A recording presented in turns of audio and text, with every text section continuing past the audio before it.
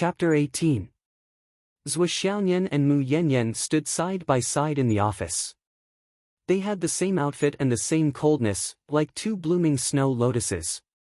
The only difference was that Mu Yanyan gave people a kind of coldness and arrogance, while Zhou Xiaoyan was spotless and clean. When looking at Mu Yanyan, she naturally kept people 1,000 miles away. Once people got close to her, they would be frozen, and the coldness was oppressive. But Zhou Xiaoyan gave people the feeling that she was ashamed of her inferiority and did not dare to go forward. Even if it was just one step forward, it would taint the clean air around the ferry. After a moment, Mu Yanyan raised her wrist. It was a delicate little watch, bright red, like a drop of blood on her wrist. 7 seconds left. Mu Yanyan said. Bang! The office door was suddenly pushed open, and a girl rushed in. Master, what's the matter? Ah, senior sister Nian is also here. The girl had short hair and a delicate appearance. Yes, delicate. Her eyes, nose, eyebrows, mouth, and ears, every part of her revealed the word delicate. She was like a porcelain carefully polished by a spiritual craftsman, perfect and flawless. Coupled with a small suit and jeans, revealing her snow-white ankles, she looked refreshed and nimble. The girl rushed in, with a bunch of car keys hanging on her finger. Master, you really know how to pick the time. I was racing on the road just now, and when I heard your call, I had to throw the car away and rush back. How is it? I'm not late, right? The short-haired girl panted, poured herself a glass of water, and drank it up. A drop of water flowed down the corner of her mouth, slid over her delicate collarbone, and fell into the abyss. Can you do something serious? Mu Yanyan was exasperated with her little disciple. What else do you know except playing every day? Racing. You really can do it. You can fly in the sky and chase airplanes, but you still go racing. Do you have nothing better to do, or do you want to annoy people? The delicate girl wiped her mouth and jumped over. She held Mu Yanyan's arm and began to shake and act coquettishly. Oh, master, I'm just playing around. In a person's life, cultivation is not the only thing. Don't you think so, senior sister? He said to Zhou Xiaoyan. Zhou Xiaoyan said faintly, in my life, there is only one thing, cultivation. I don't have much time left. How boring. The short-haired girl threw herself onto the sofa and stretched out her two well-proportioned long legs. Her whole body spread out on the sofa. Ah! This feels so good. Meng Qinyu. Mu Yanyan's face suddenly turned cold. Stand up. Stand properly. I have something to ask you. The delicate girl, Meng Qinyu, suddenly stood up. Standing perfectly straight, she carefully said, Master, you. As the saying goes, one can understand the meaning of the music by listening to it. The delicate young girl heard her master's unkind tone, so how could she not know that something big had happened?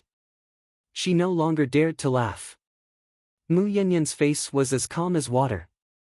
The matter of your senior sister breaking through, who did you tell? Hearing this, Meng Qinyu suddenly froze. Speak! Mu Yanyan shouted in a deep voice.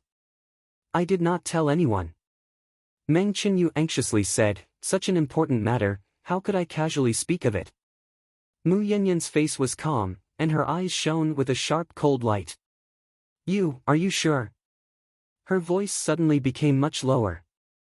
In the air, an unprecedented sense of oppression suddenly rose. Meng Qinyu's face was calm. She seriously thought about it and finally said word by word, yes, Qinyu is completely sure. I have never mentioned it to anyone. Mu Yanyan did not relax and continued to pursue. Everything related, any topic. Meng Qinyu took a deep breath. Yes. Everything related, any topic. Mu Yanyan faintly said, but this information has already been leaked. You did not say it, and I did not say it. Your senior sister would definitely not seek her own death. Then, how did this information get leaked? This. Meng Qinyu blinked a few times like a spirit. With a sullen face, she said, I really do not know how it got leaked. Mu Yanyan's eyes were like lightning. Look into my eyes and speak. Meng Qinyu raised her head, feeling wronged. Looking into Mu Yanyan's eyes, she raised her right hand. Master, I swear to the heavens that it really was not me. Here, I definitely did not leak a single bit of information. If there is even half a lie, the heavens will abandon me. Mu Yanyan's face was calm, as her cold eyes stared at Meng Qinyu's face. Meng Qinyu stared at Mu Yanyan without blinking. After a long time, Mu Yanyan faintly said, All right. Since it was not you, then forget it.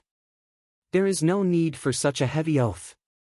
However, the time and place of your senior sister's breakthrough will need to be rediscussed. Yes, Master.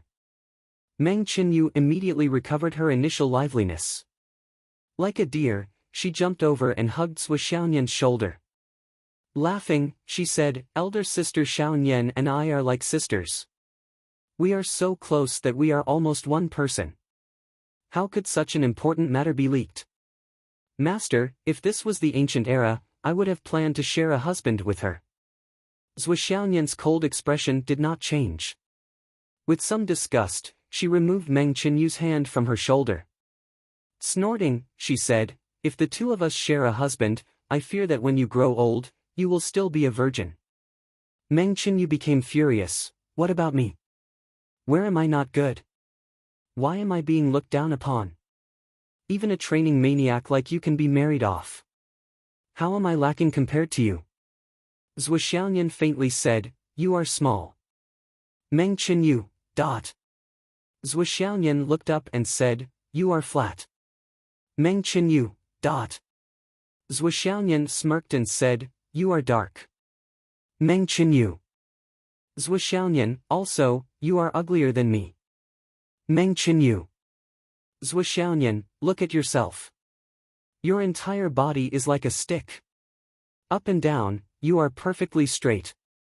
You are truly too tall. If a man were to look for you, it would be better to feel his own chest. This honest and straightforward statement was like a heavy blow to Meng Qinyu's head. The delicate girl could be considered to have been completely defeated. Meng Qinyu retreated a few steps. With a face full of despair, she collapsed on the sofa. Covering her face, she screamed, Master, I don't want to live anymore. Unless you beat this venomous woman to death. Who would believe it? Who would believe that the so-called beautiful, intelligent, and fairy-like Sui Xiaoyan, my senior sister, would actually have such a venomous tongue? Mu Yanyan turned around and returned to her seat. She shouted, Sui Xiaoyan, that's enough. What nonsense are you spouting? Your junior sister is still young. She still has a chance to develop. Woo woo. Meng Qinyu leapt up, covered her face with tears, and ran away. Senior sister was like that, master was like that. With nothing left to live for, they could only rely on external things. Such as racing. She left. Sui Xiaoyan said. It wasn't her.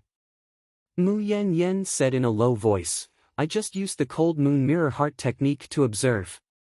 Indeed, I did not lie. Sui Xiaoyan pursed her lips, but did not continue for a long time. Are you still worried about her? Mu Yanyan asked. Sui Xiaoyan faintly said, It's not that I'm worried, it's just that I don't want any mishaps to occur. If it was because I was not prepared enough, that would be fine, but if it was because it won't happen. Mu Yanyan said, You can be at ease. When the time comes, I will invite a few good friends over. At the very least, there will be 4 nascent soul protectors. In Phoenix City, there will be absolutely no mishaps. Sui Xiaoyan said, Many thanks, Master. But Master, when the time comes, the breakthrough location. Mu Yanyan said, Now we are not sure of the breakthrough location. The previous one will be cancelled, we will choose again. The new location is not fixed for the time being. Everything will be done randomly. Okay. If we are not sure directly, that means we don't even know. Outsiders have no way to know, Mu Yanyan said slowly, After the explanation, Mu Yan casually asked, "Are you going home today?" "Yes, master." "If you ask me, you really don't need to go home every day." Mu Yan said, "Your cultivation has reached the current peak. The most important thing during this period of time is to calm your mind." "Alas, speaking of calming my mind, only when I am with my parents can I really calm my mind." Zhuo Xiaoyan smiled and said, "Master, the news about my family has been completely blocked, right?" "What level has it been blocked to?" Mu Yan said, "When you walked through the thorny road in the past, I had already reported your family information to the A-level secret. This time, when you are about to cross the yin and yang world, I have reported your family information to the S-level secret." Zhuo Xiaoyan nodded and said, "Master, if I fail to break through, I hope that this level can last for 60 years. You will not fail. I need your guarantee, master." "Okay. I guarantee it." Zhuo Xiaoyan took a few steps and seemed to be about to leave. But when she reached the door, she turned her head and said, "Master, there is one more thing. You don't have to help me investigate my real background." Mu Yan, "Why?" Zhuo Xiaoyan said calmly, "Now, I am very satisfied. I don't want other news to break my peaceful life now. What's more, if I want to investigate in the future, I can continue. After the breakthrough, I will have more time and money, right? The collection and recommendation tickets are increasing so slowly. Brothers, I really want to have a surprise. Can you please help me?" Chapter 19. Mu Yan's cold eyes looked at Zhuo Xiaoyan's face. Slowly, her eyes became as cold as snow. "Xiaoyan, you must remember that your lifespan is much longer than ordinary people. Don't touch the barrier of love. Once you touch it, it will not be a good thing for you or your family." Zhuo Xiaoyan smiled faintly, "Master, don't worry. The people I care about the most are my family. I will not do anything to harm them." Mu Yan smiled and waved her hand, "Go." Zhuo Xiaoyan left. Mu Yan looked at the door where Zhuo Xiaoyan left.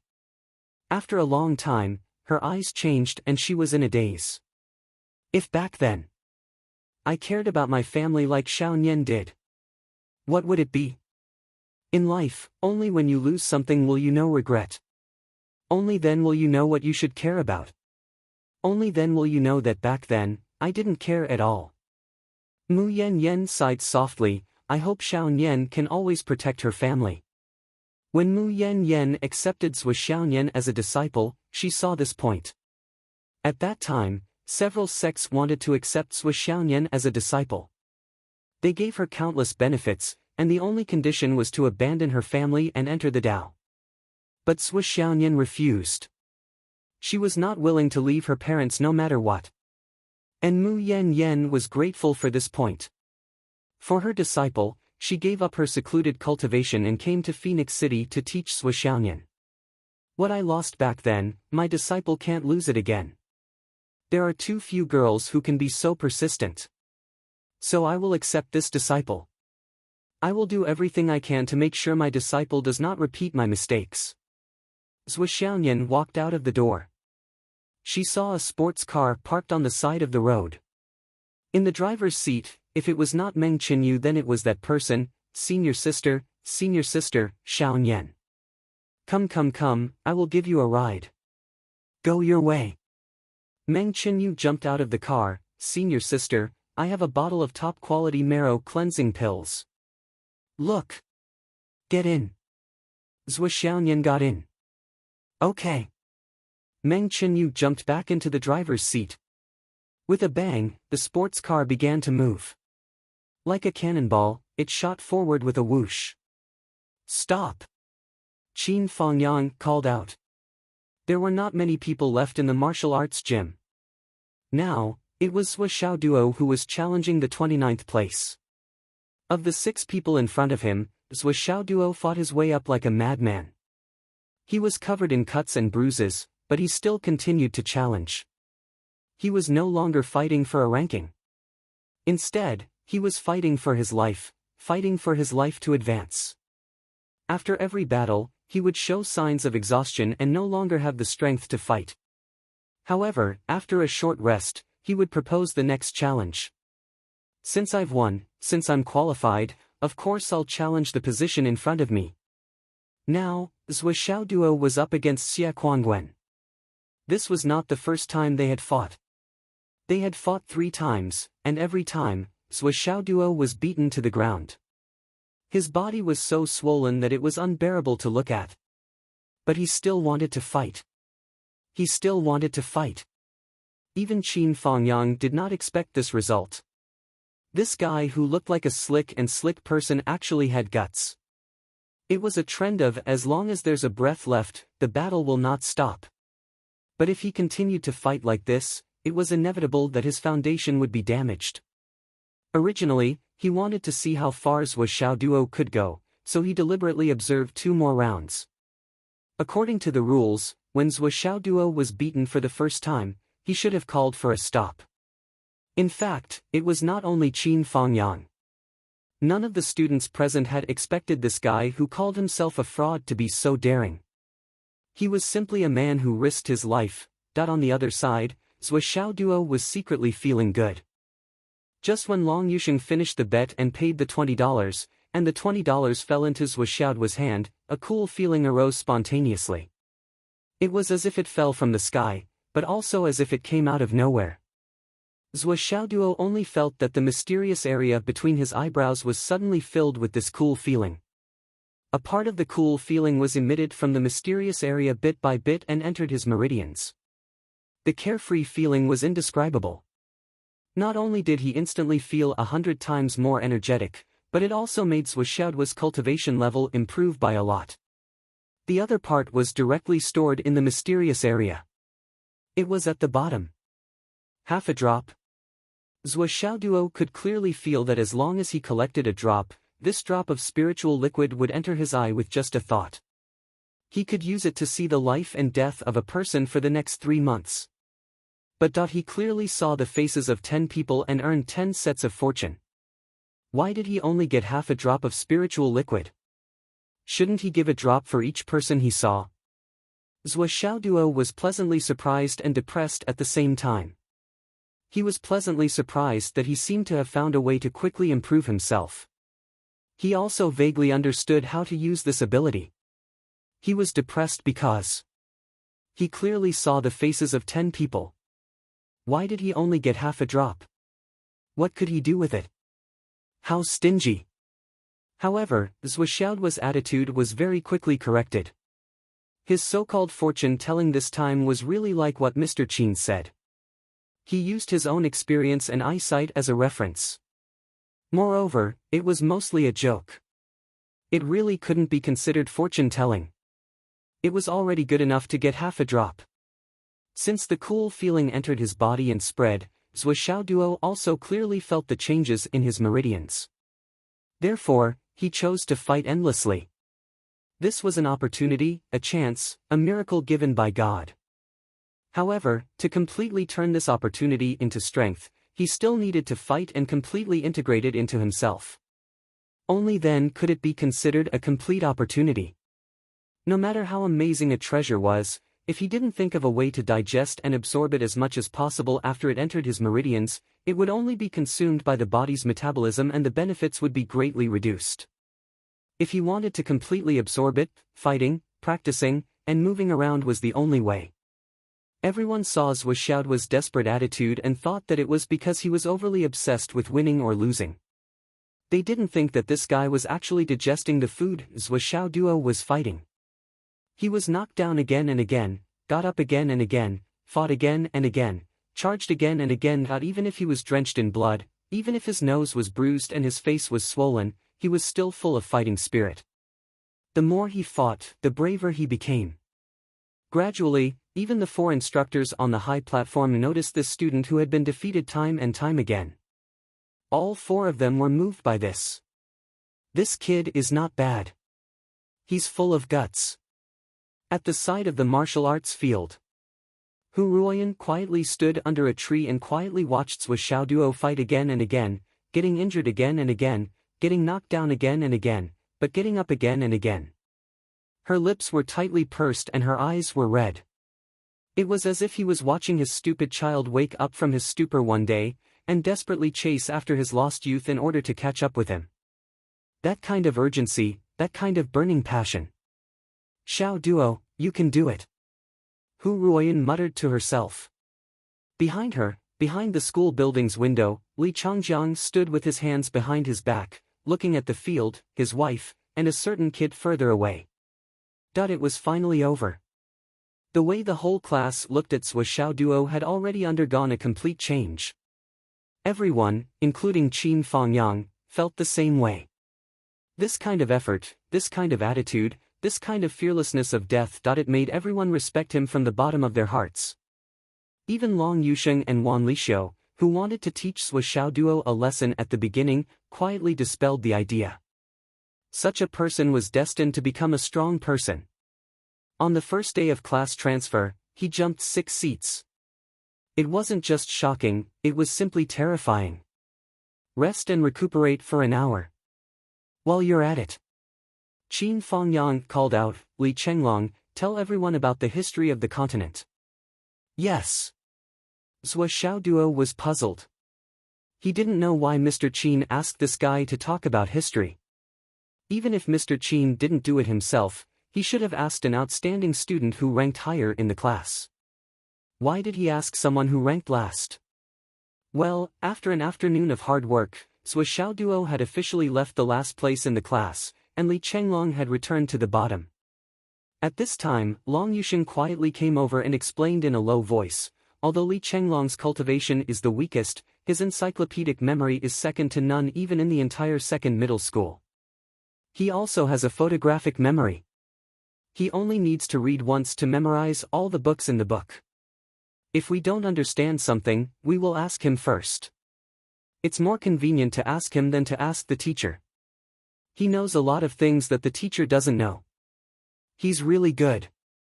Sui Xiaoduo's expression changed. This ability was super powerful.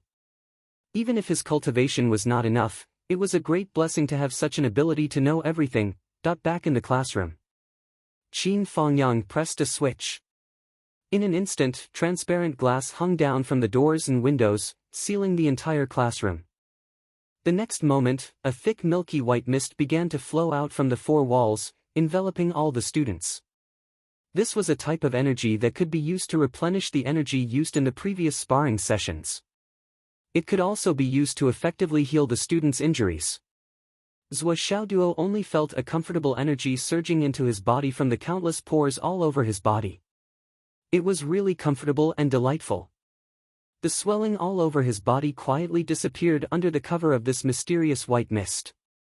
This is great. The treatment of the warrior class is really good. I really love it here. Sui Xiao Duo was secretly delighted. While enjoying himself, he worked hard to circulate his energy and absorb the mist. The feeling was like soaking in a hot spring in winter and drinking a cup of tonic tea. His whole body was warm and comfortable from the inside out. At this time, the little fatty Li Chenglong walked up to the podium leisurely. Sui Xiao Duo looked over and realized that this brat had changed his clothes not long after entering the classroom. He was wearing a suit and leather shoes, and even had a tie on. His hair was also shiny and glossy. Damn, he actually had a slicked-back hairstyle. He looked like a teacher. My classmates, I gave up the May Day holiday to write my story. My wife is already beating me up. Why aren't you giving me a few recommendation tickets? Zhang Ziyan thought to himself. Chapter 20. At this moment, Li Chenglong was standing proudly on the podium. He held a pointer in his hand and tapped it on the podium, looking very stylish. Students. The little fatty began his lesson. He was not nervous at all and was full of calmness. It seemed that this was not his first time doing this. Next is Teacher Li's lesson time. You can enjoy your recovery while listening to my lesson. Remember to pay attention. Yes, Teacher Li does not know how to read people's faces, nor does he have the ability to discern victory or defeat. He also does not know how to boast.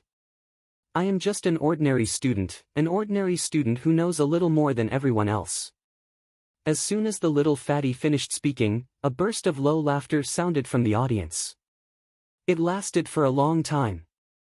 The corner of Zhuoxiaoduo's mouth twitched. This kid is asking for a beating. He is clearly taking revenge on me for knocking him down just now. Making fun of me as soon as he got on the podium. He is not magnanimous enough. But you don't know how magnanimous this master's way is. That's for making fun of me. Just you wait. Back to the topic. The little fatty seemed to have changed into a different person. Not only was he calm, but he even seemed to be a little calm. Speaking of history, we must first introduce our continent. The history of our continent of astral souls is so long that it is untraceable. It is blasphemous to simply use years to classify it. Therefore, we can only use the countless clues left behind by our ancestors to deduce what happened in each period. Of course, this is too difficult, too complicated, and too unfathomable for you. But for a genius like me, it is as easy as flipping my hand. The little fatty boasted. Without waiting for the audience to boo, he continued, "Now, let me explain in detail. Zhuoxiaoduo, don't think that you can glare at me just because you've won today. Although you're older than me and your battle awareness is better than mine, do you believe that I can chase you out with a single sentence right now? Now, immediately, smile at me with a flattering expression." The crowd roared with laughter. While Zhuoxiaoduo was dumbfounded, he hurriedly tried his best to put on a fawning expression like a lackey. He nodded and bowed, "Greetings, Teacher Li. Thank you for your hard work, Teacher Li. You're awesome." Teacher Li is like a heifer as a sword immortal. Li Chenglong nodded his head reservedly. "Sit down and pay attention in class. That's a good kid who works hard every day." Teacher Li praised you verbally once. Zhuoxiaoduo, you must not have received any praise for repeating 5 years, right? Do you feel a surge of emotions? The whole class roared with laughter again, rocking back and forth with laughter. Zhuoxiaoduo put on a fake smile and said, "Yes, I'm overwhelmed with emotions. Teacher Li, there seems to be a ranking competition tomorrow." Li Chenglong shuddered and glared. "Start the lecture." Qin Fangyang nodded secretly. Even if it was difficult for Li Chenglong to make further progress in his cultivation in the future, he would definitely be a good teacher. Just the way he opened his mouth to warm up the atmosphere and attract everyone's attention was already extraordinary. Not to mention, he even specially pointed out a person to coordinate with him, complementing each other perfectly. It was truly wonderful. Of course, the harmonious atmosphere was thanks to the cooperation of another person. It was rare that Zhuoxiaoduo, who was older than all the students in the class, did not put on airs and cooperated seamlessly. With the class warming up to such an extent, the following content would definitely be remembered very clearly. It would not be strange to say that it would be unforgettable for the rest of his life. The continent of astral souls is vast. No one knows exactly how big it is. Little Fatty's voice became serious. In ancient times, there was a powerful person who we call Godfather. Godfather opened up this space, which is the so-called creation of heaven and earth. Then, he created life out of nothing, and even created everything in the continent of astral souls. This is also the origin of the continent of astral souls. After Godfather created the world, he left this place to pursue the heavenly axiom, leaving behind only a primitive era. However, as to how long this era lasted, it is impossible to know. It belongs to an era without any clues, so I won't go into details here. After the primitive era, it was the legendary prehistoric era. Little Fatty paused and said in a low voice, "Although I can't prove it, but according to my research, I've come to a conclusion. During that period of time, humans must have been struggling to survive and huddled together for warmth. Then, experts appeared, sects appeared, and then various almighties appeared. Just by inferring this point, it is not enough to reach the apex. However, I also inferred that these people should have huddled together to fight against the heavens, against the earth, against the monsters and beasts, against the living environment, and even against the cruel atmosphere. However, in the end, there were disputes. It is also because of this that the primitive era evolved into the prehistoric era. There must be a reason behind this, but the reason is still difficult to verify because of the long time. It is limited to speculation. But our time does not allow me to finish these speculations. So I won't say it. Next, let's talk about the prehistoric era. Humans in different regions gave themselves a tribe title and a name. Then, they had leaders and powerful people. The most powerful people were called saints. A few saints led their own tribes and occupied a region. They regulated the world, set rules, recuperated, and developed their own sections. For a period of time, although there were disputes on the continent, it was still considered peaceful. It can be considered as the golden age after the primitive era. Next, it was the immortal era. Powerful people from various sects came out in large numbers, and their ambitions grew bigger and bigger.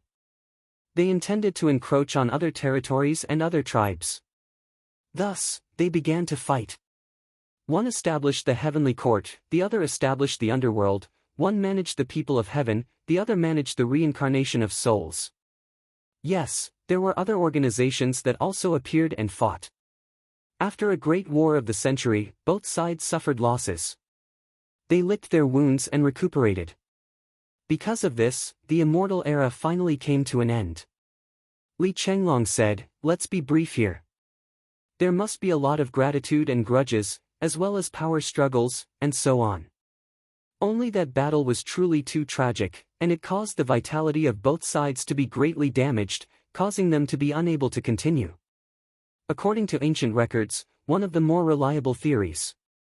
Little Fatty pondered and said, "Probably after that war, the 8 great sects did not want to be in the same continent as each other. So, the powerful people in the sects joined forces and forcefully separated the continent. With their own bases as the origin, they drifted away in the starry sky and disappeared. However, there is another theory. An expert forcefully suppressed all the sections. However, that expert did not have much time left after the continuous battles. Fearing that there would be more trouble after his death, that expert used up his remaining lifespan to erupt with a power that surpassed his own limits. He split the continent and drove out the 8 sects that were fighting endlessly. They were allowed to wander in the starry sky and were not allowed to return. Everyone listened attentively. Zhou Xiaoduo was even more shocked. He more or less knew this knowledge, but it was far from being as systematic as what Little Fatty said. This is probably the biggest turning point in the history of the entire continent of astral souls. Little Fatty sighed and continued, with the end of the era of immortals, what came next was the era of dynasties, the era of low martial arts for cultivators. Because of the war between immortals and immortals, the people were in a terrible situation. Countless forces and sects were reduced to ashes, and powerful people were killed or injured. After the 8 great sects left, there were almost no systematic cultivation legacies left in the mortal world. Without a higher mental cultivation method, the martial artists turned their cultivation to the direction of physical training. However, even if this cultivation was practiced to the extreme, they could at most fight against 10,000 people. But if they did not cultivate their spirit, it would be difficult for them to live forever. Their lifespan would at most be a few hundred years.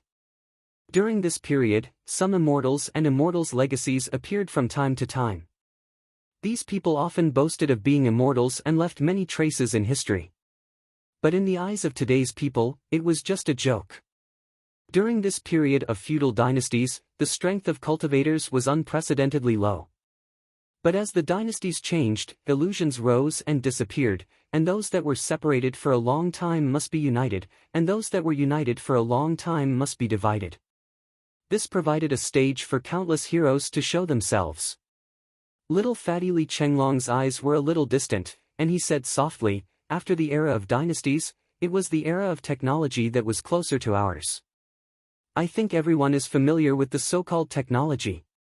The mobile phones, telephones, computers, and even planes and trains in our hands. These can be called the unique products of the era of technology. After thousands of years of development, the wisdom of human beings became higher and higher. Because of the extinction of martial arts legacies, more and more people began to find other ways. Therefore, there were fighting methods other than cultivation, and there were also all kinds of machines that could replace the power of powerful martial artists.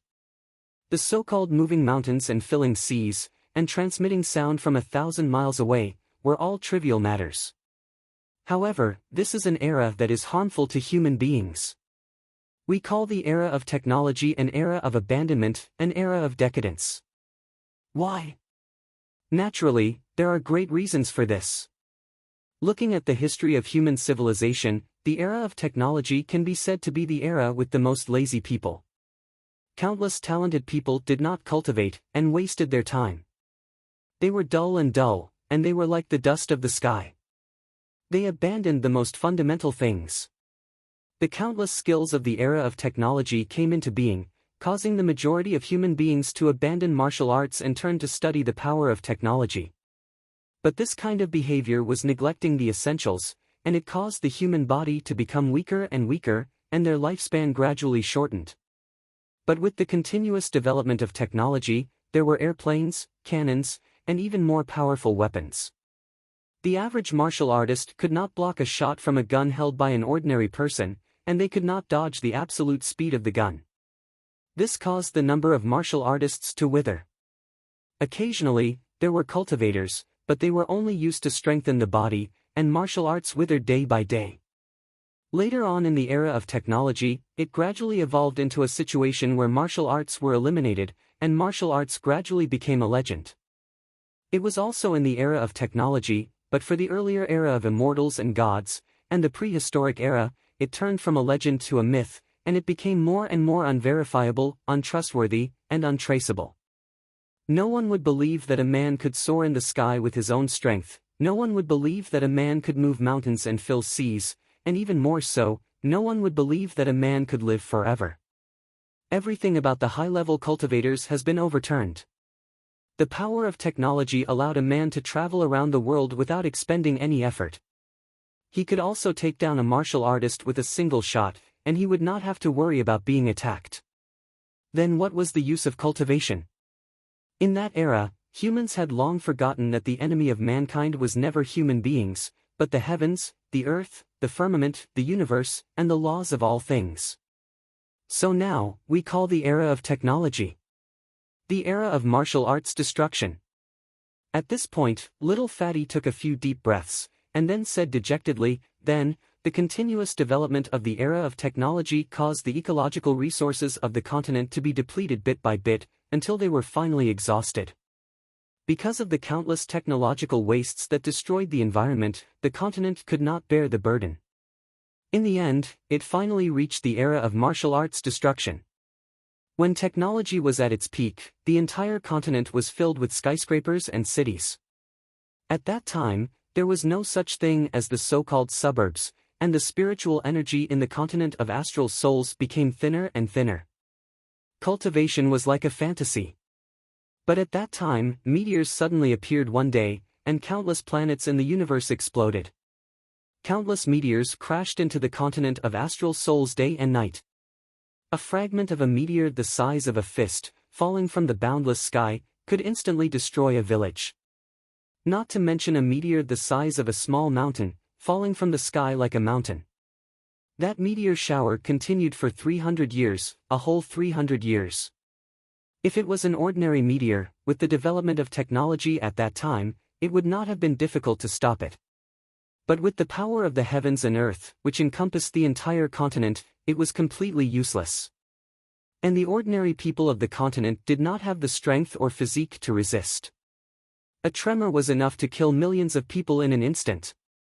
In the end, the entire continent, which had a population of tens of billions, was wiped out. The continent withered, and life was difficult to find. This was the period of destruction. This was the bitter fruit of hundreds of years of the technological era, and everyone in the continent had to taste it together. Li Chenglong took a deep breath. Finally, the heavens took pity on us. They could not bear to see the complete extinction of human civilization, and left us with the opportunity to rise again. The era of spiritual energy revival followed. After the period of destruction, human habitation was so rare that it was terrifying. Deserted areas could be seen everywhere. And the meteor shower not only wiped out the entire continent's population, but it also dealt a devastating blow to the environment and economy. It became a difficult task for humans to survive. Fortunately, at this time, people realized that the continent's environment was very different from before. The originally thin spiritual energy became denser. It turned out that the meteors that fell from the universe were all wrapped in abundant spiritual energy. Many of them even contained star spirit stones, which constantly emitted spiritual energy. They were miraculous objects that aided cultivators. And those star spirit stones could be seen everywhere. They could be found all over the continent, in all the oceans and lakes. After all, they had been pouring out for 300 years. It would be strange if there were fewer of them. Yes, these star spirit stones are what we now call the astral soul's stone. At this point, Zhou Xiaoduo nodded slowly. So this was the origin of the astral soul's stone. After the Great Cataclysm, the surviving humans rose from the ruins and resumed production and life. Some people continue to study science and technology, but there are also people who, by chance, discover that the spirit chi emitted by the star spirit stone can be used to nourish the body. There are also a few martial arts inheritors who use it to cultivate martial arts. However, the utilization of the star spirit stones was not very high at that time. Even if they were occasionally used to cultivate martial arts, it was not very effective due to the decline of martial arts inheritances.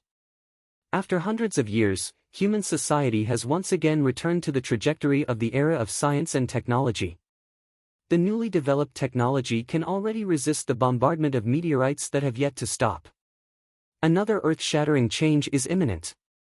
Of the 8 continents that had been separated in the early years, 2 suddenly returned from space and connected with the astral soul's continent. This huge change caused the entire continent to shake, the seas to churn, giant waves to rise to the sky, the entire continent to quake, and countless mountains to the bottom of the sea in an instant. Human civilization suffered a great blow once again. As for the 2 sects that returned, they were 2 great opposing sects back then. One of them felt that the existing humans had occupied their original territory, and wanted to kill all humans in the astral soul's continent to restore their former glory. To put it bluntly, they were just jealous of this spirit realm that had been baptized by countless meteors. The humans used high-tech weapons to resist, but they found that the so-called guns were useless in front of these people. The so-called weapons of mass destruction were destroyed before they could be used. A mocking smile appeared on little Fatty's face. When humans see the enemy walking over in a long robe while thousands of people on our side are shooting madly with machine guns and cannons, the enemy doesn't even move a muscle. When the enemy casually slaughters tens of thousands of people, when the so-called advanced weapons that can destroy heaven and earth can't hurt the enemy at all. When we see the enemy sitting on top of the mushroom cloud with a mocking smile on his face, we finally understand that the path that humans have taken these years has been wrong. Very wrong.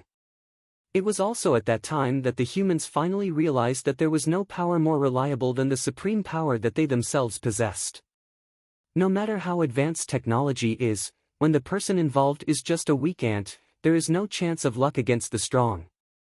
It turns out that a person's strength can really fight against natural disasters, earthquakes, volcanoes, and even tsunamis. Father gave us a body and wisdom that could be cultivated to the extreme, but we did not cherish it at all. Instead, we used it to reap without sowing, and used it to take advantage of opportunities. The little Fatty sighed sadly.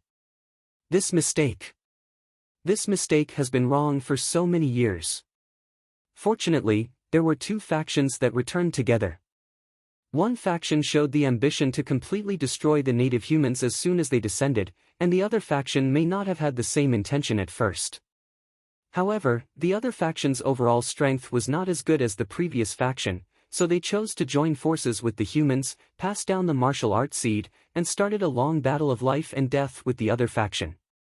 Stop! When the little Fatty said this, Qin Fangyang, who had been standing at the side, suddenly interrupted and said indifferently, "Cut off the next part."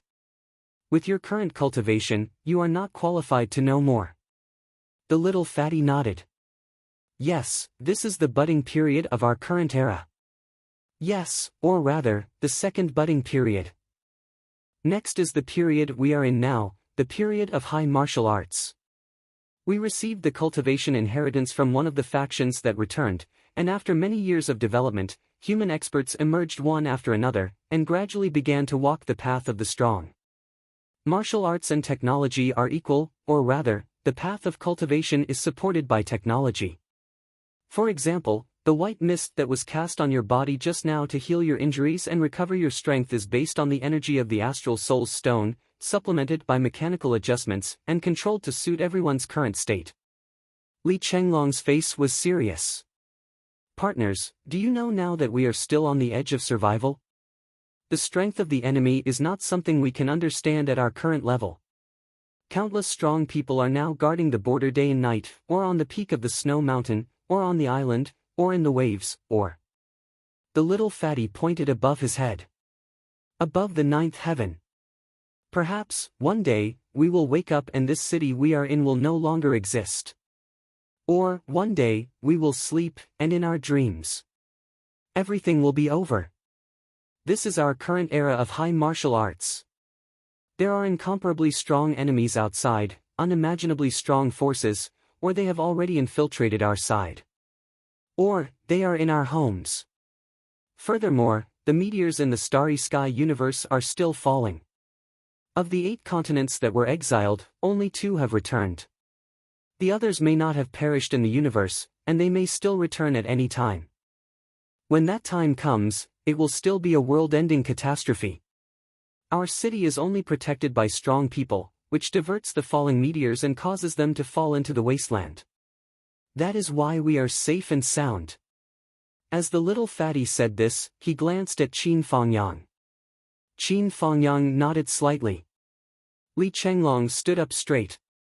Teacher Li will stop here for this lesson. Students, do you have any questions? Zhua Xiaoduo, do you understand? Zhua Xiaoduo raised his right hand. Teacher Li, I understand. Li Chenglong nodded with satisfaction. If you understand, it means that everyone understands. I am very gratified and happy. It can be confirmed that the general framework of this book will start from this chapter. Because it is all introductions to the settings, there are no separate chapters. One chapter is enough. Moreover, I am not sure if I have missed anything. Perhaps this chapter will be revised in the future. Then, I am so tired. Big chapter, please recommend it. Chapter 21. Zhua Xiaoduo's forehead was filled with black lines, and the classroom was filled with laughter. Teacher Li has one last thing to say. Students, work hard to become stronger. Li Chenglong said seriously, we need to protect others. We can't always be under the protection of others. The heavens have given us the talent for cultivation. We can't let the heavens down. The school and the government have given us a comfortable cultivation environment. We can't let the government and the school down. Teacher Qin is diligent and hardworking for us. He's noble and doesn't ask for anything in return. We can't let Teacher Qin down. Qin Fangyang laughed and scolded, get down. Okay. The little fatty was very obedient. He bent down and rolled down from the podium like a rubber ball. Zhua Xiaoduo listened to every word of the little fatty's ancient lesson. After the lesson was over, his heart was filled with a heavy feeling. These things were not accessible to ordinary people. Because it was useless to know. Most ordinary people only knew about the beauty of this world. Once they came into contact with the cruel truth of this world, it would only cause panic. It would do more harm than good. Of course, with the increasing popularity of martial artists, many ordinary people would know more or less. However, what they knew would not be too detailed. The path of a martial artist is long and burdensome. Zhua Xiaoduo sighed in his heart. Suddenly, a sense of responsibility and mission arose spontaneously. He felt that he was about to shoulder the heavy responsibility of saving the world. Zhou Xiaoduo was a little worried. If I were to be the emperor? I'm not ready yet. Qin Fangyang stood on the podium and summarized, well, there's one thing that needs to be clear. Li Chenglong said that the era of science and technology is abandoned. This point is a bit biased. The so-called science and technology is actually the choice and research that humans have made to save themselves and facilitate their lives when they have lost the direction of cultivation. After all, ordinary people are the majority in any era. Of course, this direction will continue and develop even further. But now that the cultivation system has returned, the role of science and technology is even greater. It allows martial artists to free up their hands to do more things and have more time to cultivate. This is actually a good thing. I can't deny it completely. For example, the time spent traversing mountains can be used to train, rest, think and research on planes and trains. Of course, that's if the plane isn't attacked. The whole class burst into laughter. School was over. Many students packed their things and prepared to go home. There were also some who stayed in the classroom unhurriedly because they lived on campus. Zhou Xiaoduo, who was also in no hurry, simply tidied himself up and looked at himself in the mirror. There are no more wounds on my face. Now, he could prepare to go home with a peace of mind. Zhou Xiaoduo, stay here for a while. Qin Fangyang asked Zhou Xiaoduo to stay. Zhou Xiaoduo, what is your ambition in life, or should I say your goal in life? Zhou Xiaoduo was dumbfounded by Qin Fangyang's question. Ambition? Target? What was that? Zhou Xiaoduo had a blank look on his face. He asked humbly, Teacher Qin, what are these aspirations and goals?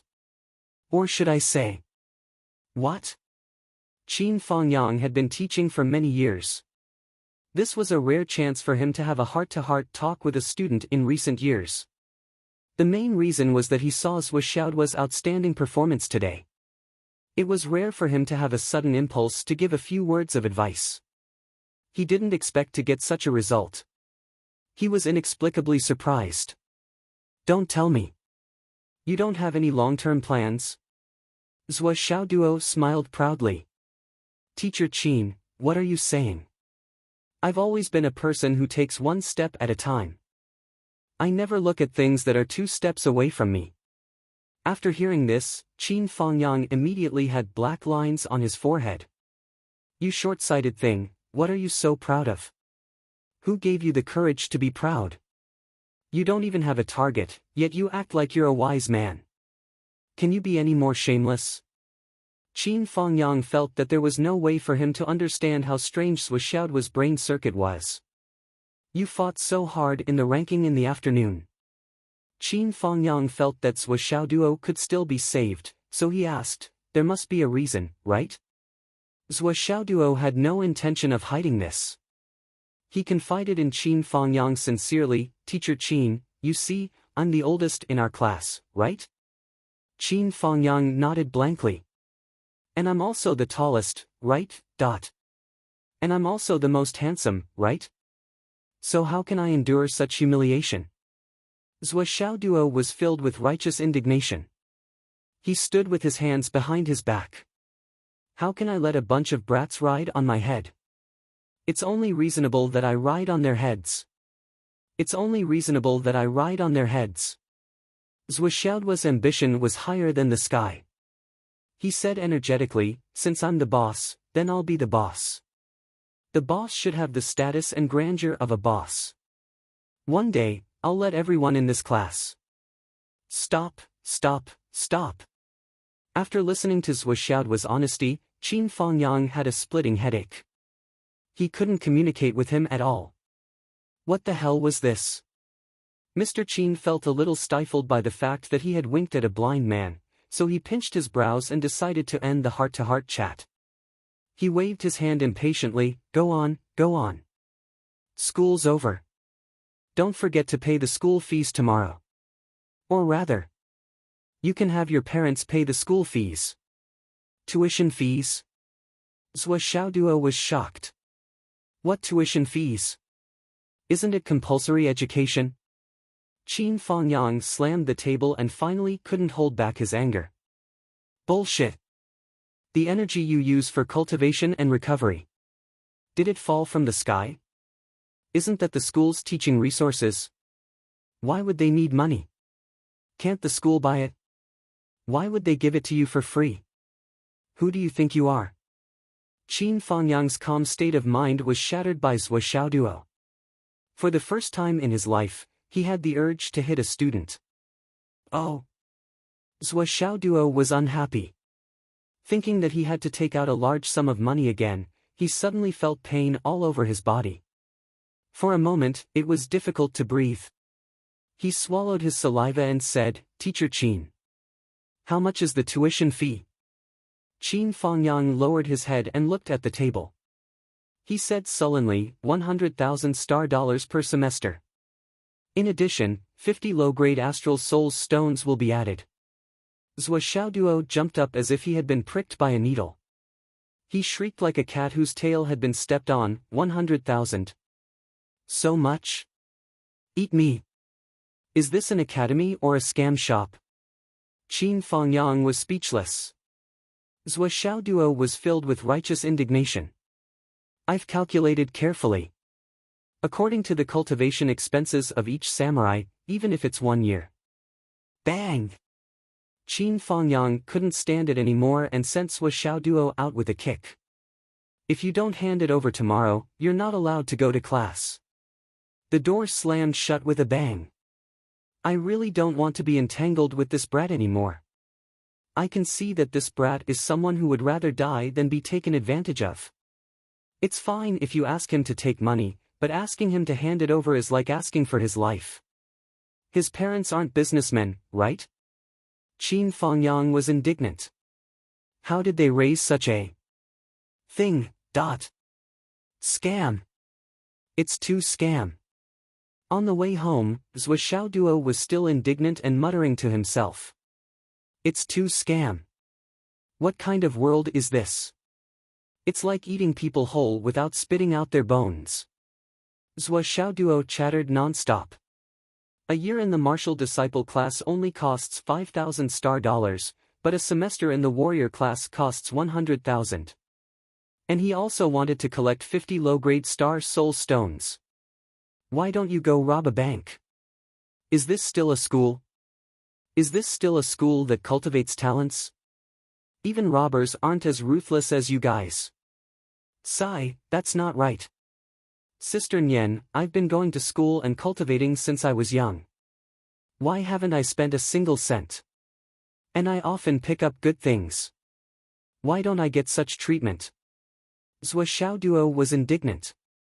My family just spent 1 million, where would I get another 100,000?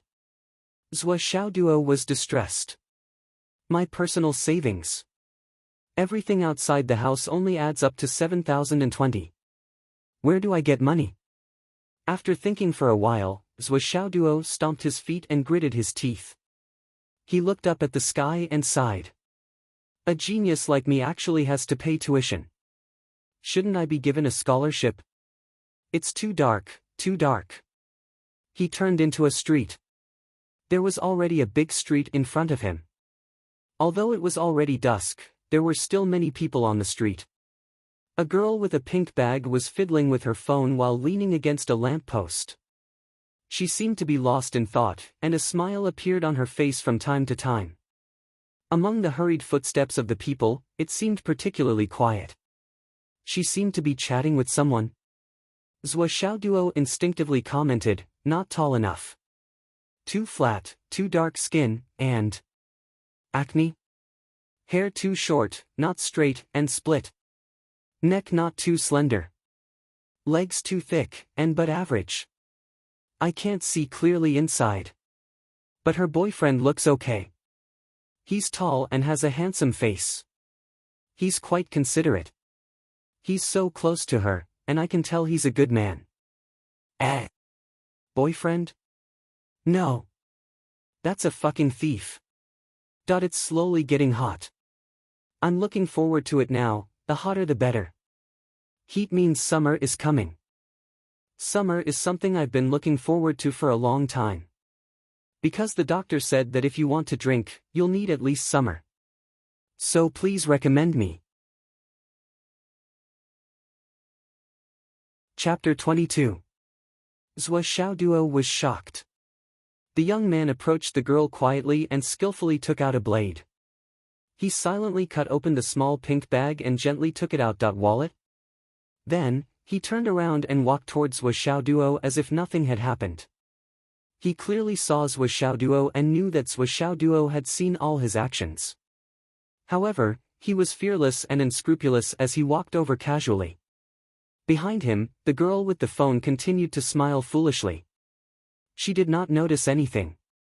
They were about to pass by each other. Zhou Xiaoduo instinctively wanted to go forward and stop him. Thief, I'm born with a sense of justice. How can I tolerate thieves? This is a good opportunity for me to enforce justice on behalf of the heavens and rob the rich to help the poor. Just as he was about to step forward, his eyes suddenly lit up. Fortune telling. This is a customer. The opportunity to earn Providence points is here. Seeing that Zhou Xiaoduo did not do anything, the young man became more courageous. He snorted and was about to walk past. Smack! Zhou Xiaoduo reached out and grabbed the young man's collar. He looked at the young man's face seriously and worriedly, constantly scrutinizing him. His eyes swept over and over. The young man said, "What? What are you doing? Why is this guy so strong? Is he a martial artist?" Zhou Xiaoduo let out a long sigh. Amitba, good, good. Almighty benefactor, I don't think your face is very good. The young man was stunned and said angrily, "Let go. What nonsense are you talking about?" Zhou Xiaoduo had a compassionate look on his face. Benefactor, your appearance is not good. You have a black aura surrounding you, and you have bad luck. I think you're going to have a bloody disaster today. The young man. Zhou Xiaoduo said sincerely, come, it's an opportunity to meet. I'll help you with your fortune and help you get rid of this evil. Of course, it'll be good luck. I don't need a lot. I just need benefactor to donate 1,000 yuan of karma money. The young man struggled a few times but failed to break free. His face gradually became fierce. He looked at Zhou Xiaoduo and threatened in a low voice, "Are you going to let go or not?" Zhou Xiaoduo frowned. Benefactor, you only need $1,000 to get rid of a bloody disaster. Are you not willing to part with your good fortune? You're the one who's going to have a bloody disaster. Are you fucking sick?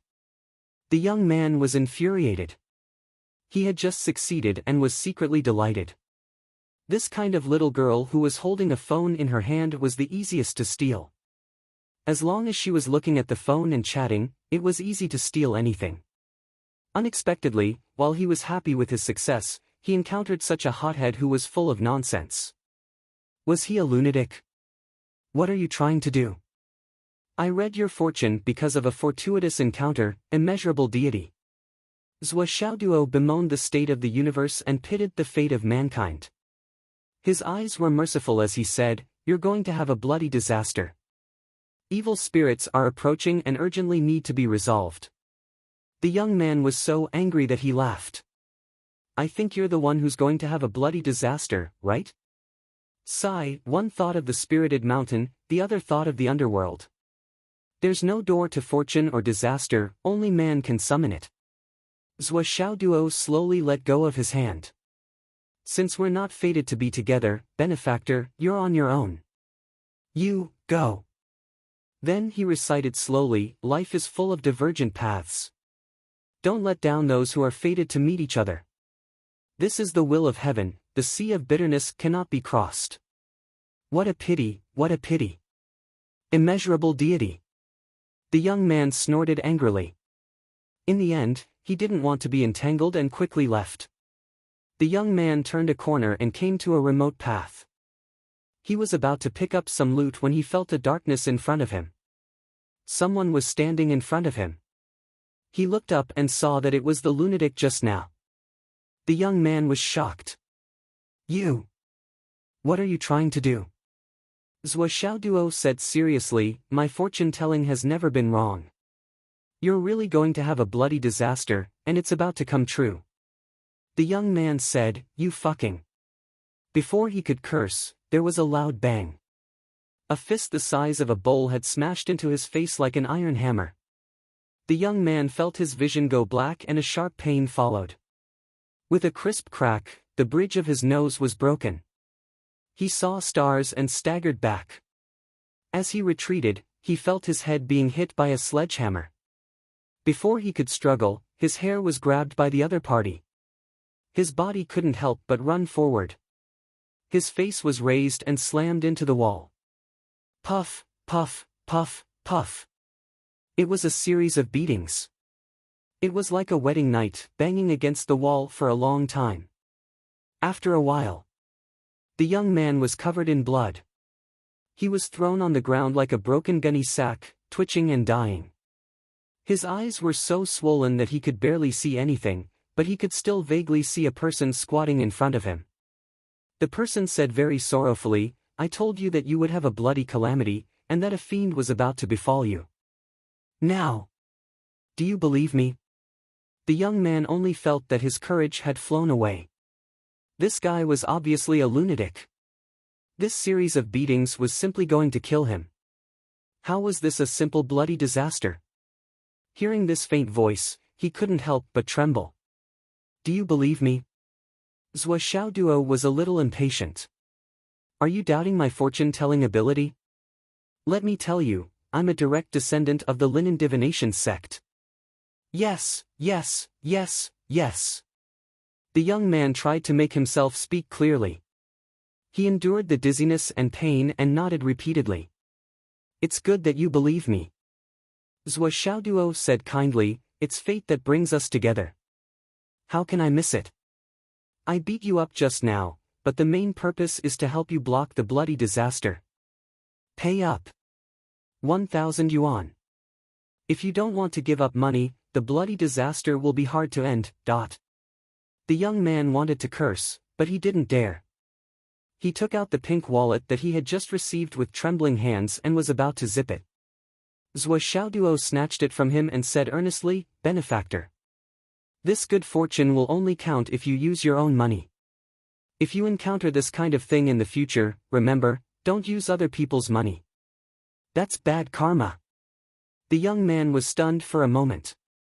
But I don't have money. Zhou Xiaoduo's benevolent smile gradually turned into a ferocious one. If you don't have good fortune, the bloody disaster will be inevitable. You have to know that human life is predestined. Do you have it or not? Yes, yes, yes, yes. The young man was so regretful that his intestines turned green. He shouldn't have done business today. He met such a lunatic whose martial arts were off the charts. He reached into his pocket with trembling hands and took out a wallet. He counted 1,000 yuan and handed it over with difficulty. Master. This is divination gold. Zhou Xiaoduo reached out and took it. He glanced at it and found that there was a thick stack in the wallet. Damn, it's so thick. Immeasurable deity, I've saved you from a disaster. Why don't you even thank me? Zhou Xiaoduo asked in dissatisfaction.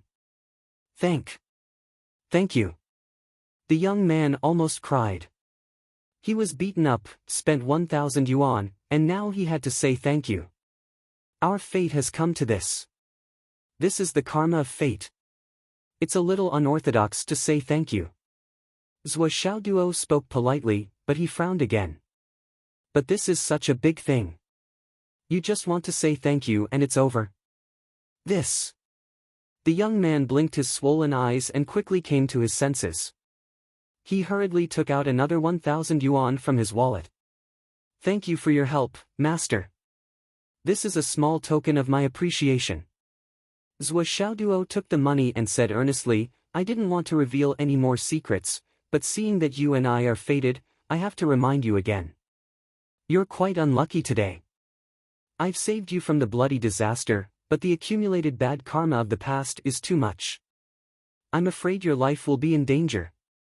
The young man was completely dumbfounded. I've already spent 2,000 yuan on the bloody disaster just now. Now there's another danger to my life. How much danger to my life? Is this kid going to kill me? It was already dusk. The young man carefully looked at Zhuoxiaoduo's face. He felt that this face was suddenly filled with murderous intent, ferocious and terrifying. It's dark.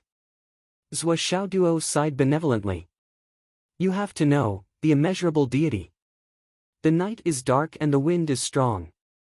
Murder and arson. Master. Master. The young man's teeth chattered. This danger to my life, how much money do I need to save it? Zhuoxiaoduo heaved a long sigh. This depends on your sincerity. If you're not sincere, I'm afraid. You can't avoid it, you can't avoid it. This is the will of heaven. Helping you now is revealing the secrets of heaven. I'm going against heaven's will, and I've been tainted with great karma. It's only because you and I are fated to meet. Do you know that I'll be punished by heaven for revealing the secrets of heaven? Zhuoxiaoduo glanced at the young man's wallet and said earnestly, Benefactor, money is easy to get, but life is hard to get. Once you die, however much money you have will belong to others. The young man was dumbfounded. Do you mean that if I don't give it to you, you'll kill me and it'll still be yours? Is that what you mean? Is that so? Master. I'm just a thief. I only stole a few wallets. My life won't be in danger, right? Zhuoxiaoduo was displeased. This has nothing to do with your profession, the immeasurable deity. Benefactor, it seems that the danger to your life is difficult to resolve. I can't do anything about it. Zhuoxiaoduo pondered for a moment and suddenly shook his neck. Suddenly, his cervical vertebrae made cracking sounds. He said faintly, There's no door to misfortune. It's up to man. Man's life is so fragile. My Buddha is merciful. I'm afraid I'll have to break the precepts today. Sob, sob, sob. The young man finally cried out, Master. I only have 8,000 left. That's all I have. Take it all, let me go. Sob, sob. With snot and tears running down his face, the young man cried in grief. What do you mean by that? Zhuoxiaoduo was displeased. What do you mean by, let you go? You should say, Master, please show me the way. The immeasurable deity. I wasn't wrong. Benefactor, you and I are indeed fated to meet today. Sometimes, I feel that my writing is a little long-winded, but I've tried my best to change this problem. After writing this chapter, I'll revise the first few chapters. I'll remove the long-winded parts and strengthen some things. Where else can I find such a responsible and handsome author? Give me your recommendation tickets. Chapter 23. Master, please, sob sob. Show me the way. The young man really wanted to die.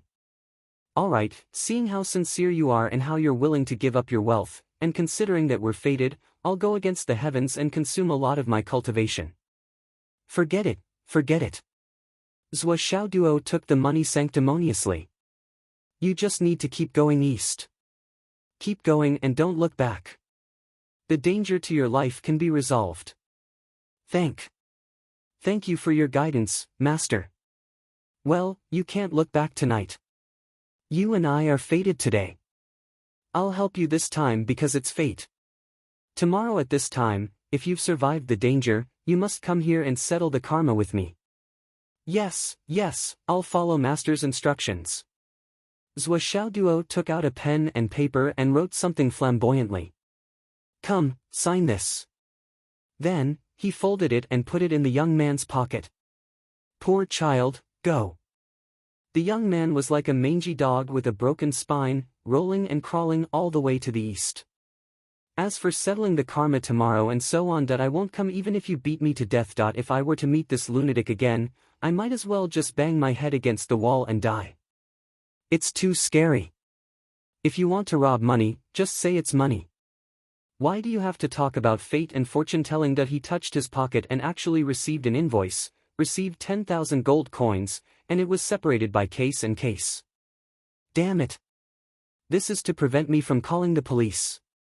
The young man held the simple invoice and wanted to cry but had no tears. It even had his signature. I'm a thief. Do you have to prevent me from calling the police? Your knowledge of the law is too rich. What kind of lunatic is this? The young man finally burst into tears. I didn't lie to him. His life is really in danger. However, from now on, keep going east and you can really avoid it. It depends on whether you're obedient. After Zhou Xiaoduo beat the young man up, he suddenly realized that the young man's forehead was overflowing with murderous intent. His life was really in danger. And it was already full. If I say there's a danger to your life, there really is. It wasn't just now. Zhou Xiaoduo's heart skipped a beat. However, since he had already given them instructions, it was up to fate whether they would listen or not. Head east and don't look back. But if he didn't listen, it would be over. However, there was no movement between his eyebrows. What about luck points? What about that cool feeling? I've already finished reading, calculating, settling, and collecting the money. Why isn't there anything? Zhou Xiaoduo was a little angry again. Zhou Xiaoduo walked over in a relaxed manner. Half a day had passed, but the girl was still looking at her phone and giggling. Zhou Xiaoduo was shocked. Ah! Who dropped this wallet? The girl was stunned. She looked down and saw her purse lying at her feet. When he turned around, the person who had spoken just now had already disappeared. The girl held her purse in her hand and looked in the direction where Zhou Xiaoduo had left. Her eyes were deep and she didn't move for a long time. After a long time, the young girl gritted her teeth and cursed in a low voice, "Where did this shitstirrer come from? He's pissing me off." She rubbed her purse with her small hands and the expression on her face was distorted. He's pissing me off. What era is it now?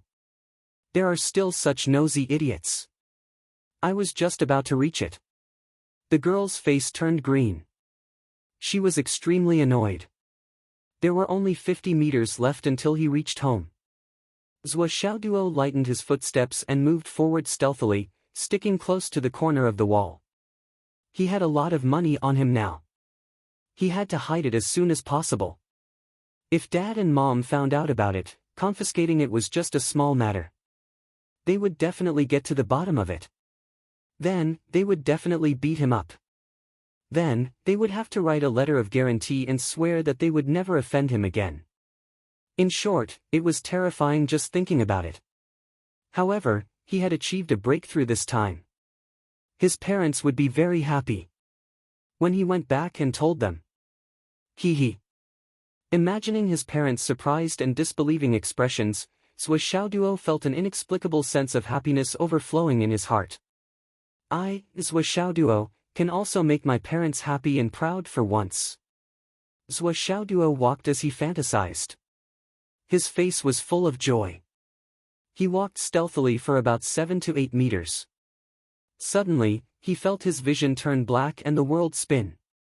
He walked as if he had entered a space-time tunnel.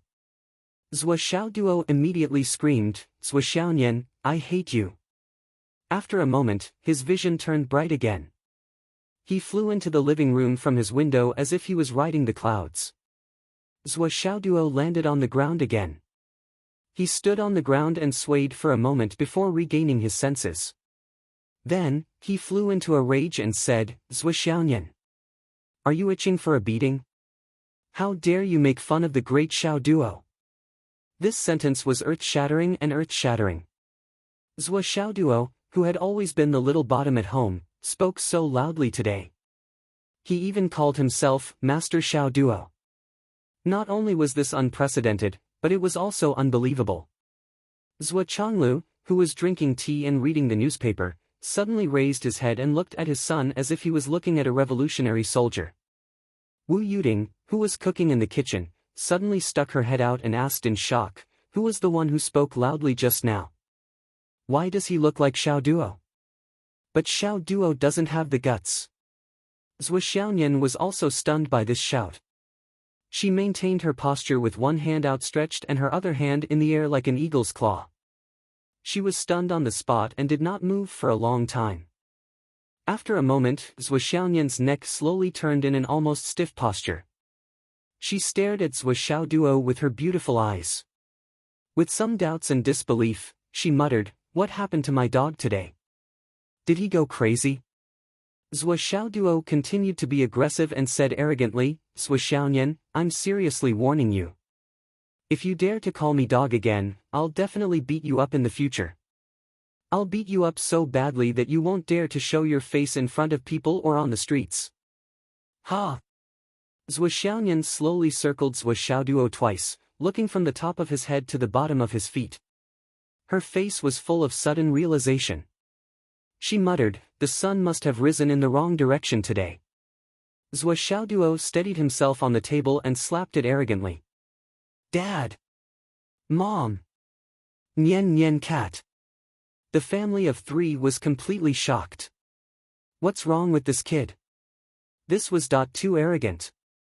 Instead, he was floating so wildly that he didn't even look like one. Not only did he dare to slap the table, he even dared to call her Nian Nian cat.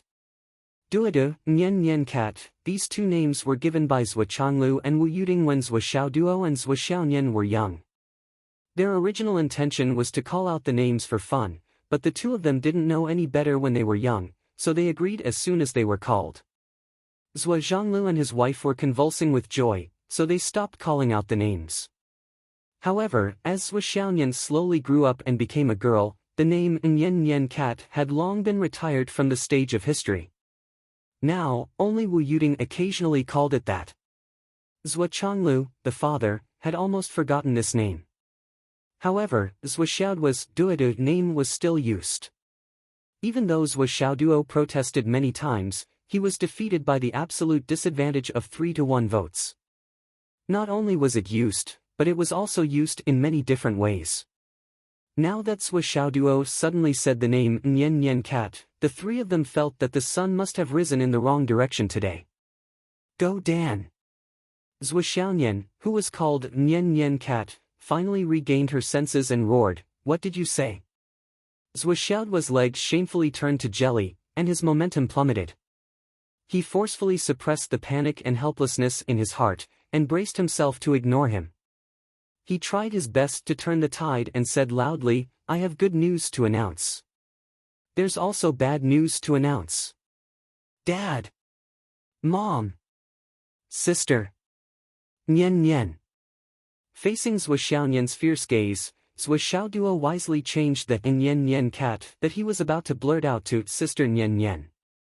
Zhou Zhanglu frowned with a suspicious look on his face. "You have good news? Don't tell me. You finally found money?" Wu Yuding looked expectant. "I'm afraid I've been praised by the teacher. It seems like this is the first time in 6 years." Zhou Xiaonian smirked and waited for someone to continue. Zhou Xiaoduo took a deep breath and tried to straighten his chest to make himself look tall and strong.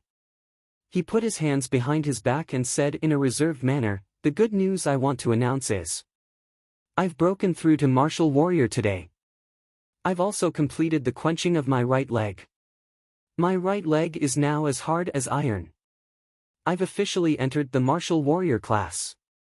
What's more, in the first class, I ranked from 36th all the way to 30th place. It's a meteoric rise. Who else can do it but me? Like crushing dry weeds and smashing rotten wood, sweeping away everything before them." Speaking up to this point, someone deliberately pretended to sigh and said, "I originally wanted to continue to charge forward, but sometimes a person's strength is limited. I really don't have the energy. I didn't win that round with the 29th place. It's not my fault, it's not my fault." Hearing this explosive news, Zhou Changlu was stunned. Wu Yuding was also stunned. Zhou Xiaoduo finally couldn't hold it in anymore. He laughed and rushed up to Wu Yuding and hugged her. He spun her around. "Mom! Are you happy? Are you happy? Ha ha ha. I've broken through. I'm not useless anymore. I'm a genius. I can cultivate. I can cultivate. Wu Yuding was stunned for a long time. Finally, she murmured, my son has broken through. My son is not useless anymore. He can cultivate. She slowly stroked her son's hair. Her eyes suddenly became very complicated. When she turned to look at Zhuo Changlu, she saw that Zhuo Changlu's eyes had also become unusually complicated. There was joy and relief, but more than that, there was worry and disappointment. Yes, he was not useless anymore. He could cultivate. He had become a martial warrior. The path of cultivation had opened up. This was a good thing. However, this also meant that he had to face risks. The dangers in the future would come one after another. The road ahead was unpredictable. It would not be as peaceful as the ordinary people. If he couldn't cultivate, he could live a peaceful life in the city. It might be a good thing for him to live a carefree life.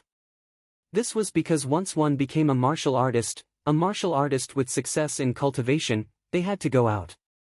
He had to go out and face enemies and dangers that ordinary people couldn't face, and even couldn't imagine.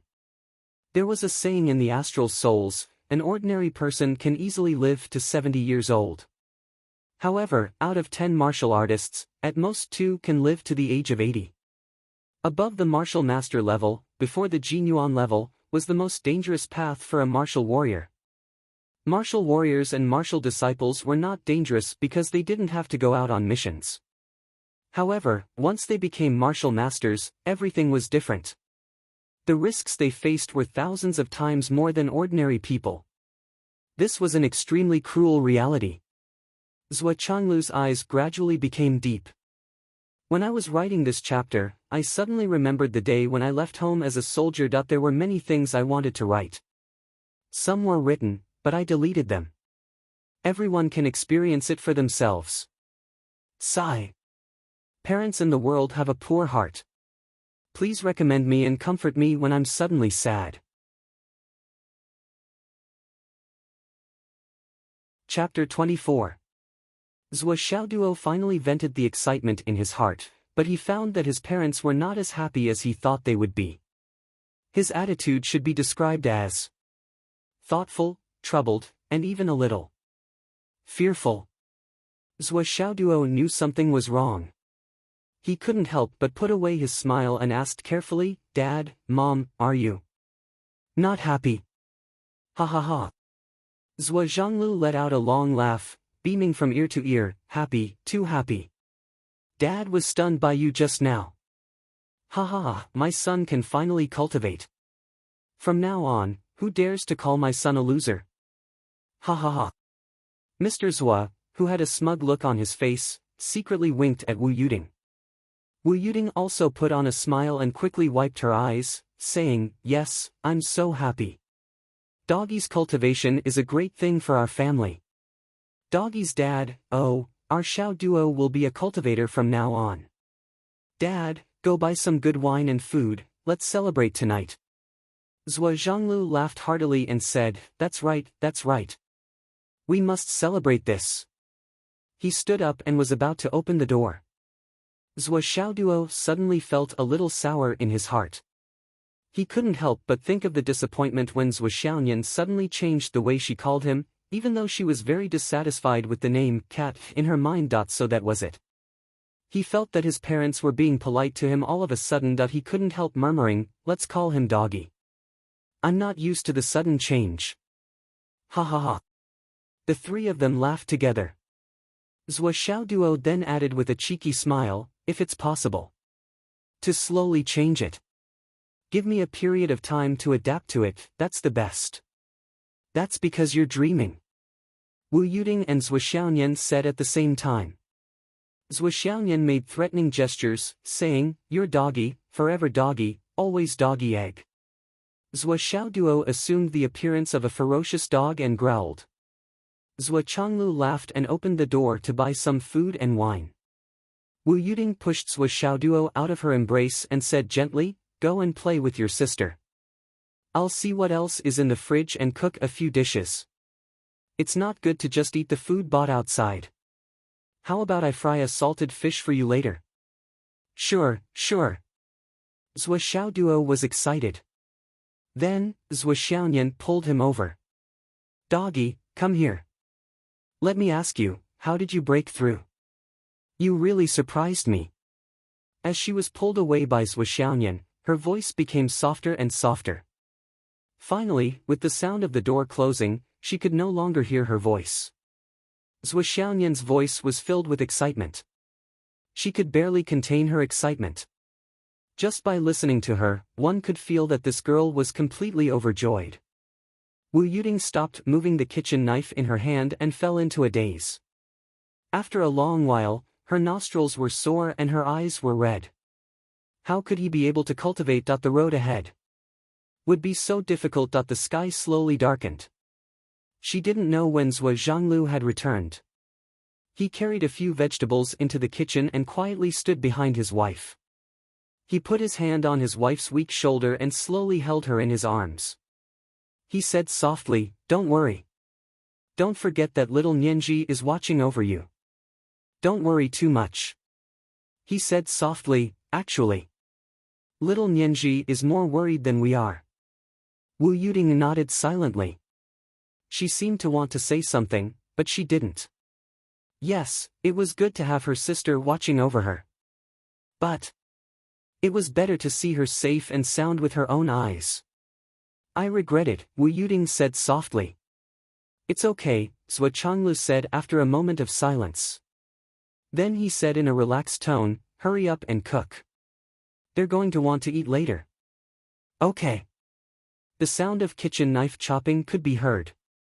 Zhuo Changlu walked out calmly and set the table. It was no different from usual, but also very different. A table of sumptuous dishes was served. The family of 4 sat in a circle. They were all happy and harmonious. Today is a big day. Zhuo Changlu smiled. "You two can drink some too." Zhuo Xiaoyan's beautiful eyes and face glowed. She nodded repeatedly. Zhuo Xiaoduo rubbed his hands and smiled. "Dad, I'm already a powerhouse. I'm afraid these 2 jars of wine aren't enough." Wu Yuding snorted. "Not enough? Last year during the New Year, who was the one who drank only 2 glasses and occupied the toilet for half the night? Who was it? My memory is really bad." Zhuo Xiaoduo blushed. "Mom! I'm a samurai now." "A samurai? Samurai? That's amazing, so high and mighty." Wu Yuding pursed her lips. "Why do I remember that Nian cat sitting next to you is already a master? What level of peerless powerhouse is a samurai?" Zhuo Xiaoduo pouted and pretended to be angry. "Let's eat." Zhuo Changlu ordered as if to smooth things over. Zhuo Xiaoduo, who was still pretending just now, reached out and grabbed a chicken thigh. He stuffed it into his mouth at lightning speed. His cheeks suddenly puffed up and he chewed in big mouthfuls. "Delicious, delicious." The family couldn't help but laugh. "Oh right, doggy." Wu Yuding remembered something and said, "Didn't you say there was bad news?" "What is it?" Zhuo Xiaoduo suddenly remembered something sad and said, "Sigh, don't mention it. It's just that the school I went to is really too shady. I have to pay for the samurai class, a lot of money, tuition fees." He looked melancholy. "It's really shady." Zhuo Changlu, Wu Yuding, and Zhuo Xiaoyan were speechless. Wasn't it normal to pay tuition fees? How was it shady? It was really shady. Just tell me how much it is. Zhuo Changlu took a sip of wine. "We have money. Anything that can be solved with money is not a problem in our family. Just say it. 100,000. 100,000. And there's an additional 50 pieces of low-grade astral soul's jade. Tell me, do you think it's shady?" Zhuo Xiaoduo said bitterly, "So much money, and it's only for 1 semester. Do you think it's shady?"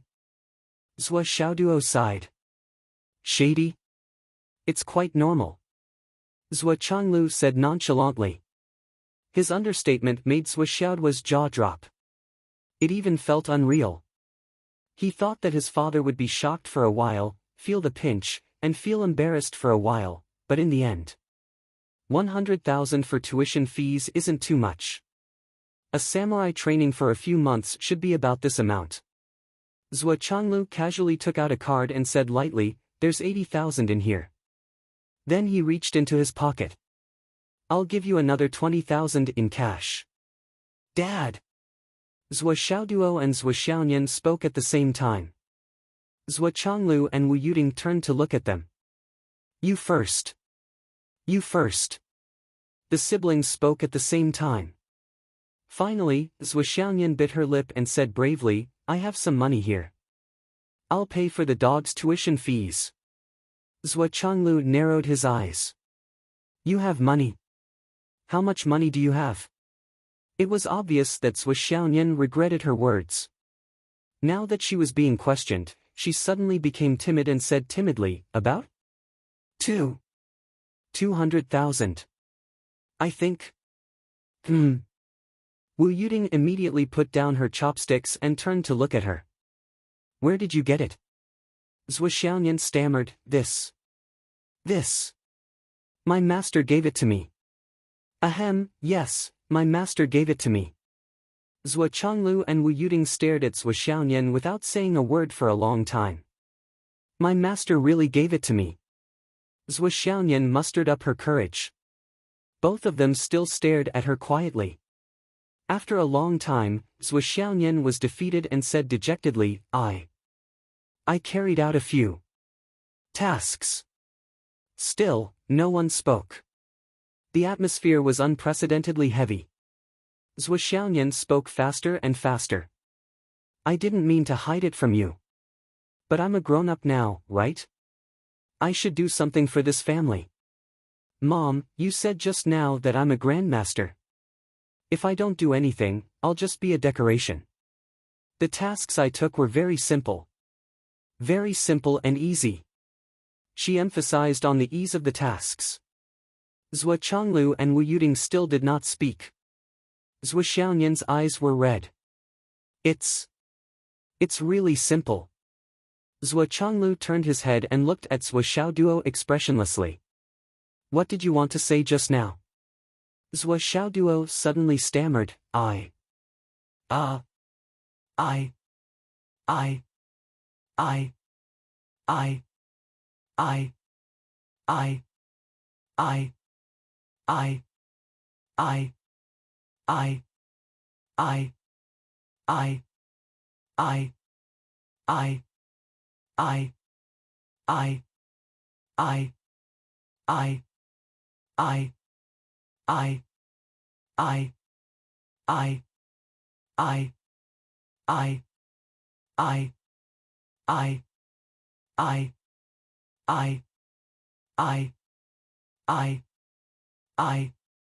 I can help you. Secret stash? Wu Yuding narrowed her eyes and sighed. What can you do with that little money of yours, my silly dog? Zhou Xiaoduo was not convinced. I have more than 10,000. Ha! What? Zhou Changlu and Wu Yuding grunted at the same time. Even Zhou Xiaoyan turned her head and looked at them in surprise. Wu Yuding frowned and said, You dug out all the money in the book, The Chronicles of the Continent. There was only 5,000 in total. Where did you get 10,000? Zhou Xiaoyan nodded desperately and tried to steer the topic to Zhou Xiaoduo. That's right, Mom. I secretly counted it the day before yesterday. It was exactly 5,000, no more, no less. Now that you said 10,000, there must be something wrong. Mom, you have to investigate carefully. Zhou Xiaoduo was dumbfounded. His eyes widened in an instant. If it were not for his eye sockets, his eyes might have popped out. His mouth was wide open, causing the drumstick in his mouth to fall out with a clatter. Fortunately, his cultivation base had improved greatly, and his reaction was fast enough. He lowered his head and sucked the drumstick into his mouth, swallowing it in large mouthfuls. What fell to the ground was only a piece of dry and smooth bone. After chewing unconsciously, he asked in shock, "My money. My secret stash. How do you know so much about it?" Zhou Xiaoyan giggled. She laughed so hard that she trembled. Wu Yuding smiled faintly and said, "I don't dare to speak about other things, but I'm quite confident about my secret stash." After saying that, she glanced at Zhou Changlu. She seemed to be hinting at something. Zhou Changlu immediately sat up straight. The muscles at the corner of his eyes trembled slightly. He shouted sternly, "Zhou Xiaoduo, tell me the truth. Where did you get the 10,000? This question greatly damaged his gentle and elegant temperament. It was a trick to lure the tiger away from the mountain. It was obvious that he wanted to divert attention. I. Zhou Xiaoduo's eyes kept rolling. He stammered, "Today. I earned. Cough cough. I earned. Not bad, not bad." Zhou Changlu asked, "How did you earn it? What did you do?" Zhou Xiaoduo looked around to find a way out. He stammered, "This. I earned it. From fortune-telling." Zhou Changlu said, "Ha ha ha ha, you earned it from fortune-telling." Then he reached out to unbuckle his belt. "First thing, regarding this book, I have a plan. I want to write more about the daily life of a family. I'll post it first and let everyone have a look. Leave me a comment. If you don't like it, it's not too late to change it. I'm actually quite good at writing about family warmth. Previously, the readers liked the story to be compact and bitter, so I wrote it that way. But for this book, I want to test it out. Family is actually indispensable. But it depends on the opinions of the leaders. Second thing, I accidentally wrote too much today. So tomorrow at midnight, I'll try to surpass the ranking. Everyone, give me confidence and courage. Amen. Please recommend me tomorrow. The chapter at midnight, but you can read it tomorrow. It's not important content. Family warmth and daily life can be revealed in advance. Someone is going to be beaten. Third thing, there are 900 reviews now. Can it exceed 1,000 reviews tomorrow? Let's go to the reviews and comments section. Chapter 25. I really know how to read fortunes. Zhou Xiaoduo had a strong will to live. Dad! My dear Dad! You don't know this, but your son has received an extraordinary inheritance. I can see through a person's fate. I really can. Zhou Changlu said calmly, "Tell me, how much did you earn?" Zhou Xiaoduo trembled. 1,000. 1,000. Your little stash only has 5,000 in total. You earned 1,000 today, but why did you say that you earned more than 10,000? Do you think that your dad is stupid? That I can be easily fooled by you? Zhou Changlu roared like a tiger roaring in the forest. His momentum was shocking. His eyes stared as if he wanted to swallow the kid in front of him. Zhou Xiaoduo's mind went blank. Facing the old man's stare, he instinctively cowered like a little quail in the cold wind. 10,000. 10,000. Zhou Changlu sneered. I've believed in everything in my life, but I don't believe in liars. I've believed in everything in my life, but I don't believe in fortune-telling. I can believe in the whole world, but I can't believe in you, Zhou Xiaoduo. Go to hell, you coward. With a whoosh, the entire belt was pulled out. Zhou Xiaoduo screamed and hugged his head with both hands. His body curled into a ball out of habit, but his butt was exposed. He reflexively got into a posture to be beaten. He screamed miserably, "Be gentle." Ahem. Wu Yuding coughed and said lightly, "Let's eat first. Today's banquet is a celebration." "What are you doing?" "Let's talk after the meal." Zhou Changlu thought for a while and slowly put away the belt.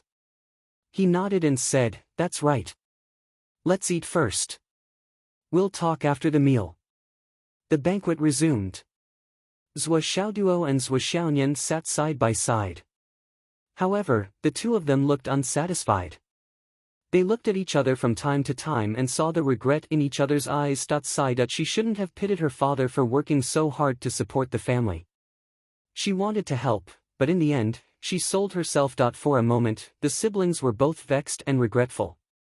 Zhuo Xiaoduo, in particular, secretly scolded himself for being a pig.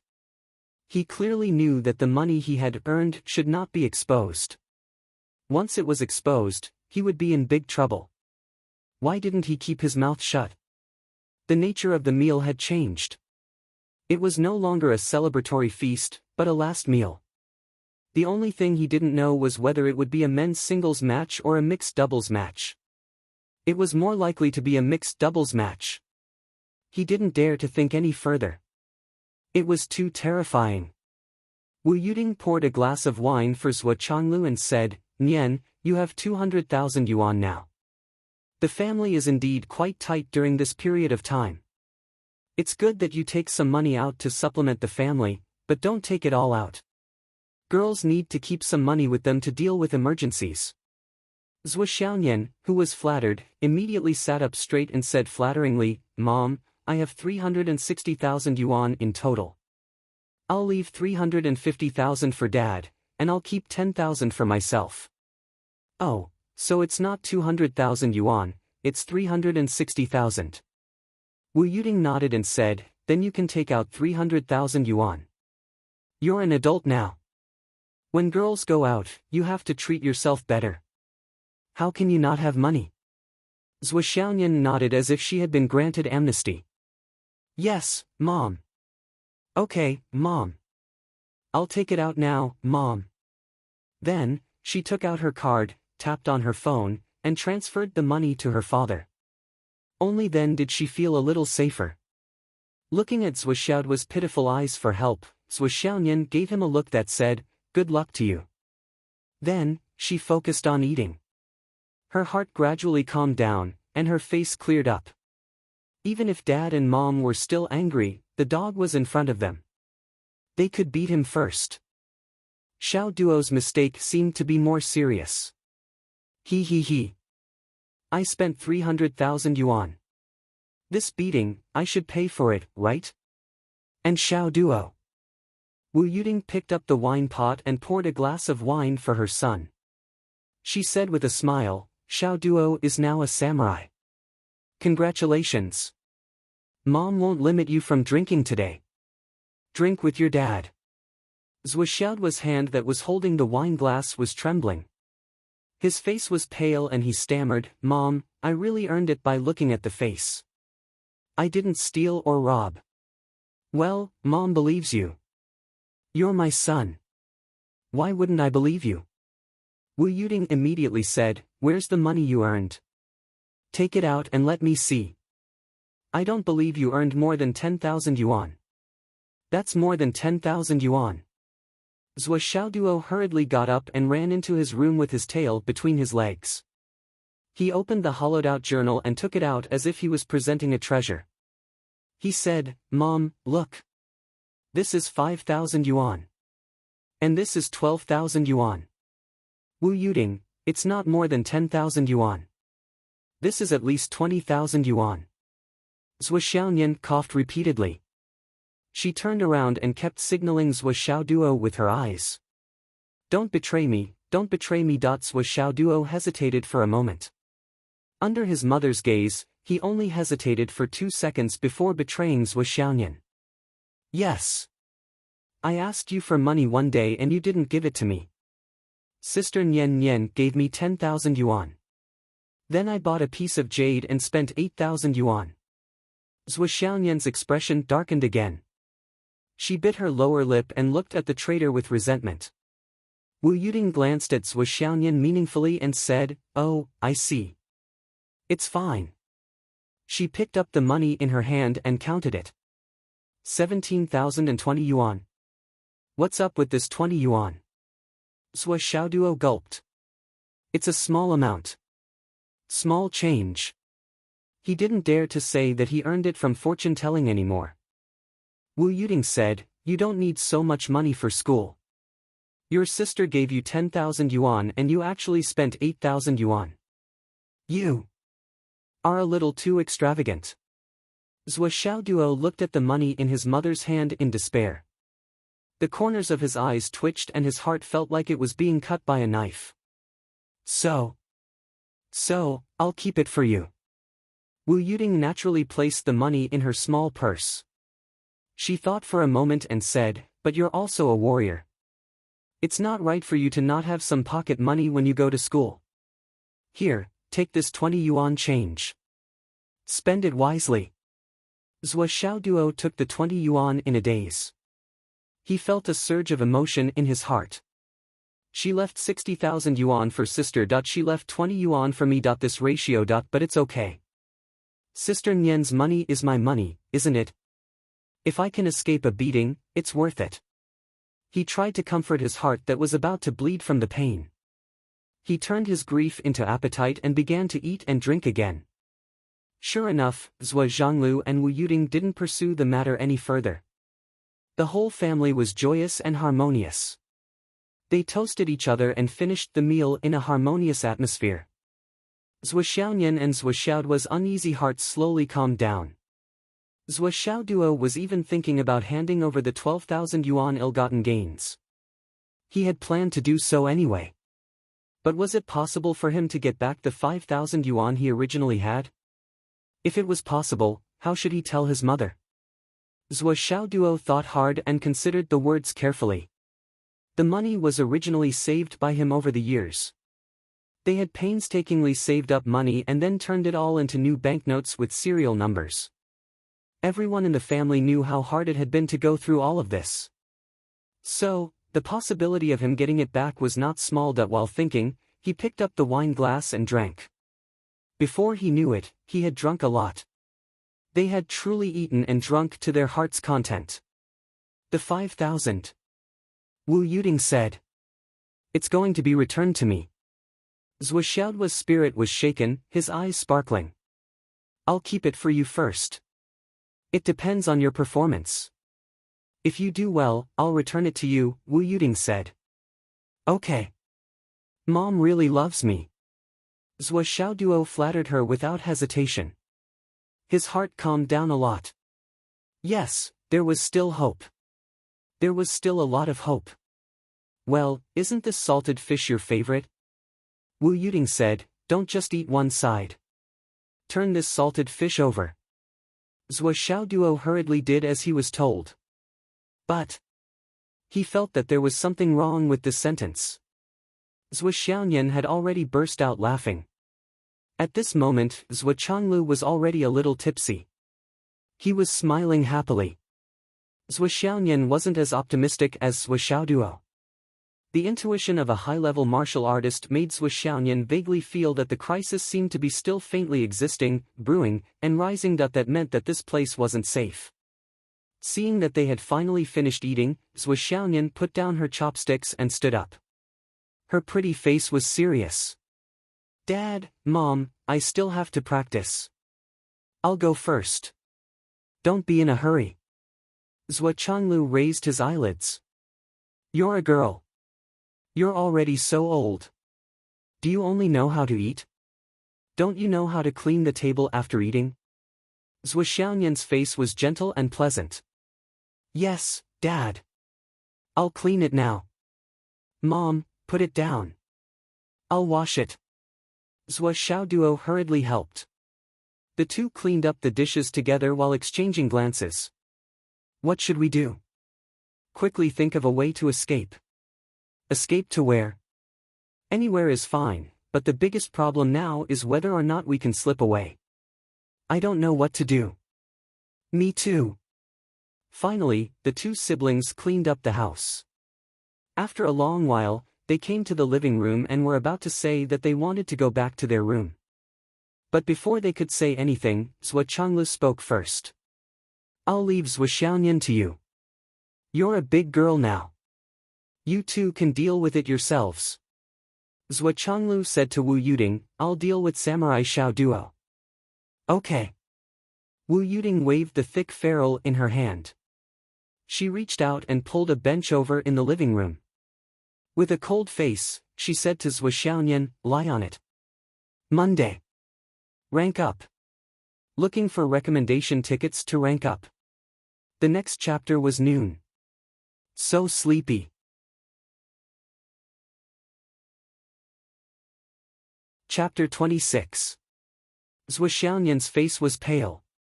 She instinctively covered her butt and wanted to act coquettishly. "Mom." Her voice was soft and pitiful. "Lie down." Wu Yuding was unmoved. Her expression was cold, and her gaze did not change. Zhou Xiaoyan's eyes reddened, but she did not dare to resist. She obediently lay down on the bench and sobbed. "Mom, be gentle." Slap! The ferrule fell with the sound of wind and landed on her perky butt. Zhou Xiaoyan screamed and gritted her teeth. She tried her best to suppress her body's self-defense instincts. With her spiritual power at the master level, a little counterattack could cause serious injury to an ordinary person. As he thought about it, he felt that it was not safe and dispersed all of his spiritual energy. This way, he really did not have to worry about hurting Wu Yuding. If the bamboo board hit his flesh again, Zhou Xiaoyan would feel no different from a normal person. Slap, slap, slap. Wu Yuding kept waving the ferrule. Zhou Xiaoduo trembled at the side. He felt sorry for her and said in a trembling voice, "Mom, that's enough. Sister Nian Nian looks like she's in pain." Zhou Changlu smiled faintly. "What a touching sibling relationship. It's a pity that your mom and I are determined to be the bad guys today." Before he finished speaking, he held one end of the belt in each hand and pulled it in the middle. Suddenly, there was a crisp sound. Zhou Xiaoduo trembled all over. Zhou Changlu hooked the other bench with his leather shoe and stared coldly at Zhou Xiaoduo. Zhou Xiaoduo did not hesitate. He did not even hesitate for a second. He directly lay down on the bench and raised his butt. He was in a standard posture for a beating. The next moment. Slap! Slap, slap. A series of sounds rang out like hailstones falling from the sky. Zhou Xiaoduo screamed like a pig being slaughtered. "You even know how to read fortunes. You even know how to read faces. How are you so capable? You even learned how to deceive people. Swindler. You're a warrior now. You're really amazing, . After a long time, the slapping sounds on both sides stopped. Zhou Xiaoduo was moaning weakly while Zhou Xiaoyan was sobbing softly. "Do you know what you did wrong?" Wu Yuding asked Zhou Xiaoyan. "I know. Why did I hit you? I shouldn't have forced myself to go on a mission." "That means you really know. Do you still dare to do it in the future?" "I wouldn't dare." Zhou Xiaoyan was also a coward. It was no wonder that Wu Yuding was angry. Normally, breaking through to the inner core realm was the most important thing in a warrior's life. At this point, they would nourish their dantian every day. They would never go out to take on a mission. Even their daily sparring sessions would be suspended. Large sects or universities would always forbid their disciples who had reached this critical stage to go out. They would not allow anything to affect their emotions or their cultivation. Once there was any accident or injury, the path to becoming a grandmaster would be cut off. It would affect their entire life. This critical juncture was the most crucial one. Even the slightest mishap would be a lifelong regret. Zhou Xiaoyan actually took on a mission at this time. It would be strange if Wu Yuding was not mad. As for this beating, Zhou Xiaoyan knew that she deserved it. She could not blame anyone. She deserved it. On the other side. "Do you know why you were beaten?" "I only know half of it." Zhou Changlu frowned. "I think I was wrong, but I wasn't completely wrong." After being beaten, Zhou Xiaoduo's mind was clear. "You used fortune-telling to cheat 10,000 yuan. Don't you deserve to be beaten? You came back and lied to me. Don't you deserve to be beaten?" Zhou Changlu glared. There was a reason. There really was a reason. Zhou Xiaoduo really felt that he was wronged. He even felt that his cowardice was unbelievable. That's right. I didn't do anything wrong. Why should I feel guilty? Not only was I beaten, but my money was also confiscated. Who can I reason with? I acted bravely. I caught the thief. I'm a role model for the citizens. I actually got beaten up. And before I got beaten up, I panicked and cowardly. No, there's something wrong with my mentality. I'm really wronged. Zhou Xiaoyan dug her own grave, but I didn't. Thinking of this, Zhou Xiaoduo hurriedly explained everything in detail. I did do a good thing. I acted bravely for a just cause. Zhou Xiaoduo didn't notice. While he was talking, Zhou Changlu and Wu Yuding kept looking at each other. He also didn't notice that when he said, "Pink girl, pink purse," Zhou Xiaoyan, who was being beaten, suddenly stopped screaming. Her face slowly changed. Zhou Xiaoyan seemed to be deep in thought. Her eyes became deep. If that's the case, then it's pardonable. Zhou Changlu pondered and nodded. He suddenly felt that he had really hit the wrong person. That's right. Acting bravely for a just cause to catch a thief. It's natural to trick the thief into giving some money. It's good enough that you didn't force the thief to find an ATM nearby and force him to withdraw money. Seeing that his father admitted it, Zhou Xiaoduo suddenly felt so wrong that he was about to cry. That's how it is. I acted bravely for a just cause, but I still got beaten up. Slap! Another belt. But this time the belt was much lighter. Zhou Xiaoduo suddenly froze. He was stunned and looked at his father in disbelief. Zhou Changlu said slowly, "I'm your father. Even if I hit the wrong person, are you going to hit me back?" Zhou Xiaoduo felt so wrong that he didn't dare to say anything. "I wouldn't dare." "Then it's fine." Zhou Changlu said matter-of-factly, "It's fine." Zhou Xiaoduo was speechless. Did I get beaten up for nothing? With a slap, a small bag appeared in front of him. There are 50 pieces of low-grade jade of astral souls in here. There's 100,000 in the card. Take it to pay your school fees tomorrow. Also, here are 10 pieces of medium-grade jade of astral souls. Take it and use it for your daily cultivation. It should be enough for you to use for a month. But just to be safe, come back to me for another 10 pieces in 20 days. The more resources you have, the better. Don't be stingy. Zhou Xiaoduo was shocked. 10 pieces of medium-grade jade of astral souls. Although the Zhou family had their own astral souls shop, Zhou Xiaoduo knew the price of a medium-grade jade of astral souls. One piece was at least tens of thousands. And the amount was very small. It was hard to get one. It was already good enough to get one medium-grade jade of astral souls out of a few hundred pieces. His father was so generous today. He wasn't even this generous to Sister Nian before. Zhou Changlu said calmly, "I'll say it again. I'm the head of the family when it comes to money. I'll take care of it. The two of you only need to study hard and cultivate well. For now, this family doesn't need you two to support it. Wait until I'm too naive to make a living, then you two can decide for yourselves. Got it? Well, let's return his 5,000 yuan stash to him." This little miser saved up 5,000 yuan for 10 years and didn't spend a single cent. Cough, cough. Give it to him. Zhou Changlu instructed Wu Yuding, turned around, and quickly went into the study. But Zhou Xiaoduo suddenly felt very happy. Because he felt that his father had left in a sorry state. It was as if he had left in defeat. And he must feel that he had wronged me and hit me wrongly, but he couldn't bring himself to apologize to his son. He, Dad, you're leaving in such a sorry state. Also, the 5,000 yuan that you lost and got back was a super victory.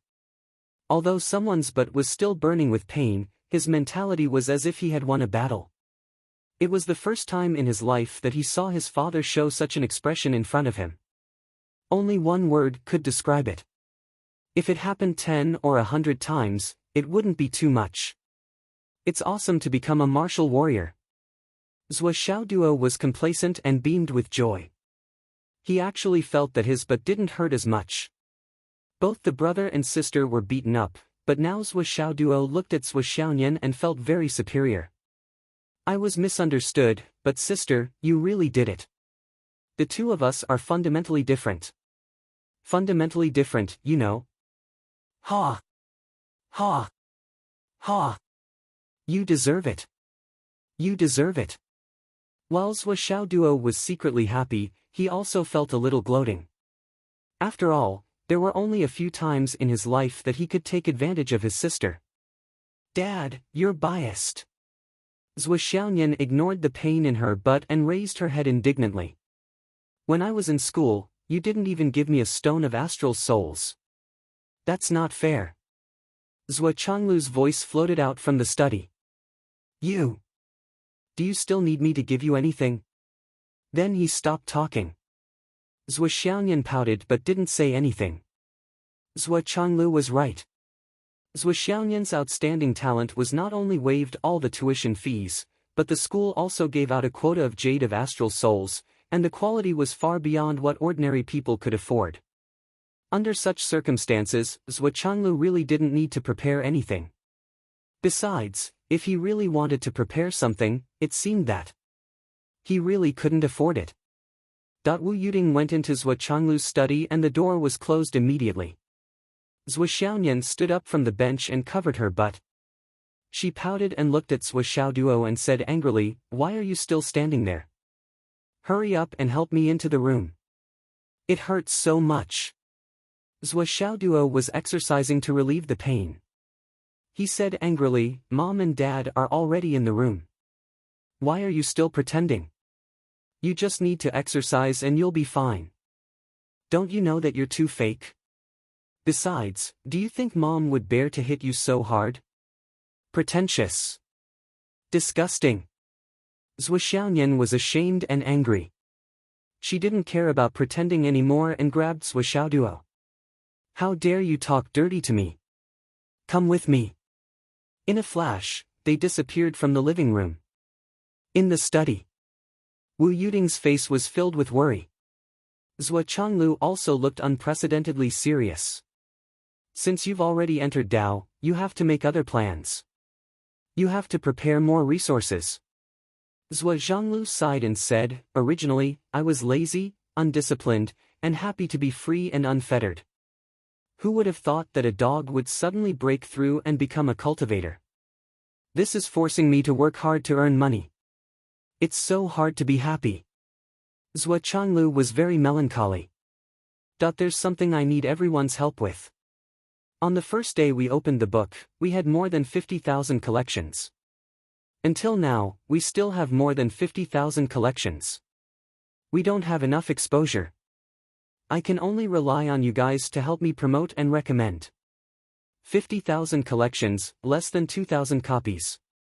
More than 90% of them are keeping books. We don't have enough exposure and don't have enough copies. This kind of helplessness makes me very embarrassed. Sigh. It seems that I need some tips to get on the list. Everyone, just give me 1 or 2 yuan. Otherwise, it'll be a little ugly. Don't forget to vote for me.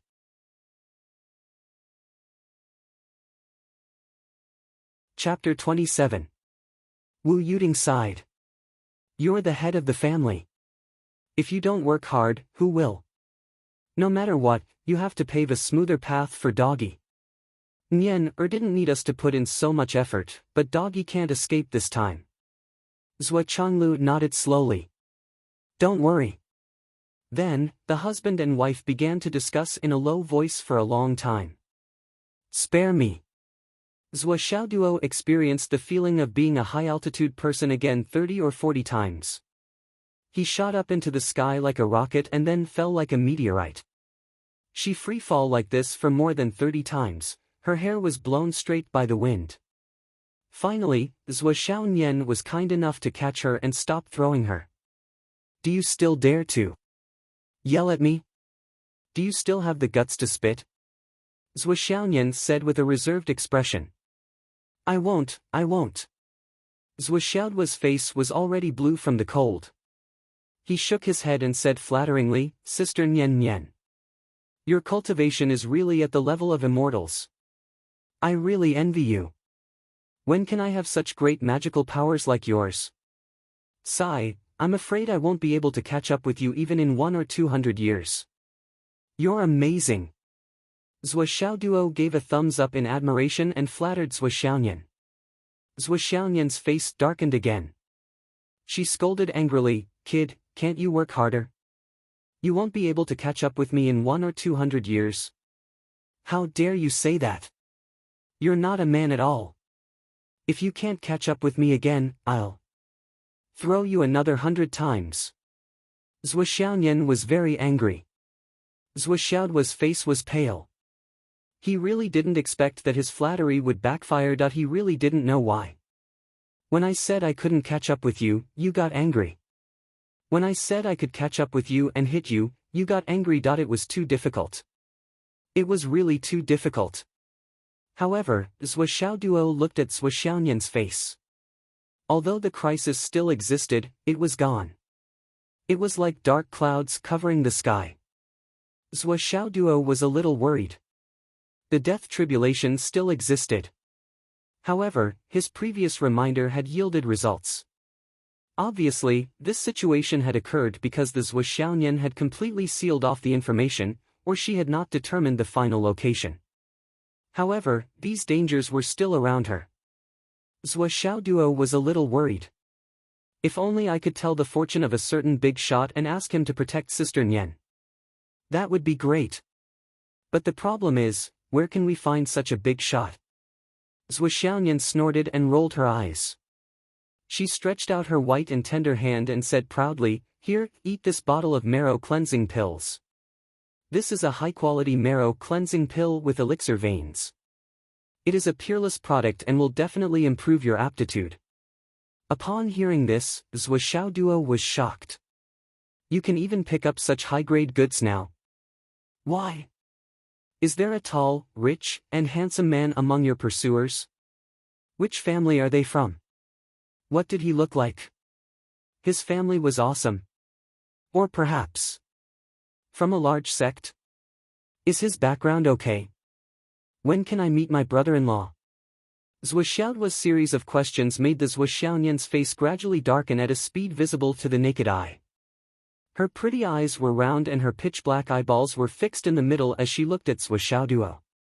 Her sharp canine teeth were slowly revealed. What did I say wrong? Zhuoxiaoduo panicked. Zhuoxiaonian's attitude was a prelude to a complete hysterical outburst. Zhuoxiaoduo was very familiar with this. After all, he had been beaten countless times with this expression. Now, as long as he saw this expression, Zhuoxiaoduo would be terrified from the inside out. Zhuoxiaonian gritted her teeth and made a cracking sound. Brother-in-law? What bullshit brother-in-law? Where did you learn this from? Why are you talking so much nonsense? Let me ask you. Will you eat it or not? I'll eat it. Zhuoxiaoduo opened the bottle cap and poured out 2 pills. He threw them into his mouth and chewed. He stretched his neck and swallowed them. It's disgusting. Zhuoxiaoduo complained. In the novels, it's said that this kind of elixir will melt in the mouth and turn into a warm current. But why do I feel like I'm eating the bark of an old tree? It's harder than the mooncakes from last year. It's fucking disgusting. Zhuoxiaonian said gently, this is the highest quality elixir that ordinary people and warriors below the innate stage can take. She pinched Zhuoxiaoduo's cheeks with both hands and played with them wantonly. Master Samurai, this kind of elixir that can melt in the mouth doesn't only exist in legends. It's real, but I don't dare to give it to you. Zhuoxiaoduo looked at her angrily.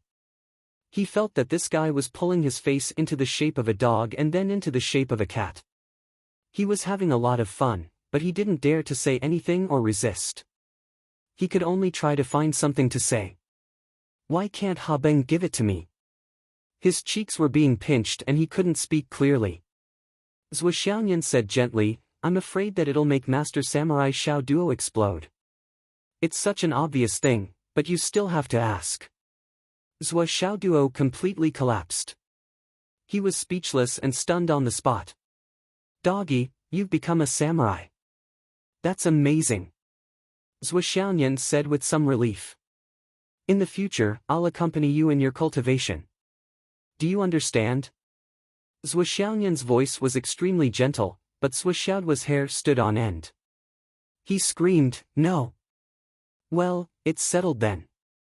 Zhou Xiaoyan looked relaxed and said, I'm very pleased that you responded so readily. I'll remember it in my heart. Are you a devil? Zhou Xiaoduo said in despair. In the path of a samurai, you can only try your best to move forward. To move forward, you still need to work hard. But to take a step back, you'll be doomed eternally and unable to recover. Zhou Xiaoyan straightened up and said, in the future, you'll cultivate in school during the day and remember to go home immediately after school. I'll accompany you to consolidate your cultivation. Zhou Xiaoduo wanted to cry but no tears came out. How many male students are in the samurai class? How many female students are there? Zhou Xiaoyan suddenly changed the topic. There are more male students, a total of 21. There are fewer female students, only 14. Zhou Xiaoduo thought of the 2 female students who were beaten up by him this afternoon and couldn't help but smile proudly. Zhou Xiaoyan looked at Zhou Xiaoduo's smile and felt alarmed. Her voice suddenly became gentle and beautiful. There aren't many beautiful women in the martial arts class. Actually, it's not that interesting. Who said that? Zhou Xiaoduo instinctively retorted. There are a few girls who are not bad. They're 2 or 3 years younger than me. They're pretty and cute, just like the little sister next door. When we were fighting this afternoon. At this point, she suddenly felt the temperature in the room drop by a lot, and she shivered. Zhou Xiaoyan smiled gently. Doggy, you've grown up. You know so much. The little sister next door who's 2 or 3 years younger than you is pretty good, isn't she? Zhou Xiaoduo shivered. No, not good. I think it's pretty good. Zhou Xiaoyan stood up and wiped her ring. 3 booklets appeared in her hand out of thin air. You deliberately mentioned the little sister next door who's 2 or 3 years younger than you. Are you reminding me that I'm 3 years older than you? No, no. Zhou Xiaoduo shook his head desperately. I didn't mean that. I really didn't mean that. Sister Nian, biological sister. I wouldn't dare. Biological sister. Zhou Xiaoyan raised her head and closed her eyes for a long time. Then she lowered her head and opened her eyes. Just because you don't dare? You're hinting at me. Zhou Xiaoduo was stunned. Well, I'm not a stingy person. Let's not talk about this anymore. Zhou Xiaoyan gritted her teeth and handed over the 3 booklets. Let's talk about your cultivation. Among the 3 booklets, 1 is a palm technique, 1 is a leg technique, and 1 is a footwork technique. Zhou Xiaoyan picked up Zhou Xiaoduo. Let's find a place and I'll show you. You have to master these 3 sets of martial arts in the next 3 days. From the 4th day onwards, our special training will officially begin. Let me tell you a secret. If you master these 3 sets of martial arts, the special training will be much easier.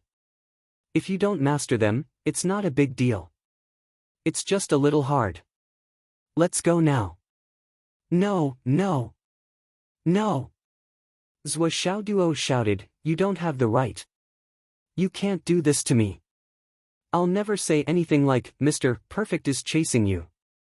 I'll never say, brother-in-law, and I'll never say, female classmate. I'll never say it again, Dad. Mom. Help. Take care of your daughter.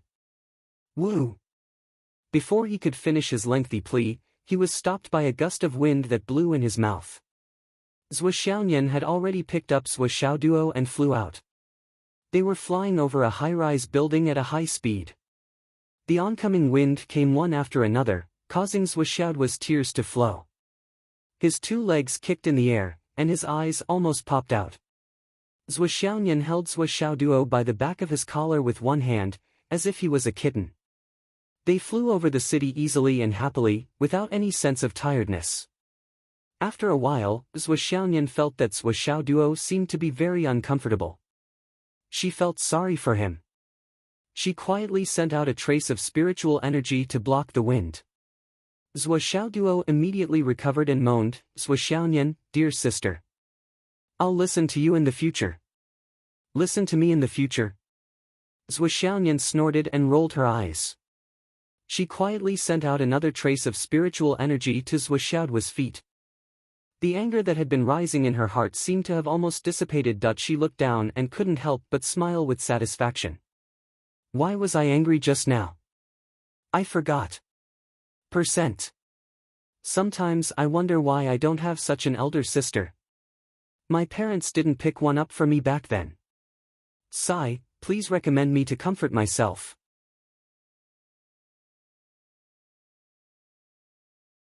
Chapter 28. The star-plucking palm, dragon gate kick, and star steps are the most basic kung fu. Zhou Xiaoyan put Zhou Xiaoduo down. The two of them had arrived at a huge training ground. There were only the two of them in the huge training ground. Apart from the fact that this training ground was huge, there was another rare thing about it. It was that there were mirrors set up everywhere.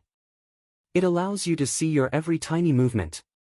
When I practiced these three kung fu, it only took me a day to memorize them.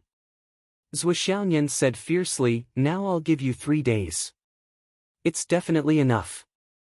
Look carefully, I'll demonstrate it once and give you an example. Watch carefully." Zhou Xiaoyan jumped into the training ground. She didn't start immediately. Instead, she looked at Zhou Xiaoduo. Zhou Xiaoduo instantly entered a state of full concentration. He kept taking deep breaths. His eyes were as big as copper bells.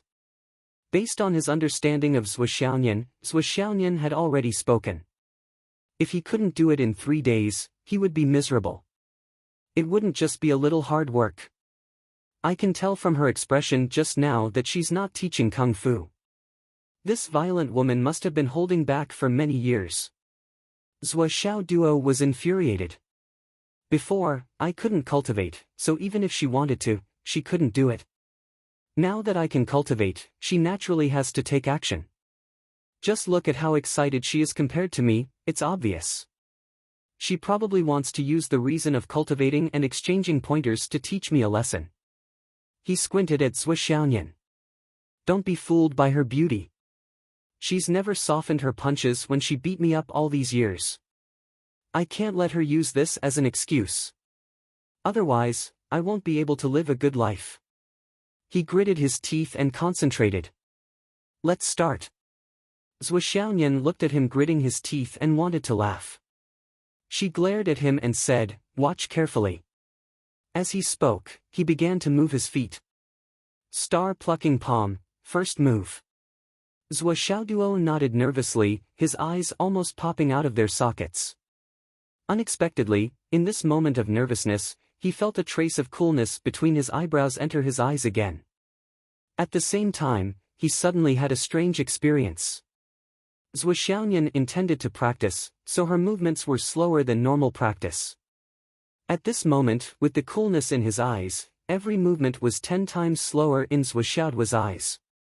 Every lift of her hand, every step she took, every shift of her body, every change of her body, the coordination of her hands and feet, and even the circulation route of each movement were all clear to him at a glance and went straight to his heart. Zhou Xiaoduo couldn't help but follow Zhou Xiaoyan's demonstration. When Zhou Xiaoyan finished typing, Zhou Xiaoduo was surprised to find that he had memorized everything. Moreover, it was an extremely familiar memory. This set of movements seemed to have been imprinted in his mind. Wow! I'm really a genius! Zhou Xiaoduo was pleasantly surprised. It actually had such an effect? No, I have to do it more clumsily. If the witch sees that I'm learning too fast, she'll definitely think of other ways. Come on. Zhou Xiaoyan saw that Zhou Xiaoduo had started to practice with him and smiled encouragingly.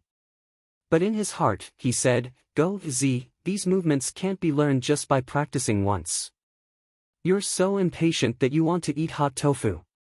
You're going to suffer. How dare you say, tall, rich, and handsome, in front of me? Brother-in-law. How dare you talk about your female classmates in front of me? Little sister next door. Humph. How dare you? How dare you betray me in front of mom? Humph, humph. At home. They're out. Yes, they're out. The astral soul's stone at home won't last long, right? We have to do business and provide for Xiao Duo's cultivation. Don't worry, I have a way.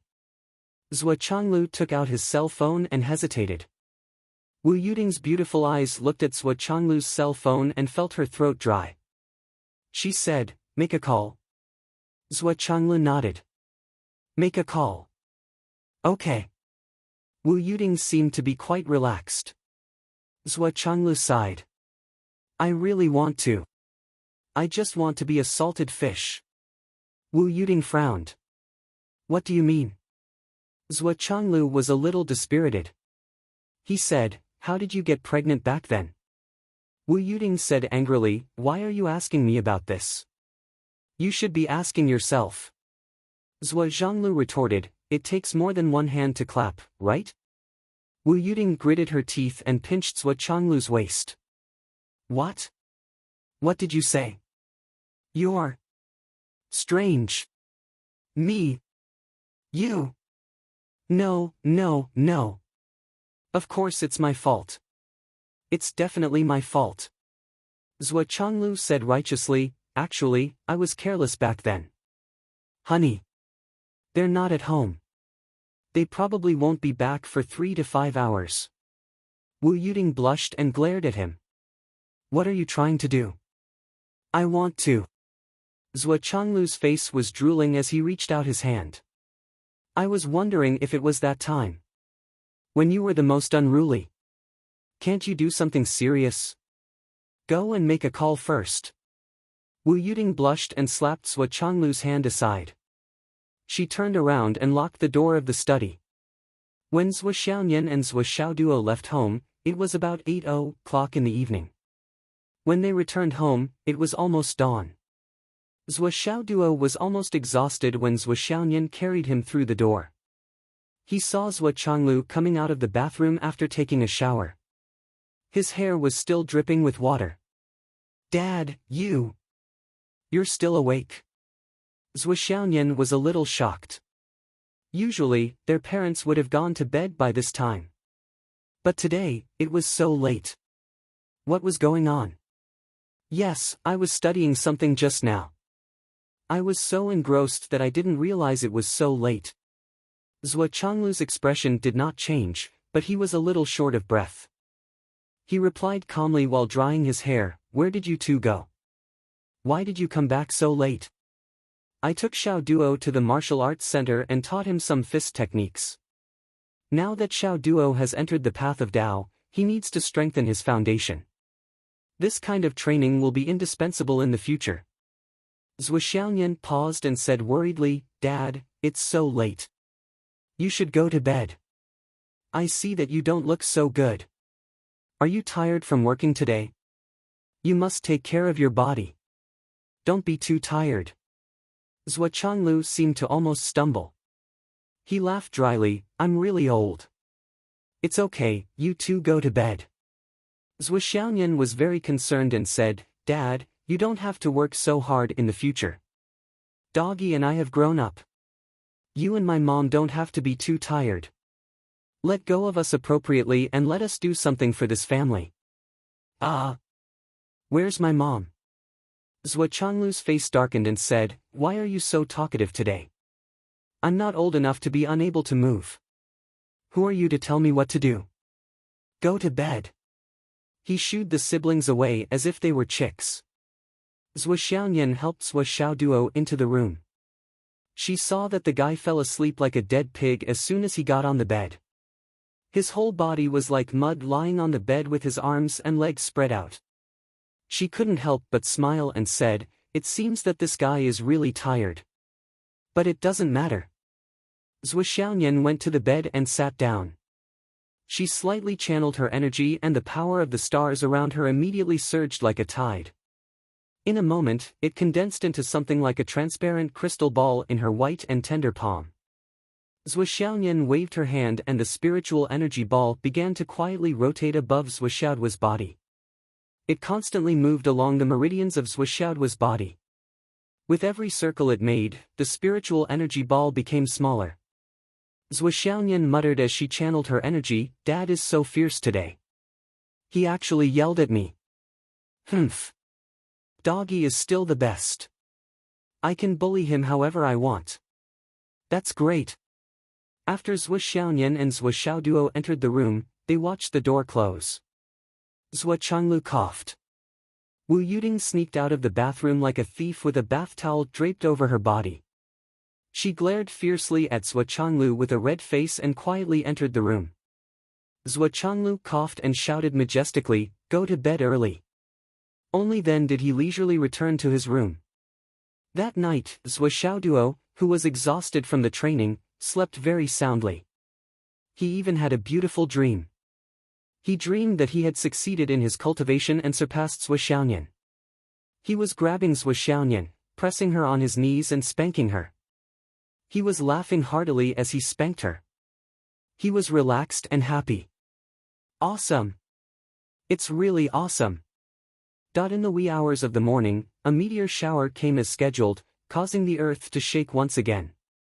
This kind of shaking was not unfamiliar to the people of this era, although not everyone knew the real cause of it and the meaning behind it. Zhou Xiaoduo woke up at the right time. After a good night's sleep, he felt full of energy. His entire body was filled with energy.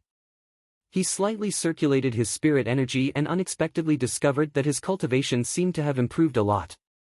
The palm and foot movements that he had just learned last night were clearly imprinted in his mind. I'm really a talent that has been buried. After awakening, I can improve so much just by sleeping. Eidetic memory, I succeeded in one try. Zhou Xiaoyan took a day, but I only took 3 hours. My talent is really terrifying. Zhou Xiaoduo got up and rushed out of the room. He turned on the faucet and put his head under it for a while. Immediately, his mind became clearer. Take a piss, wash my face, and brush my teeth. Zhou Xiaoduo completed a series of basic morning movements in less than 3 minutes. Dawn had just appeared in the sky, and there was still some time before the sun rose. I'm so hard-working. Seeing that there was no movement in the other rooms, Zhou Xiaoduo quietly went out and jogged to do his morning exercise. At this moment, there were many old people sitting quietly beside the artificial lake in the park in the residential area. There were also many people running in circles in the morning. The earth was still shaking slightly, but it did not surprise the people. Zhou Xiaoduo looked up and saw the traces of meteors falling from the endless sky in an arc. He did not know where they landed. He was used to this scene in the past, but now that he knew the deeper secrets of the world, he was only shocked. At this moment, an old man and an old woman were walking slowly while supporting each other. When they saw Zhou Xiaoduo looking up at the meteors, a smile appeared on their wrinkled face. This young man likes meteors. The old lady opened her toothless mouth and chuckled. There's nothing wrong with liking shooting stars. It's said that in the previous era of science and technology, shooting stars were a rare sight. People would make a wish when they saw a shooting star, thinking that they had received an opportunity. The old man nodded. It's a pity that after the world turned upside down, no one made a wish anymore. Seeing a meteor means death. The old woman punched the old man unhappily. How can you say that? The old man chuckled. Seeing hundreds of thousands of meteors in a day, it's not an exaggeration to say that I want to vomit when I see them. Let's just say that from last night until now, have there been hundreds of thousands of meteors falling from the sky above Phoenix City? An old man beside him who also had very few teeth joined in the fun. Are there hundreds of thousands?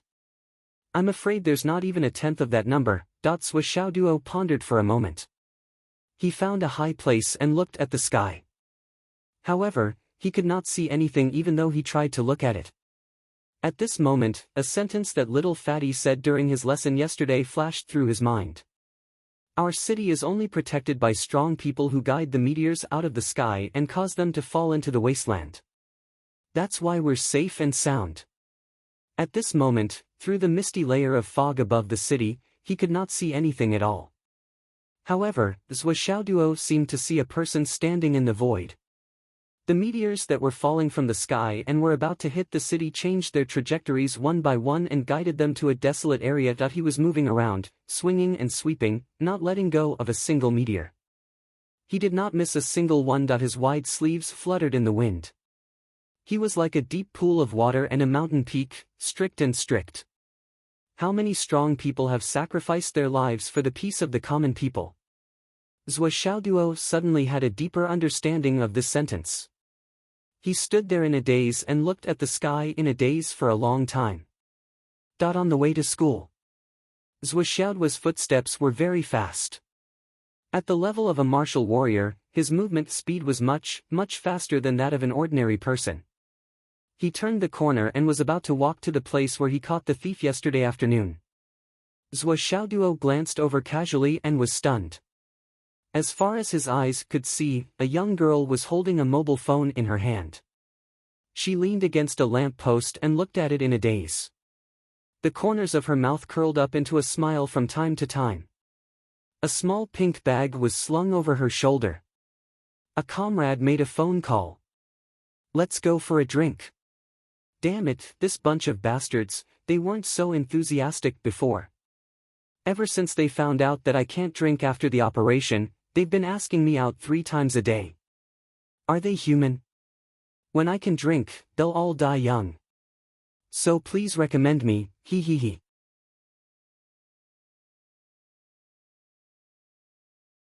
Chapter 29. Zhuo could not help but scratch his head. The first impression he had after witnessing this scene was that he had traveled back in time to yesterday's afternoon. Why is this girl here again? Or should I say, why is she still here? Zhuo was puzzled and felt that something was wrong.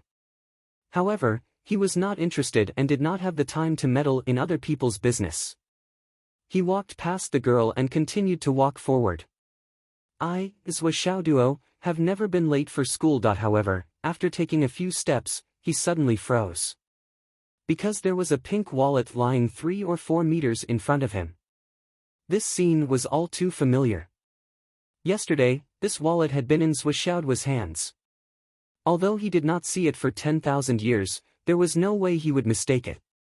Zhuo could no longer ignore it. He instinctively took a few steps back and poked his head out from the corner of the wall to take a look. He saw that the girl was still holding her phone in her hand and leaning against the lamppost. She seemed to be lost in thought and a smile appeared on her face from time to time. A small pink bag was slung over her shoulder. Even if Zhuo had a big heart, he still felt that something was wrong. Zhuo frowned and focused his eyes on the girl. He looked at the wallet at his feet and bent down to pick it up. He walked back a few steps and swung his right arm. Go! The wallet flew in a beautiful arc for more than 20 meters and smashed into the girl's arms like a cannonball. The girl suddenly screamed and the phone in her hand fell to the ground. When the girl turned her head to look, she saw that there was no one around the corner. She was stunned for a moment and an inexplicable look flashed in her eyes. Bastard, he didn't take the bait. You don't even want the money I gave you. Aren't you a miser? At this moment, Zhuo had already walked to the school gate. However, the inexplicable pressure in his heart did not disappear. He turned his head subconsciously to look. He saw a girl in a pink dress quietly leaning against a lamppost more than 10 meters behind him. She was holding a phone in her hand and looking at it in a daze. From time to time, a smile would appear on her face. A small pink bag was slung over her shoulder. What the fuck is this? Zhuo shuddered and quickly walked into the school. A few people were rushing out of the school. Zhuo was stunned. He turned his head to look, but the few of them had already disappeared. This speed was extremely fast. What's going on? Those people's faces are shrouded in a black aura, and their heads are covered in a murderous aura. It's the sign of death. Why did they come out of the school? But those people were already far away. Sigh, what a waste of my luck points. Zhou Xiaoduo felt a little regretful. But at this moment, a cool breeze descended from the sky. One drop. Zhou Xiaoduo was stunned. Where did it come from? I didn't do anything. What's going on? Why were they suddenly giving him benefits? Did you bring the tuition fees? Qin Fangyang's face was so gloomy that it was almost dripping water. Zhou Xiaoduo clutched the bag in his hand tightly as if water was going to come out of it. Anyone could see the reluctance on his face. Teacher Qin, can you tell? I'm actually a cultivation genius. Qin Fangyang, who was completely unprepared for this sentence, was stunned. For a moment, he was unable to respond. Look, I've just been transferred into the class, and my seat has been randomly upgraded from 36 to 30. What a great improvement. Zhou Xiaoduo clutched the bag tightly in his arms like a hungry dog protecting its food. A genius like me is truly rare in the world. Teacher Qin. Qin Fangyang's face twisted. What are you trying to say? Zhou Xiaoduo was filled with hope as he said, I just hope that you can reflect to the school how talented I am under your guidance. This is something that I would be proud of. Someone's scheme was too obvious. With just one sentence, he had pulled him and Teacher Qin together in an attempt to stir up the crowd. Qin Fangyang's face darkened. Just tell me what you want. Zhou Xiaoduo said flatteringly, what I mean is very simple, very simple. I just hope that the school can reduce my tuition fees. Don't all geniuses receive free education? Cough, cough. Qin Fangyang was expressionless. He tried his best to be tactful. Geniuses may receive free education, but you're not. Or rather, you're not that talented yet. Do you understand what I'm saying? Zhou Xiaoduo tried even harder. It's okay if I don't receive it. Teacher, can you help me enroll in a poor household? Qin Fangyang's face twisted. He stretched out his hand. Just say it. Did you bring the money? If you did, I'll take you to pay the fees. If not, scram. Zhou Xiaoduo looked extremely disappointed. He said faintly, Teacher Qin, although I've only known you for a short while, I've always thought that you're a good teacher. I'm very grateful to you. Qin Fangyang couldn't take it anymore. I can only say that you've misjudged me. Where's the money? I'm asking you, did you bring the money? Zhou Xiaoduo rolled his eyes. Teacher, why are you like the legendary landlord collecting rent? How can I not pay tuition fees when I go to school? How can I make things difficult for you? I won't. Money, astral soul's stone, those are all fine. I just want to discuss it with you. Look at your pale face. Why are you so anxious? Follow me. Qin Fangyang's face darkened. He put his trembling hands into his trouser pockets. He turned around and left. He was afraid that if he stayed one more second, he wouldn't be able to stop himself from teaching this guy a lesson. What the hell was this guy? Academic Affairs Office. Qin Fangyang watched Zhou Xiaoduo as he paid the tuition fees. He looked so pained that he was on the verge of collapse. His eyes were fixed on the accounting staff of the Academic Affairs Office as he counted the money. Those were the eyes of a hungry wolf. The accounting staff was counting the money. Zhou Xiaoduo's hands were stretching and bending, and he was swallowing his saliva. Qin Fangyang, who thought that he could stay out of this, crossed his legs and looked at him. He muttered in his heart, if you have the guts, why don't you take it back? Unfortunately, Teacher Qin was disappointed. Even after the receipt was issued, Zhou Xiaoduo didn't rush forward to snatch it back. When the 50 low-grade astral souls stones were paid, Qin Fangyang stood up and led the dazed Zhou Xiaoduo out. He glanced sideways at Zhou Xiaoduo. This guy's expression was no longer dazed. It was as if his parents had died. It was as if someone had cut off a few kilograms of flesh from his body while he was still alive. His cheeks were trembling and trembling. That's my dad's savings from several lifetimes. Zhou Xiaoduo muttered neurotically, my dad's life wasn't easy. My family, it's too difficult. Teacher, you don't know, my sister has cerebral palsy since she was young. The medical expenses all these years. No matter how unsympathetic Qin Fangyang was, he couldn't help but ask, your sister has cerebral palsy since she was young? Disabled? Yes.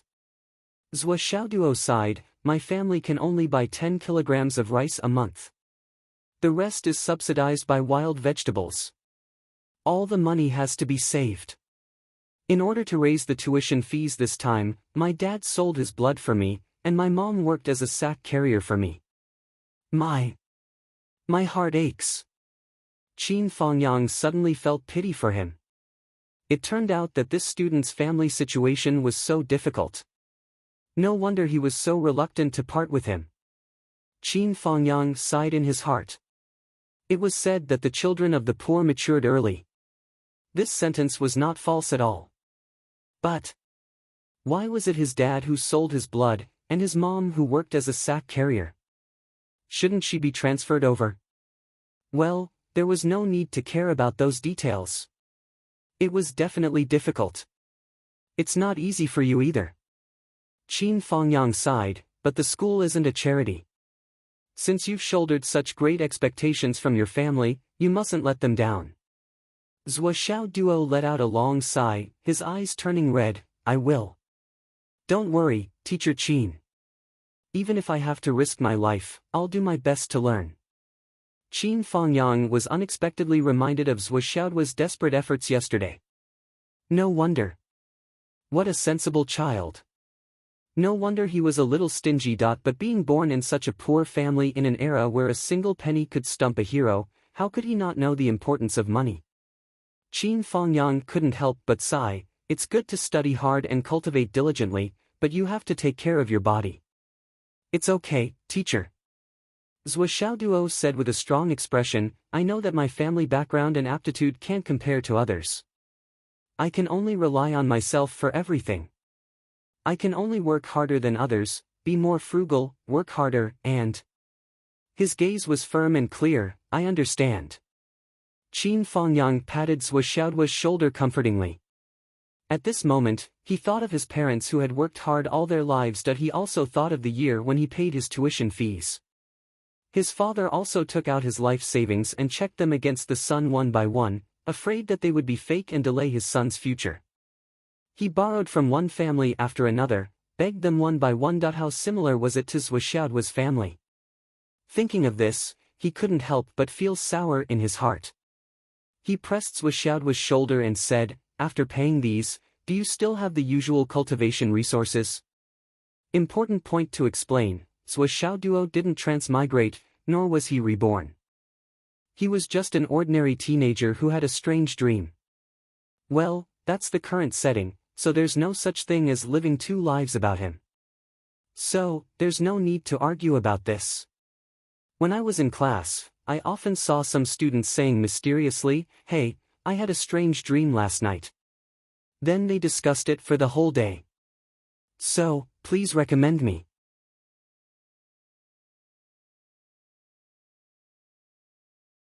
Chapter 30. Zhou Xiaoduo revealed a smile that was uglier than crying. Of course not. My family has already gone bankrupt. I don't even know how to pay for next semester's tuition fees. Qin Fangyang sighed. He fished out 2 pieces of low-grade jade of astral souls from his pocket and stuffed them into Zhou Xiaoduo's hands. Use them first. We'll talk about it after you're done. He sighed and turned to leave. Zhou Xiaoduo was stunned. Holding the still warm jade of astral souls in his hand, Zhou Xiaoduo felt unreal. He looked at Qin Fangyang's back as he turned to leave and suddenly had a strange feeling. Then he remembered, I shouldn't have taken it. I still have 10 pieces of mid-grade jade in my bag. Low-grade jade can't be compared to mid-grade jade for cultivation. This isn't something that can be done in a day. Once I'm exposed. Besides, teacher is a creature that will visit my home. Teacher. Zhou Xiaoduo hurriedly chased after him, his face covered in cold sweat. Oh no, I bragged too much. Teacher believed me. But Qin Fangyang was already gone. In the morning, cultivation class. As usual, Qin Fangyang activated the Astral Souls Array and then used his own spiritual energy to draw out the spiritual energy. Spiritual energy quickly filled the entire classroom. Just like yesterday, the 3 halos lit up first, and then the other halos lit up one by one. And Zhou Xiaoduo's halo, which was ranked 30th, was still much brighter than the others. Qin Fangyang nodded secretly. Zhou Xiaoduo was indeed talented. His bragging was not in vain. However, he was limited by his authority and couldn't help him much. He could only hope that the little guy would work hard. Teacher Qin quickly collected his thoughts and carefully guided the spiritual energy to help the little guy cultivate. After half the class, Qin Fangyang vaguely felt that the atmosphere was a little strange. The vortex halo above Zhou Xiaoduo's head was undoubtedly very strong, not inferior to the 3 chiefs. However, the brilliance in his hand.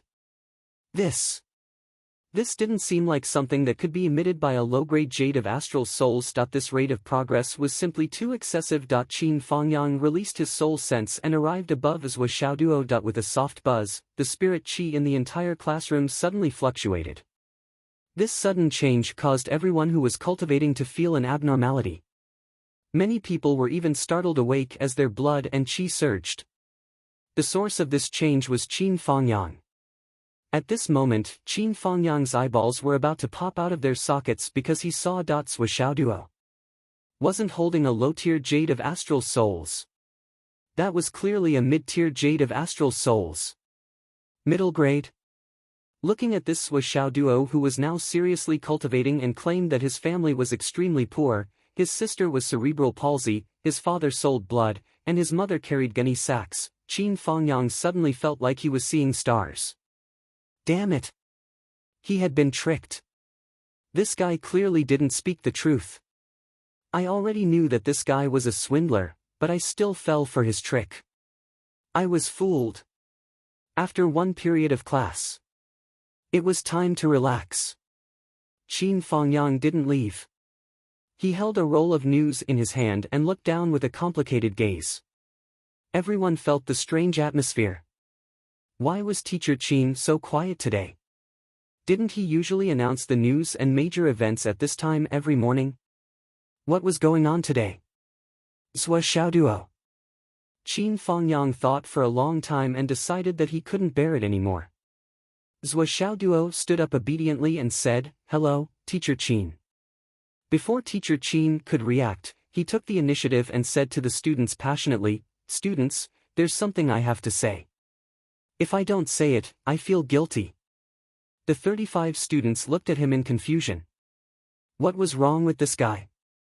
Zhou Xiaoduo said with emotion, "As everyone knows, my family is poor. After I collected the tuition fees, I didn't have much left." At this time, Teacher Qin. Shut up. Qin Fangyang was anxious.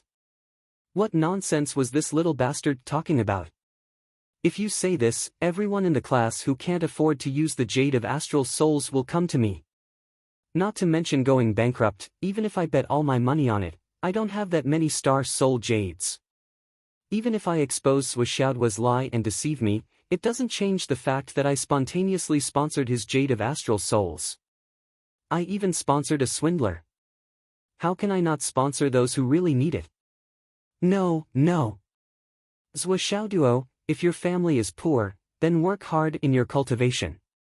Qin Fangyang said, "You don't have to say anything else. The only thing you need to do now is to study. Do you understand?" Zhou Xiaoduo lowered his head and said, "Thank you, teacher. You're a role model. I'll take you as my role model for the rest of my life." Qin Fangyang felt a lump in his chest. He couldn't go up or down. He suddenly wanted to hit someone, but there was no one for him to hit. "Sit down." Qin Fangyang said gloomily, "Next, I'll announce a piece of good news." Hearing that it was good news, all the students became spirited. But they were a little puzzled. In the past, when Teacher Qin announced good news, he was always in high spirits. Why did he look so gloomy today? This was truly a little abnormal. A few days ago, the UMNO Alliance's army of millions attacked the Sun Moon Pass. The two sides fought a bloody battle for 7 days and 7 nights. The Sun Moon Pass was in a precarious situation. However, at the most critical moment, the Heavenly King of the Right, Yu Dongtian, arrived.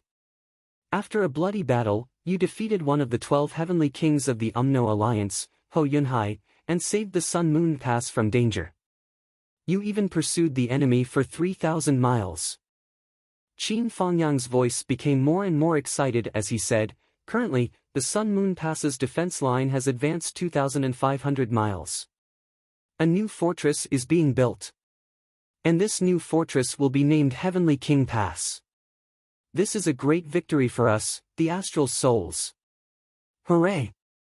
The whole classroom suddenly became excited. All of the students cheered loudly with faces full of excitement. The Sun Moon Pass, we humans have been defending it for tens of thousands of years. Now, we finally have a chance to take a breather. Qin Fangyang's face glowed with excitement. The Heavenly King of the Right is mighty. The classroom was in an uproar. Only Zhou Xiaoduo was dumbfounded by this statement because he had never heard of it before. What did this victory and the construction of the fortress mean? For so many years, we humans have been fighting hard at the Sun Moon Pass. Bones have been piled up, and millions of heroic souls have died. Qin Fangyang sighed softly. But before the Sun Moon Pass, the number of heroes who have died in battle for tens of thousands of years is no less than 100 billion. In the future, when people reach a certain level of cultivation, everyone will have to go to the Sun Moon Pass and overcome the difficulties together. That is our symbol, and also our territory. The ancients said that every inch of land is an inch of blood.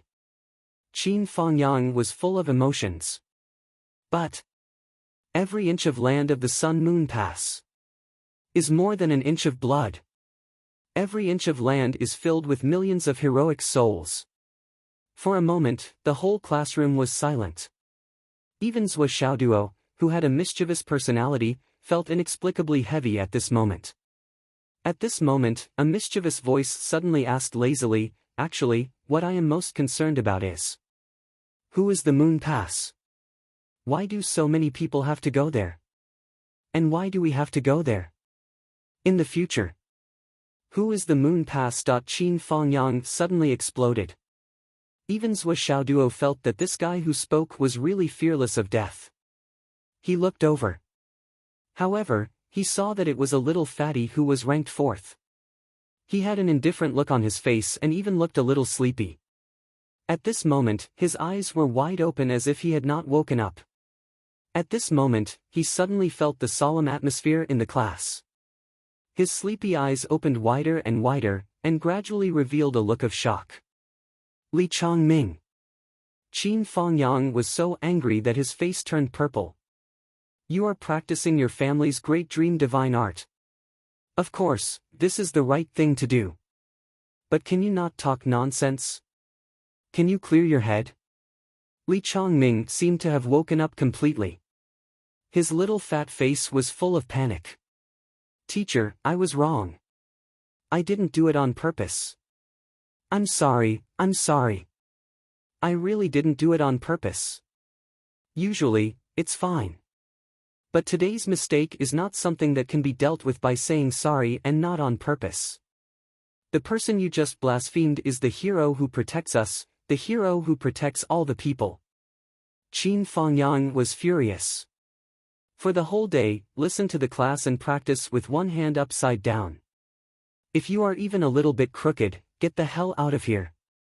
The little fatty, Li Chongming, no longer argued. He stood up obediently, and with a twisted face, he stood up upside down and hurriedly explained, "Teacher, I really don't know who Yu Guan is. How is he a hero? Get the hell out of here." Answering a book friend's question. "My negligence.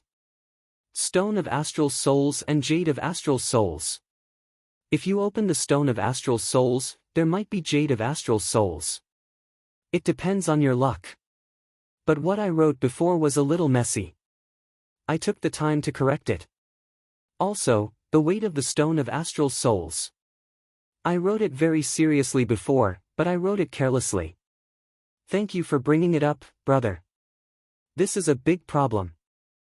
Secondly, I heard that Sister Guan arranged a cameo for me. So please recommend me.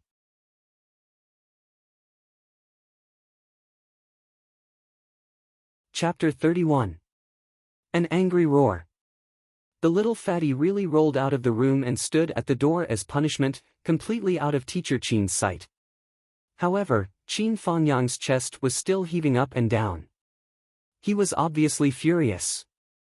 In life, you can act according to the urgency of the situation, and you can also have a utilitarian heart.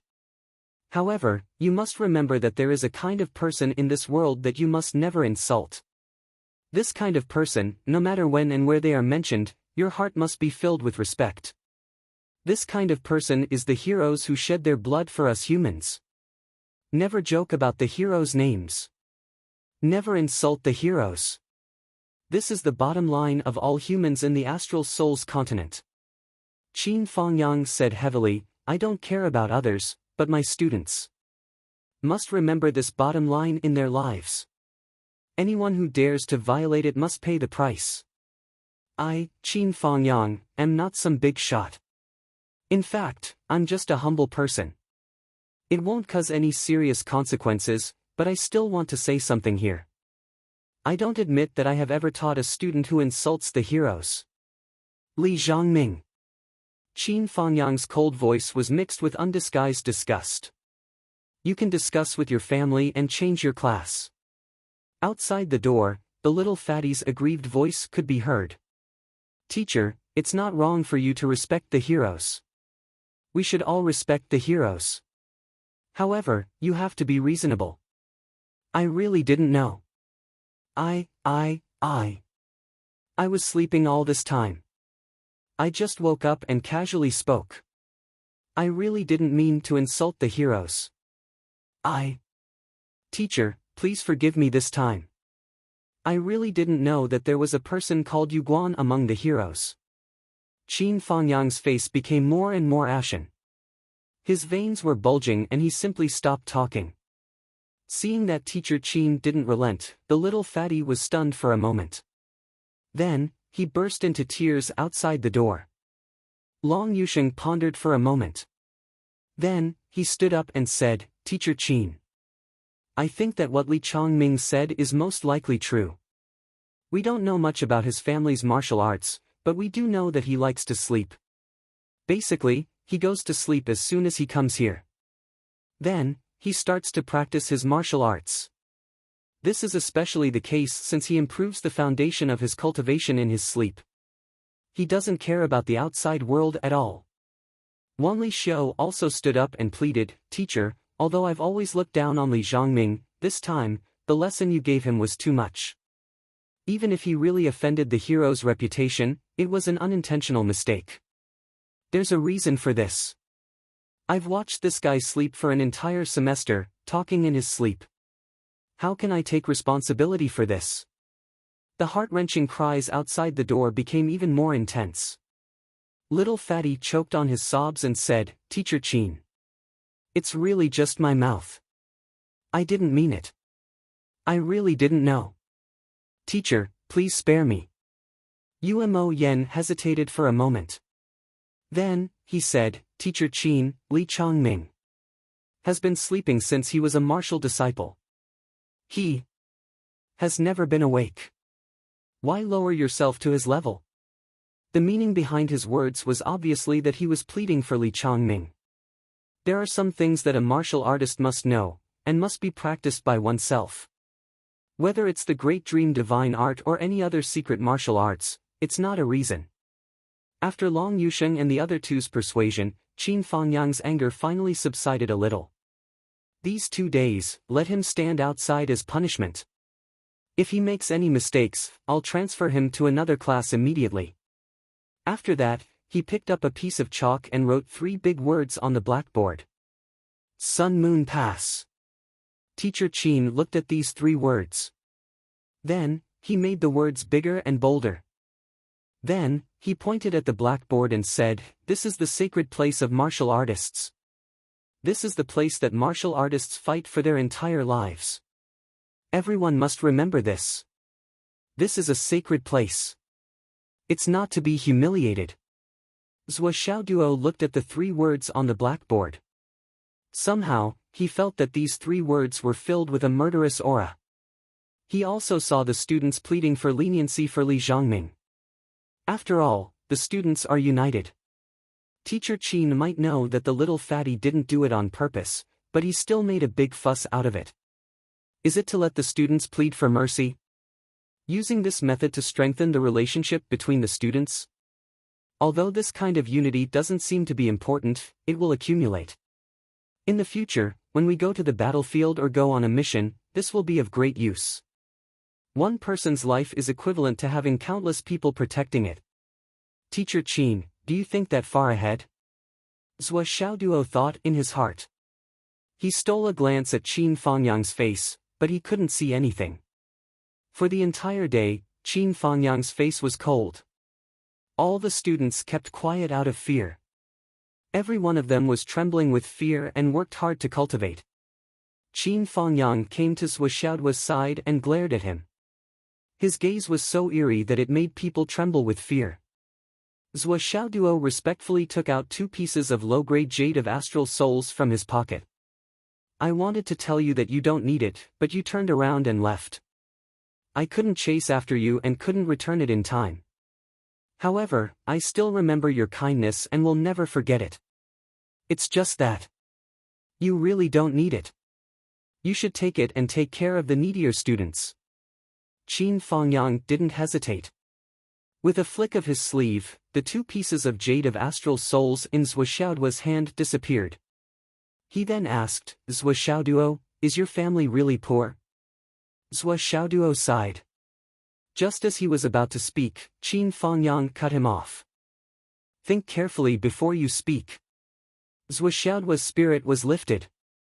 He said in a deep voice, Teacher, compared to most people, my family is really poor.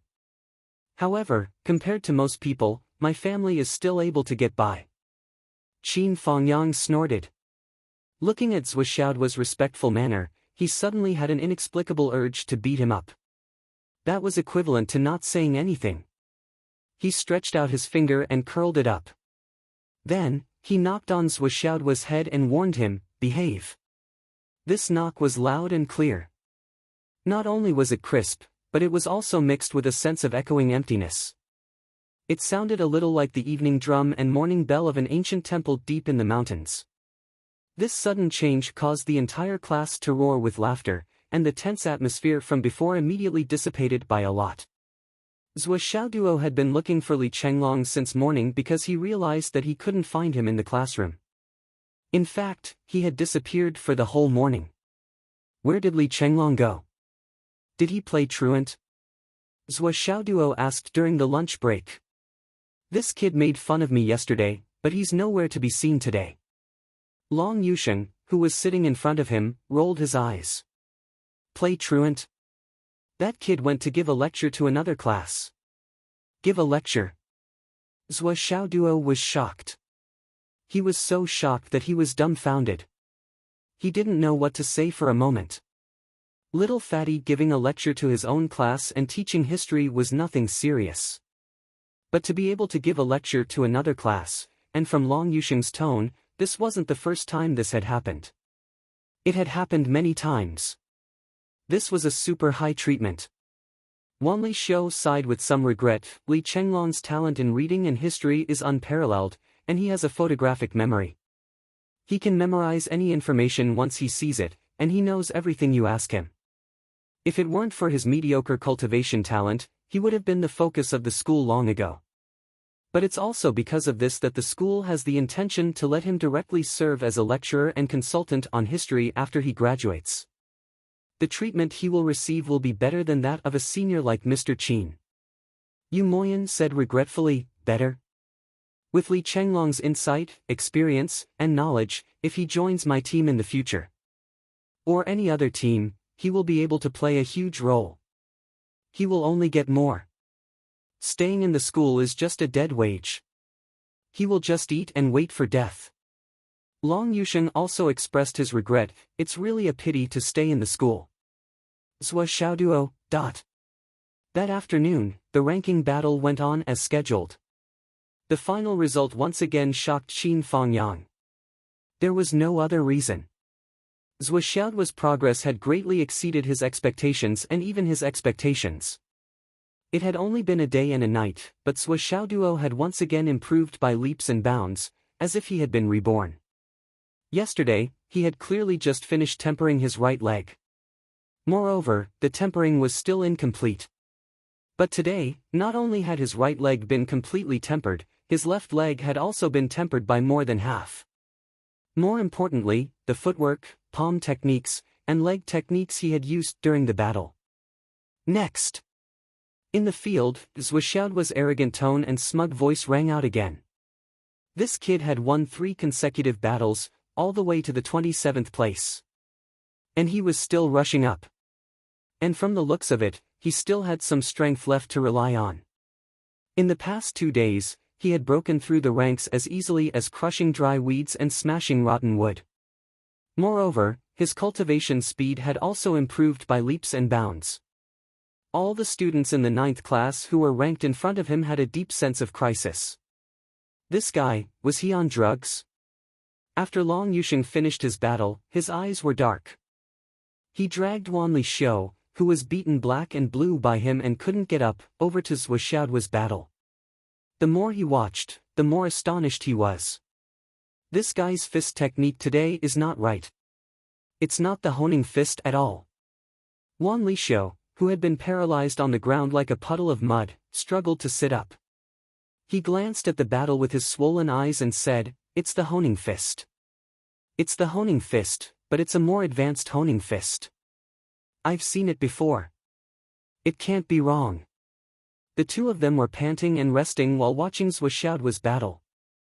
The more they watched, the more surprised and frightened they became. Zhou Xiaoduo seemed to have taken medicine. He was like a hot knife through butter, surging forward triumphantly. He overturned the 27th place, the 26th place. Until he reached the 19th place, did he finally stop moving forward. Qin Fangyang's eyebrows twitched. This was the guy who had stayed back for 5 years. With such talent, such perseverance, such desperation, and such drive, how could he stay back for 5 years? This afternoon, he opened a website. Someone was asking about the book Wind Conquering the World. The reply below was, "This guy's writing is very bad. He didn't even go to college. I won't read his book." Suddenly, he felt a deep sense of inferiority. Sigh, I didn't go to college. I'm sorry to those who don't read my book. Sigh, so please give me a few recommendation tickets to comfort me.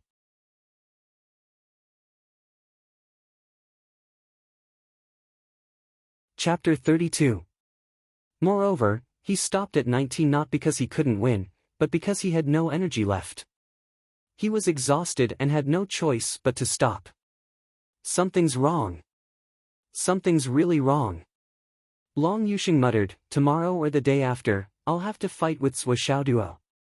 If I don't find a chance to beat him up now, I'm afraid I won't have another chance." Wanli Xiu was also dumbfounded. She had never seen someone who could improve so quickly. Could it be that this guy was really a genius? I also have to find a chance to beat him up a few times to stop his momentum. Wanli Xiu muttered to herself, "If he keeps improving like this, he'll catch up with us in a few days." The two of them looked at each other, their eyes full of helplessness. "Let's observe him for 2 more days." Long Yusheng said, "If he's still at this speed, we'll make our move." "Okay. And? Can you not hit my face in the future?" Wanli Xiu was very depressed. "I'm a girl." Long Yusheng was also helpless. "You still know that you're a girl. You're beating me so hard, where do you want me to hit you?" "Hit your chest, I'm a hooligan." Hit your butt, I'm a hooligan. Hit your thigh, I'm a hooligan again. Hit your crotch. Even more hooligan. Hit your back, I can't hit you. I don't dare to hit the back of your head, I don't dare to hit your throat or neck. Then tell me, besides your face, where should I hit you? Wan Li Xiu grimaced. Long Yusheng looked helpless. Let's hit your face. Okay. Clap clap clap. Qin Fangyang clapped his hands. Today's ranking battle ends here. First of all, let us congratulate Sui Xiaoduo. It's only been 2 days since Sui Xiaoduo joined the class, but in these 2 days, he's already defeated 16 students in succession and promoted to the 19th position in the class. Qin Fangyang was full of emotion. I have to say, this is the first time in my many years of teaching that I've seen such a result. After hearing this, all the students looked at Sui Xiaoduo with more admiration and envy. Sui Xiaoduo raised his head at the right time, looking high-spirited and proud. In fact, Sui Xiaoduo felt proud and elated at this moment. He felt like he was a genius. A bunch of weaklings. Sui Xiaoduo thought about these words several times in his heart, but he didn't dare to say it out loud. He felt that he would be hurt if he said it out loud. But I still want to say that this result is not because of how strong Sui Xiaoduo is. It's just that you are too weak. Qin Fangyang emphasized, I believe that everyone has seen how hard Sui Xiaoduo has been cultivating these 2 days. I only want to say one thing. If you can cultivate as hard as Sui Xiaoduo, even if your talent is slightly inferior, you won't be caught up so easily. The whole class raised their heads and drank the bowl of chicken soup. Sui Xiaoduo was the only one who felt a little uncomfortable.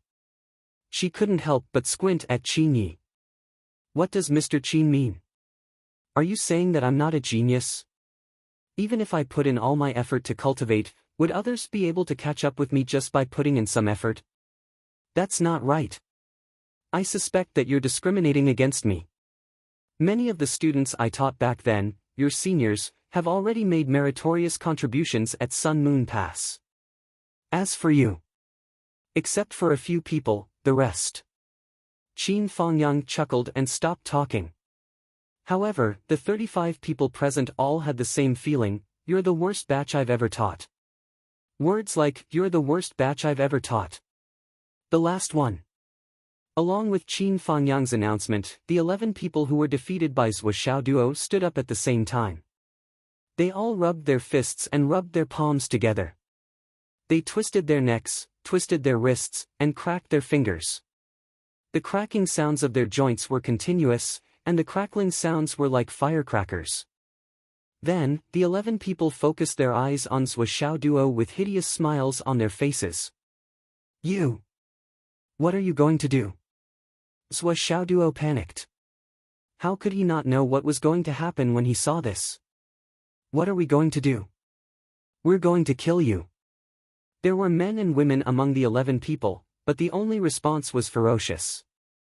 The last battle of the day was Sui Xiaoduo, who was already exhausted, against the 11 students from the 20th to the 30th place. In other words, Sui Xiaoduo was beaten up by a group of people. This was Qin Fangyang's unique class rule.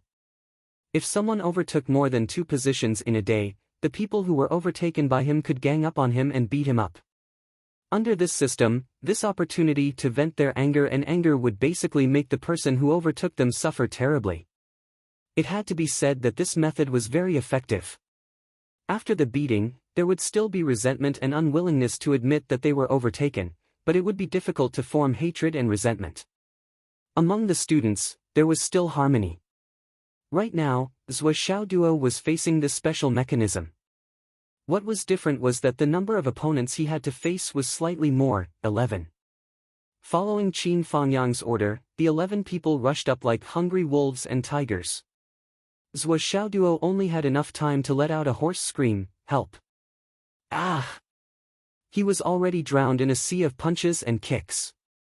Puff puff puff puff. After a while, Sui Xiaoduo's blood-curdling screams resounded like a pig being slaughtered. The other students who weren't involved in this battle couldn't help but shudder. I I also want to be beaten up like this. The lecture ended unknowingly. Another little fatty, Li Chenglong, who came late, said with a face full of envy. Immediately, he attracted a look of disdain. Only you want to. Damn it, everyone wants to, okay? But this time, it seemed a little cruel for 11 people to participate in a team sport. So cruel, so exciting, so exciting. Everyone, go back and heal your wounds. Qin Fengyang was straightforward. Zhuo Xiaoduo, follow me. Before his voice died away, the students dispersed in a hubbub. Looking at Zhuo Xiaoduo's bloody nose and swollen face, and the big bump on his head, Qin Fengyang walked forward with his hands behind his back. Why didn't you fight back? With your strength, you should be able to take down 3 to 5 people with all your strength. Hiss, hiss, hiss. Zhuo Xiaoduo frantically rubbed his head. Hiss, hiss, hiss. These little bastards are really ruthless. Why did I have to fight back? I surpassed them today, and they will be my underlings in the future. As their boss, I have to make them feel good. They are destined to be beaten up anyway. Why do I have to do something unnecessary?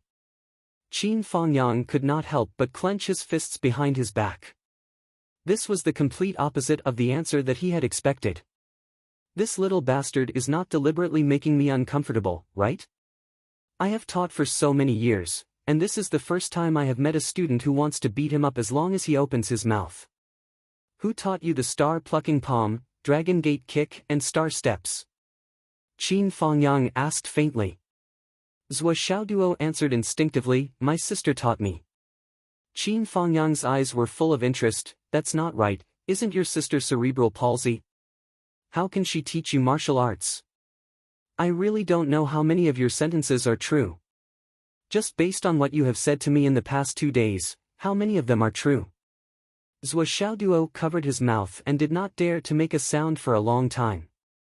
Qin Fengyang minded his own business and walked forward, no longer mentioning the topic of his cerebral palsy sister.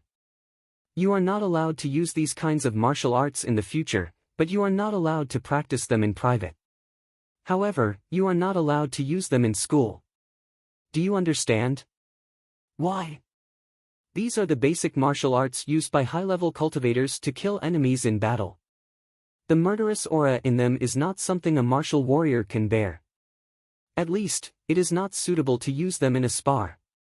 Qin Fengyang said. Understood. Well, do you know that these martial arts are the cultivation methods of the Kunlun sect? It is extremely inappropriate for them to appear in our school's students.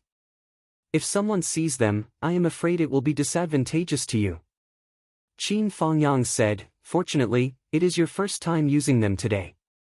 The other students are still inexperienced and do not know the reason. It is fine to speculate. However, in the future, especially in front of others, do not use them again. I understand. Thank you for your guidance. Zhuo Xiaoduo did not pursue the matter and simply agreed. Qin Fengyang was a good teacher. Like Hu Ruoyan, he was a good teacher worthy of respect. It was just that the way he treated his students was different. At this moment, footsteps were heard. 10 people walked out of the building in front of them. Qin Fengyang stood still and saluted. The 10 people returned the salute. Are you going out again? Qin Fengyang asked. Yes, we are going out. The person in the lead had a tall and sturdy build. His face was covered with a full beard, and his eyes were like 2 bells hanging on his face when he stared. He looked very ferocious, but when he spoke to Qin Fengyang, he seemed very close. Old Qin, train these little bastards well. Let them quickly advance to the innate level. Then we can relax a little. The man with the beard laughed. Take care. Of course. As they spoke, Zhuo Xiaoduo glanced at the 10 people's faces. Zhuo Xiaoduo's heart skipped a beat. This was because the 10 people had black aura between their eyebrows. There was an ominous aura between their eyebrows. Especially the man with the beard. When he smiled, the wrinkles at the corner of his right eye gathered to form ominous lines. These were signs of great danger. In addition, when he walked out from the north-south building, his right eye was in the west. Ominous aura from the west, fatal disaster. These 10 people actually looked like they were about to die. Last night, I don't know who recommended a TV series, To Be Your Woman in My Next Life, to my wife. While watching, someone asked me, when you were a soldier, if you had the opportunity to be the secretary of the chief and the chief's daughter took a fancy to you, what would you do? I was reading the comments at that time and casually replied, isn't that easy? You are in your hometown and she is in Beijing. There is no conflict. Cough, cough. I am still hurting all over now. Please recommend me to comfort me.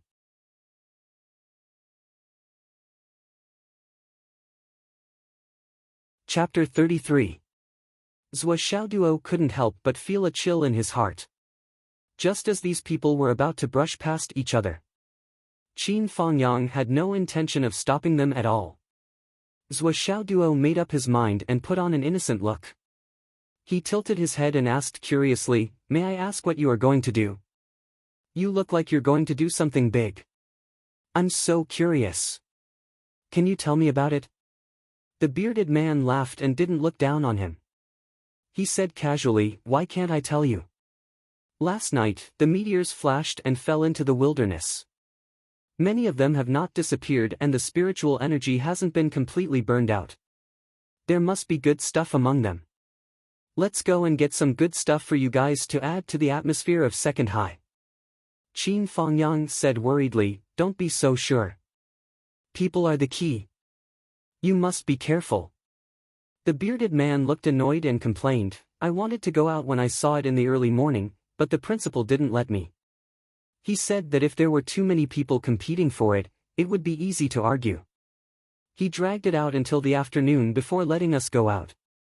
If we go now, we probably won't be able to catch the hot stuff even if we eat shit. We can only pick some that others don't want. Alas, our principal is good at everything, but he's timid. The others also laughed out loud. Principal Chang Jiang is famous for his steadiness. If he hears your cowardly words, you'll probably be finished. The bearded man smiled. I didn't say that the principal is timid. He's just too steady. That's what I mean. Don't think too much. Qin Fangyang smiled. I think the principal is right. It's too risky to go out in the early morning. Countless experts are fighting for that soup. Do you think you can win against them? It's not important whether you can beat them or not. You'll be wronged if you lose your life. It's safer to go out now. Again, people are the key. Staying alive is more important than anything else. Even if you can't get the best soup, you'll definitely gain something. And no one will be jealous. It's safe and good. The bearded man laughed. Old Qin, let's go out together next time. He didn't dare to say that the principal was timid anymore. Qin Fangyang smiled and said, okay. They cupped their hands and were about to leave. Zhou Xiaoduo suddenly said, wait. The bearded man frowned. Teacher, I know a little bit of physiognomy. It seems that you will gain something from your trip this time. However, the prerequisite for gaining something is the direction. The current direction won't do. Why don't I help you calculate? Zhou Xiaoduo smiled innocently, as if he was serious. What do you mean? What I'm trying to say is that the path you're taking now is divergent, and it'll be difficult for you to gain anything. If you want to gain something, you'll have to look elsewhere. As long as you're heading in the right direction, you'll naturally gain a lot, Zhou Xiaoduo said seriously. You know physiognomy. You want to show us the way ahead? The bearded man was stunned for a moment, then he laughed and waved his hand, let's go. Obviously, he didn't believe it. Qin Fangyang's heart skipped a beat. It did not make sense for Zhou Xiaoduo to suddenly stand up and ask for fortune-telling. At such an important moment, who would listen to your nonsense? However, Zhou Xiaoduo was not stupid. Since he brought it up at this time, what was his intention? Qin Fangyang glanced at Xiaoduo and stepped forward to stop the bearded man. He smiled and said, "Old Lu, my student can indeed see things that others can't. As the saying goes, it's better to be safe than sorry. Why don't you let him take a look so that everyone can feel at ease, especially me and this kid?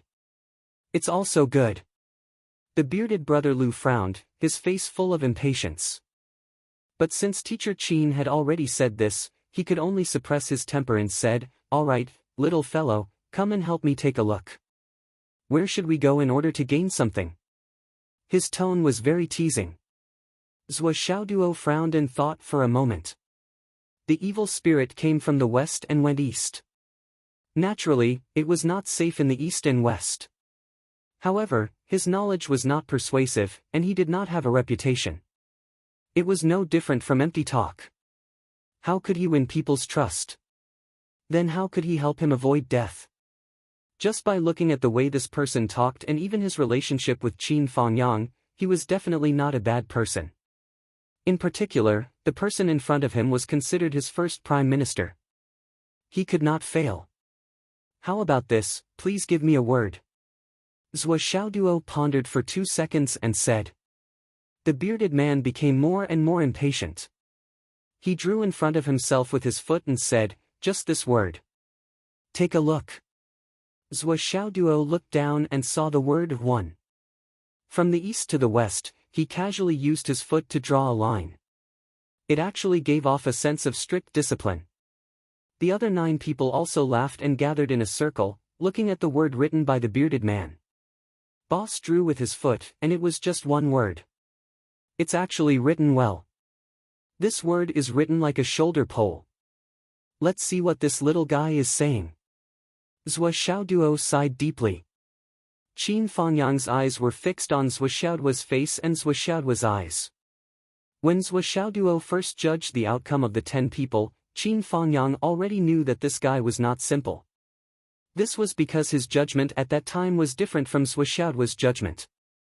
In the end, Zhou Xiaoduo was right and his judgment was wrong. It was also from then on that Qin Fangyang came to a conclusion: Zhou Xiaoduo might really be good at fortune-telling. If someone said that Zhou Xiaoduo's observation skills were better than his, Qin Fangyang would never admit it even if he was beaten to death. Today's match had confirmed his judgment. Reading a person's physiognomy couldn't possibly lead to a worse outcome. This word is not good. From east to west, there is nowhere to hide. This word is the beginning of the word death. If you want to go to the land of dispute, it is an ominous sign. Zhou Xiaoduo's face was solemn, and his words were shocking. Therefore, the east and west, including the straight road from east to west, must not go. The bearded man, Brother Lu, narrowed his eyes and said, "Oh. There are 10 people in your group. This word is also the beginning of the word 10, the beginning of the word 10, the beginning of the word 10, the beginning of the word 10, the beginning of the word death, together."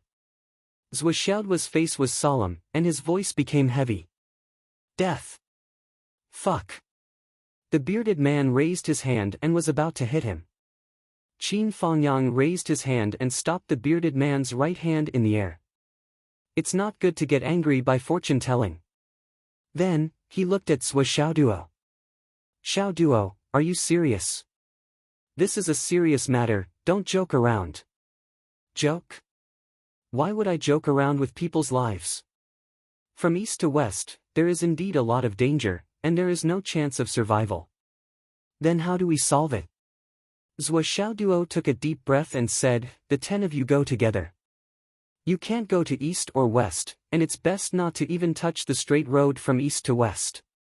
The south is the end of the word 10, and there is no chance of survival. Only the north is the hope of survival. The north is a place where the word 10 starts from nothing. If you go north, not only will there be no danger, but you will also gain a lot." Zhou Xiaoduo said seriously, "This trip, you should go north. Only the north is auspicious." After listening to Zhou Xiaoduo's judgment of life and death, the bearded man stared at Zhou Xiaoduo suspiciously.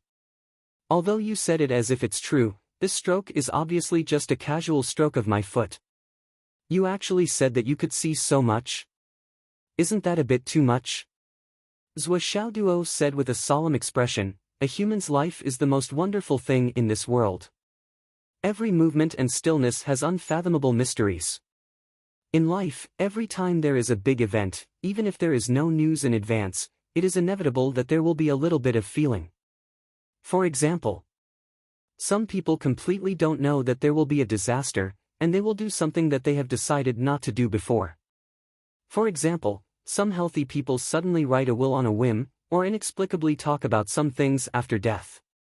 Another example is that some people's eyes will constantly twitch before a disaster comes, and this sign is often confirmed after the disaster. We practitioners often hear about the saying of a whim. It means that we feel uneasy a few days before a disaster comes. I believe that all of you have experienced this before. On the other hand, before some happy events come, there will also be inexplicable signs. No matter what you do, it will be particularly smooth. Don't these examples prove that?" Zhou Xiaoduo's face was solemn as he said word by word, "These examples, at least in my opinion, are some revelations that human life has received in the dark. As for the method of divination, it is precisely to express these revelations given to people by the heavens in a relatively picturesque manner." Brother Lu was half convinced by Zhou Xiaoduo's words. He was stunned for a while before he said, "Boy, are you saying that you have great attainment and have peeped into the secrets of God? At this moment, you are showing us the way to avoid death and extend life and escape death? Are you really not talking nonsense and fooling me? Mr. Lu, please think about it carefully. Before I asked you this question, did you seriously think about which word you would write? After I asked, the word 1 was written casually, but it can also be said that it came on time. But why did you only write this word? Isn't it fine to write your name, write other words that are lingering in your heart? Why must it be 1? This is the revelation of God, the reflection of God's secrets." Zhou Xiaoduo heaved a long sigh of relief. He placed one hand in front of his chest and sang loudly, "Immeasurable Heavenly Sovereign. Excellent, excellent. After debating the hypothetical proposition of the chief's daughter likes you for the whole day, my head was completely swollen. The most painful thing was that it clearly didn't make sense, but it didn't make sense. In the end, my remaining private savings of 1,930 yuan were confiscated, and I wouldn't be receiving any pocket money this month to end the debate. In other words, from now until June 15th, I won't have a single cent on me. It's simply 10,000 capital letters in capital letters. The more I think about it, the more I feel that I have been fooled. It's very bitter. I only see a bitter face when I look in the mirror now. So, I'm asking for recommendation tickets and rewards to comfort me."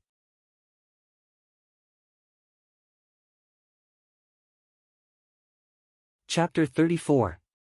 Brother Lu and the other 10 people were stunned by Zhou Xiaoduo's words.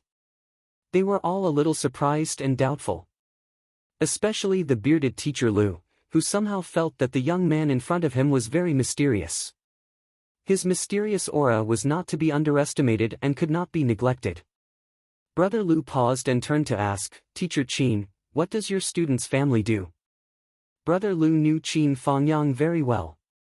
He knew that although his old friend usually handled things calmly and put safety first, he did not know how to ask the gods for divination. Zhou Xiaoduo was his student, but he was good at divination. It was most likely that he came from his family. At this moment, Qin Fangyang was also stunned. He instinctively scratched his head and said, "Old Lu, there's no point in pursuing my student's master. In any case, I really feel that little Duo's words are very reasonable. This is a matter of life and death. We can't be careless. It's better to believe it than not." The bearded man coughed and his eyes became more and more worried. Deep down, he really did not want to believe it. However, what Zhou Xiaoduo said just now happened to be what he had just done. Just last night, he had inexplicably written a will and arranged everything after his death. Previously, when he went out to carry out missions or do other things, he was already used to it. He had never done something so petty.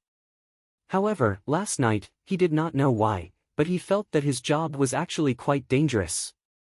Every time his companions went out, they would write their wills in advance. With a sudden thought, he imitated his other companions and wrote a letter for himself. He told them all of his assets and all of his passwords. He did not expect to meet Swiss Xiao Duo when he just came out this morning. Teacher Lu's heart was beating like a drum when he heard this. Could it be that I really realized that something was wrong? Could it really be a hint from God? East, west, south? The bearded man muttered. Still filled with confusion, the bearded man led his 9 brothers out of the school gate. "Boss, do you really believe that kid's words?" one of the brothers asked with a smile. Before today, there was a 99% chance that I wouldn't have believed it. But after yesterday's incident, I was inexplicably moved. In short, he was right. The bearded brother Lu said faintly, "You also know that we have long been used to going out on missions. It is as common as eating a meal. Basically, we have to go out once every few days. Before this, you all have the habit of writing a will, but I have never written one. I scoffed at it and even laughed at you many times. So what? We're all used to it. When you laugh at us, you've always spared no effort." The brothers nodded together. "But last night, I inexplicably wrote a suicide note," the bearded man said. The 9 brothers were all shocked. "Also, I made the decision this morning to search the south of the city. If they didn't find anything in the southern part of the city, they would split up and search in the east and west respectively. As for this plan, we have discussed it together, and we have no objections." The bearded man murmured, "But this kid directly denied these 3 sides. And the north side, which we didn't consider, was pointed out by him. Don't you think this matter is strange? I don't think it's a coincidence." The bearded man took a deep breath. "Also, when he asked me to write a word, I didn't intend to write it. Then, after I decided to write it, I wanted to squat down and write the word big. But I don't know why, but I didn't want to squat down. In the end, I used my foot to draw the word one. It was not convenient." After listening to Teacher Lu's words, the faces of the brothers gradually became solemn. The taller second brother's expression suddenly changed as he said, "If you want to talk about mystical, then I also have a mystical experience. I've always been a deep sleeper. Dreams have nothing to do with me at all. But last night, I dreamt that my grandfather, who has been dead for more than 30 years, was reunited with me." The faces of the brothers became more and more worried. "Then, are we still going south?" The youngest's face changed. The brothers didn't respond to this topic and walked in silence. After walking for a while, the group arrived at the north and south streets in the center of Phoenix City. At this time, a group of 20 to 30 people came in front of them. When one of them saw them, he immediately laughed, "Yo, isn't this Iron Lion? Lu Xiaojiang. Where are you going?" The bearded man said with a dark face, "I'll say it again, my name is Lu Jiansheng." Ha ha ha. The leader of the group laughed loudly. Who knows what he said to the person next to him, but the other side was full of rumbling laughter for a long time. Lu Jiansheng's face became gloomier. "Wang Xiaopang, what are you laughing at?" Hearing this, the big man's laughter came to an abrupt stop. His face darkened. "My name is Wang Feilong now. Lu Jiansheng, you better remember this." The two of them looked at each other. There was no anger. Instead, they looked at each other and smiled. Originally, these two people's real names were Wang Xiaopang and Lu Xiaojiang. But after becoming martial artists, they felt that their real names were too rustic, so they changed their names one after another. They changed their names to names that were full of Jianghu flavor. But because of this, they would joke about each other's names every time they met. The two groups of people gathered together. "Are you going south too? Why don't we go together?" Wang Feilong invited. Lu Jiansheng hesitated for a moment. Looking at the complicated eyes of his brothers, he said, "Feilong, we plan to go north today. It's not safe there, so it's not suitable for us to go together. Why don't we form a group and look after each other and go to the desert north together?" Wang Feilong smiled and shook his head. "Forget it. Us two groups together? There are too many people. We're already late, and with so many people together, even if we find something, it won't be enough to share. I don't want to fight with you guys because of uneven distribution. We're going south. Wang Feilong waved his hand, come back and let's drink. Lu Jiansheng took a step forward and said in a deep voice, Feilong, it's really dangerous in the south. I've asked a master to calculate it. You come with me to the north. It's safer there. What? What did you say? Asked a master to calculate it? Wang Feilong looked at Lu Jiansheng strangely. Suddenly, he laughed loudly and slapped his thigh. Ha ha ha ha, lion, are you still the lion I know? You're making me laugh. Ha ha ha. After laughing for a while, he straightened up and pushed Lu Jiansheng to the side, laughing, brothers, let's go. He took the lead and flew towards the south of the city. The 20 people behind him smiled and waved, Brother Lu, let's drink. Goodbye, Brother Lion. The group of people was full of vitality. They laughed and joked as they headed towards the south. Each of them was full of youthful vigor. However, the sun was already setting in the west. The setting sun was like blood. Lu Jiansheng's 10 brothers did not say anything for a long time. Boss, what about us? Wang Feilong led his flying dragon team to the south. We won't go. Like he said, everyone has their own position. Once we find something good, it's hard to share it. It's hard to avoid unequal distribution. He doesn't want to fight with me, but I don't want to fight with him either. Lu Jiansheng took a deep breath, we'll go north. Maybe. That kid's calculation is not accurate. One of them said. It's best if he's not accurate.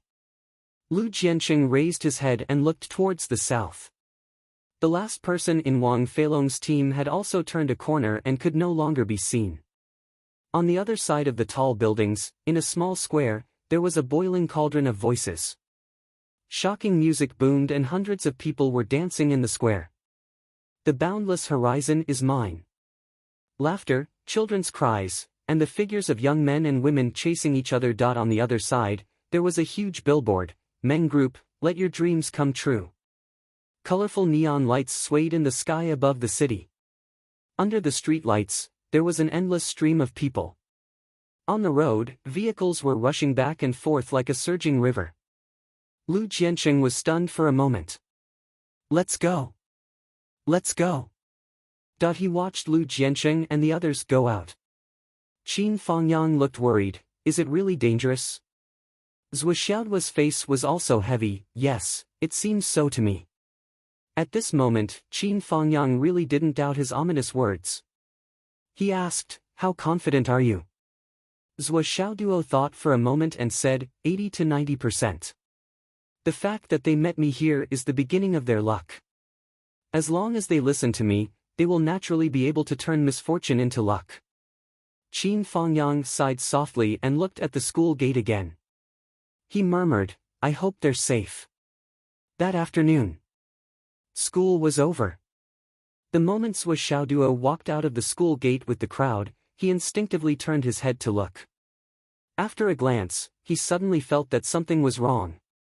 Something was very wrong, very wrong. At a glance, it was still on the side of the road. Near a lamppost on the left, a girl in a pink dress was leaning on it. She was holding a mobile phone in her hand and looking at something with her head down. The corner of her mouth revealed a smile from time to time. A small pink backpack was hanging on her shoulder. At this moment, Zhou Xiaoduo felt a little suffocated. Although there were people coming and going around him, Zhou Xiaoduo only felt a chill lingering in his body. Something was wrong. This girl must have come with a purpose, and her target must be him. There was a rather remote road to go home. Could this young girl be there to ambush him? It would be fine if she wanted to rob him, but what if she wanted his body? He wanted to see the girl's face, but she kept her head down and he did not have the chance to see. As for other things, he could not see. Zhou Xiaoduo stood in the crowd at the school gate. His mind was spinning fast. Suddenly, he turned around and rushed back to the school against the crowd like a fish. Why do I have to test whether something is good or bad? Waiting for me means I have bad intentions. I won't go out, okay? I'm a fortune teller, a future master. Avoiding danger is my top priority. Zhou Xiaoduo ran to find Qin Fangyang. Teacher, someone is following me. They have been following me for 2 days. Zhou Xiaoduo was panting. Qin Fangyang's eyes suddenly sharpened. Who? It's a girl. A girl, carrying a small pink bag. She is now waiting for me at the school gate. She has been waiting for me for 2 days. Zhou Xiaoduo said in shock. Qin Fangyang's face was full of black lines.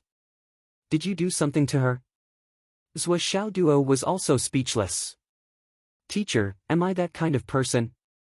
That I forgot to ask for votes. Edit it. Also, I saw so many people commenting on 1 chapter a day. This is obviously 2 chapters. 2 chapters, a big chapter. I feel wronged, so please recommend me to comfort me.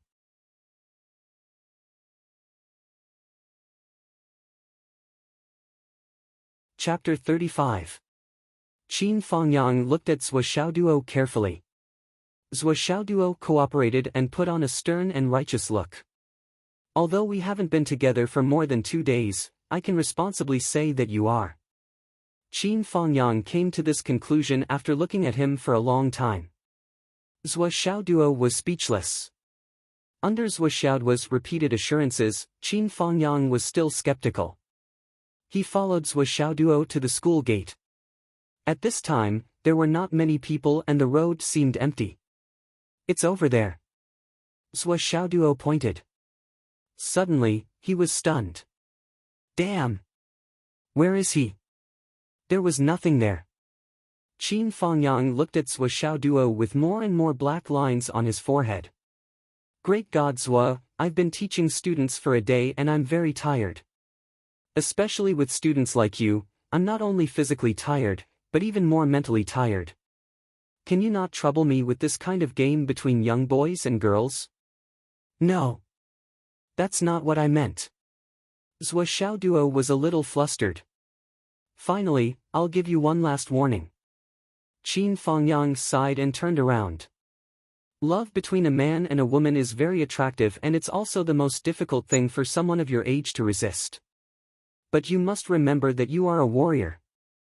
Don't forget your self-encouragement. You are a genius and you have the chance to advance to a very high level. But the prerequisite for advancement is not only talent, but also hard work, unremitting hard work. If a warrior doesn't meet with any misfortune, it's not a problem for him to live for more than 100 years. Qin Fangyang said, when you reach the level of a martial master, it's even easier to live up to 120 or 30 years old. Once you reach the level of an innate master, your basic lifespan starts at 200 years old.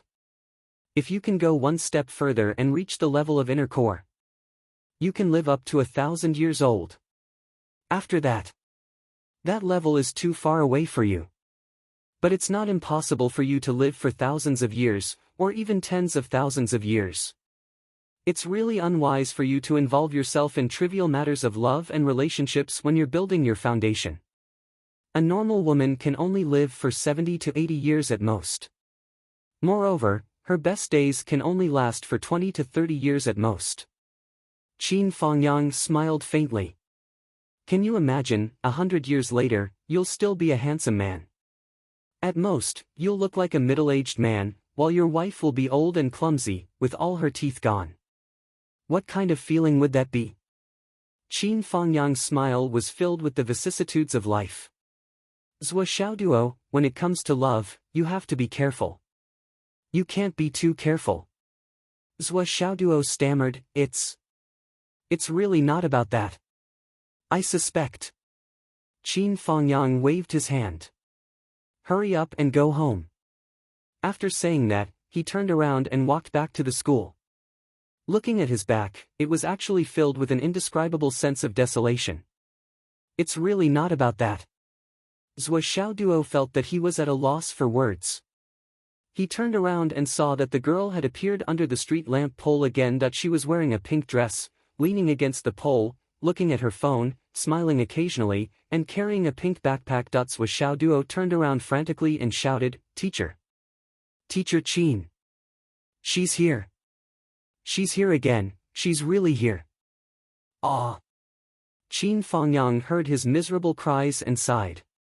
He could only move his body and rush over. In a flash, he arrived beside Zhou Xiaoduo and asked patiently, "Where is she?" Zhou Xiaoduo pointed. "There." Suddenly, he was stunned. There was no one under the street lamp pole. Where was she? Seeing this, Qin Fangyang finally couldn't suppress the nameless anger in his heart. He pointed a finger at Zhou Xiaoduo, causing him to stagger, and said sternly, "You brat, behave yourself." Then, she disappeared. This time, she really left. "I've been wronged." Zhou Xiaoduo wanted to cry, but no tears came out. He wanted to say something but couldn't. Qin Fangyang went back. Zhou Xiaoduo was really confused by this strange situation. A rather uncomfortable feeling lingered in his heart. If this girl wanted to rob him of his money, it would be fine. He didn't have any money on him at all. But what if this girl wanted to rape him? Should he send a letter to Sister Nian? But if nothing happened, how could he let her laugh at him for being paranoid and frightening him? Just this alone was enough to make her laugh for a few months. Unwilling to give up, Zhou Xiaoduo leaned on the school gate frame and stuck his head out. He found that the girl was still there. Zhou Xiaoduo hurriedly shrunk his head back. "Damn, she's really coming for me." He leaned on the wall to take a look, then shrank back quickly. "Still here." He looked again. "Still here." Head out, head back. Head out, head back. After doing this repeatedly, Zhou Xiaoduo became more and more indecisive. He could feel that this was a real crisis. Then, he should inform Sister Nian. This was a foolproof plan. But if I ask Sister Nian for everything, wouldn't I be too useless? Sister Nian wasn't relaxed now. She was at the critical moment of breaking through the bottleneck. "Zhou Xiaoduo, do you have to ask for external help when you're in trouble? Can't you handle anything yourself? Today, you still have Sister Nian to rely on and someone to ask for help. In the future, when you're in trouble and have no one to ask for help from, do you have to wait for death?" Zhou Xiaoduo suddenly felt a burst of anger in his heart. He wanted to interrogate his own conscience. All these years, in order to find a way to change your aptitude, the family has spent a lot of money and connections. For you, Sister Nian didn't hesitate to lower herself to pick up the medicine that others deliberately threw away. She didn't have to do this at all.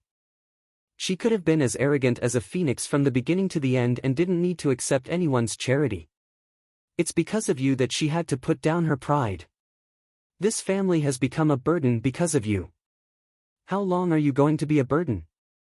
Are you going to ask Sister Nian to clean up your mess in the future? Zhou Xiaoduo kept asking himself. Rely on myself, walk my own path. Everything depends on myself.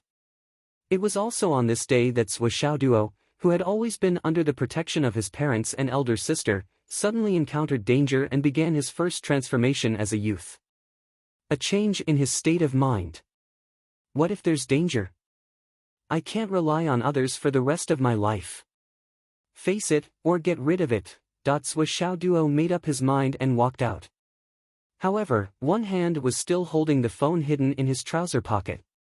He had already found Zhou Xiaonian's number on the phone.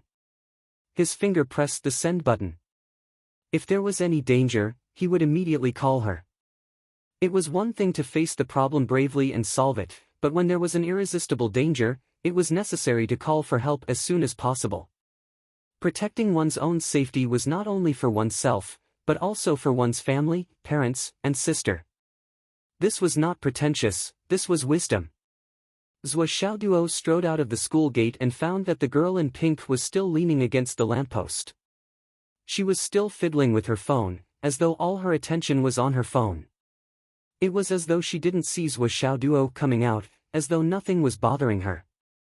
Zhou Xiaoduo made a look of liberation and shouted excitedly, "School is over." Ha ha ha. Feigning extreme excitement, he ran out of the door and dashed across the road in a flash. When he turned the corner, he carefully looked behind him to make sure that there was no one following him. Then, he ran like a rabbit that had been shot by an arrow to the next corner. Although he seemed to have gotten out of the danger range of the weird girl in pink, Zhou Xiaoduo still did not hesitate. He had already made up his mind. When he turned the corner, he would directly go to the roof and jump directly from the roof to the main road. I don't believe that you would dare to attack me in broad daylight on a busy road. Otherwise, why wouldn't you dare to attack me in front of the school gate? Zhou Xiaoduo rushed into the corner like a cannonball. The moment he rushed in, he could even hear the whistling of the wind from the corner of his clothes. He had already pushed his movement speed to the limit. However, the moment Zhou Xiaoduo rushed into the next corner, he saw the pink girl again. His heart suddenly skipped a beat. He had made the first move and used up all his strength. His speed was already as fast as it could be, but he still could not outrun this weird girl in pink. At this moment, the girl finally raised her head. When the two of them officially met face to face, Zhou Xiaoduo was shocked to find that the girl's eyes were gray. When they looked at each other, he felt as if he was looking at a pair of dead eyes. It was really unbearable. "You are Zhou Xiaoduo?" The girl's gray eyes stared at Zhou Xiaoduo, without any liveliness of a living person. "Little sister, who are you?" Zhou Xiaoduo's face was amiable. He smiled amiably, revealing his dimples. He tried to make himself look harmless and said leisurely, "Little sister, you are so beautiful. You must have something good to say to me. What is your name? How old are you this year?" The girl's gray eyes looked at Zhou Xiaoduo as if she was looking at a dead person. "I have been looking for you for a whole day. My wallet was stolen yesterday. You helped me get it back. I am very grateful to you." The girl said very seriously, "It is reasonable for me to thank you in person." "Thank me in person?" Looking at this weird girl who was covered in a dark aura, Zhou Xiaoduo instinctively felt his scalp tighten. Something is wrong. There is a conspiracy. Alarm bells rang in his heart. The protagonist of this book is Zhou Xiaoduo. He is different from any other protagonist that I have written before. He is not as perfect as the previous protagonists. He is full of small flaws and tends to go to extremes. Compared to other protagonists, he lives a more realistic life. I want to write a character like this. He is full of flaws. He has all the weaknesses that we have. But every time he experiences something, he will think, grow, and transform. And we will also grow up with Zhou Xiaoduo. I hope that the brothers and sisters who read this book will be able to think and make their own judgments or choices when they experience something. No matter whether the choice is wrong or right, it is your own choice after all. Let us accompany Zhou Xiaoduo on a journey of transformation. We may not become as strong as Zhou Xiaoduo, but we can become mature and well-rounded. Thank you. So, please recommend me.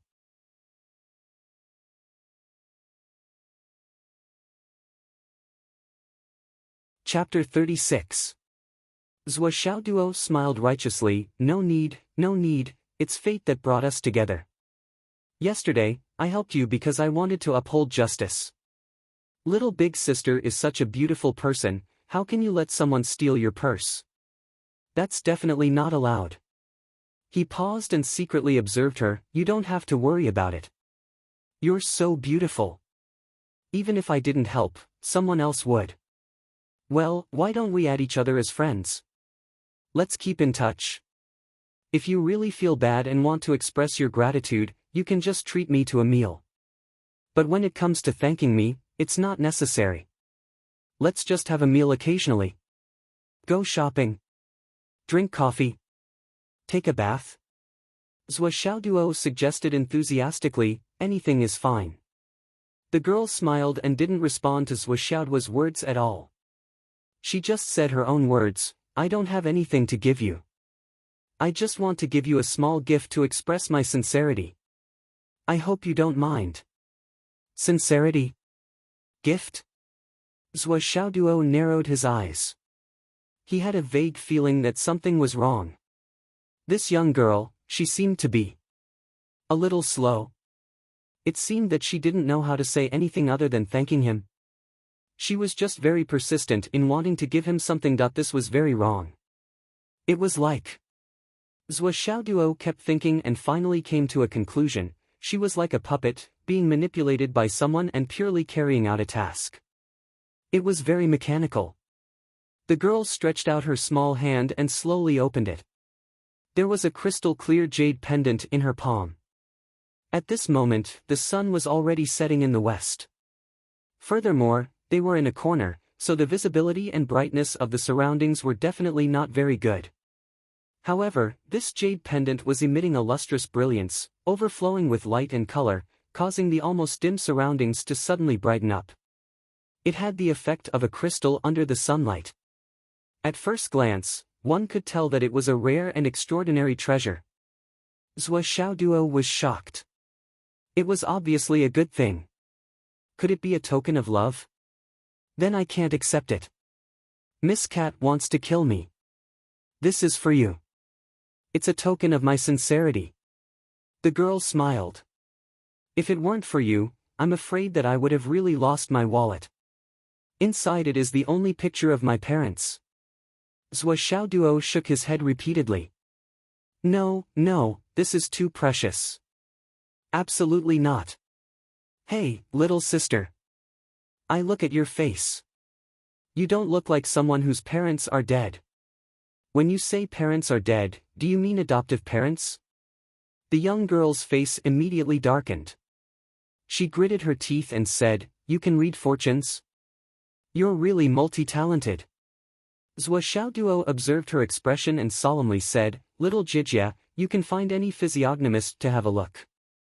As long as they know a little, they will be able to tell that you don't have the face of a widow whose parents are dead. So, if what you said is true, then you must have been deceived. Or, are you lying to me? Zhou Xiaoduo smiled. I think what you said is true. The young girl in pink was stunned. Her gray eyes stared at Zhou Xiaoduo and slowly changed color to the color of a normal person. She looked puzzled. I don't have the face of a widow. No. Zhou Xiaoduo said with certainty. The young girl hesitated and bit her lip. She looked a little dazed for a moment. She took out her mobile phone and played with it for a while before putting it back.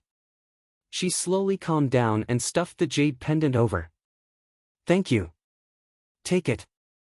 Zhou Xiaoduo was very smart. He quickly retreated. He had a feeling that bad things would happen if he touched this jade pendant, including being beaten to death or other bad things. He laughed dryly. Little Jijia, I really can't accept such a thank you gift. We first met yesterday and now we meet again. It's really fate. I'll give you a piece of advice. Leave quickly. It's going to be dark soon. You're a single girl outside. It's dangerous. The young girl's eyes became dangerous. Are you going to take it or not? No. The words don't convey the meaning, the virtue doesn't match the position, and the gift doesn't match the feelings. It's the root of all trouble. Zhou Xiaoduo shook his head like a rattle drum. Are you kidding me? I'm just helping you get your wallet back. Why are you giving me such an expensive gift? Is this a small token of appreciation? Even if I'm handsome, I can't let you fool me like this. There must be something fishy going on. Our relationship hasn't reached that stage yet. Not to mention that the jade pendant looked good, but the atmosphere inside gave him a very strange feeling. It was definitely not a good thing. The young girl snorted and threw the jade pendant over. Anyway, I'm giving it to you. Take it or leave it. As soon as she finished speaking, she turned around and walked away. Her speed was far beyond Zhou Xiaoduo's imagination. She disappeared in a flash. Zhou Xiaoduo quickly dodged and the jade pendant fell to the ground. Looking at the jade pendant on the ground, he sighed. Amitabha, I've already received my reward yesterday. If I accept this gift again, I'll be greedy. After saying that, he turned around and walked away without any intention of staying. It was as if he didn't see the priceless jade pendant on the ground. He just left it there. At this moment, a chuckle came from behind. Dog, you're not bad.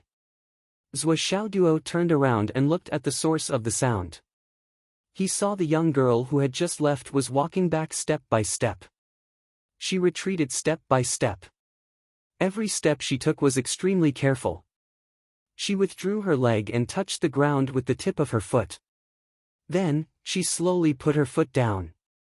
Finally, when her heel was completely on the ground, she began to withdraw her other leg. The expression on her face was very nervous. Her gray eyes stared straight ahead. In front of her, a white-robed figure stood at the entrance of the alley. A wave of chilliness also pounced on her, firmly locking onto the pink-clothed girl. Who else could it be but Zhou Xiaoyan? The expressionless face of the young girl in pink was now filled with nervousness and fear. Zhou Xiaoduo's face was also filled with nervousness and fear. Zhou Xiaoyan, how could she appear so timely? Has she been following me? Then when I said, "My sister," she shouldn't have heard it. Right?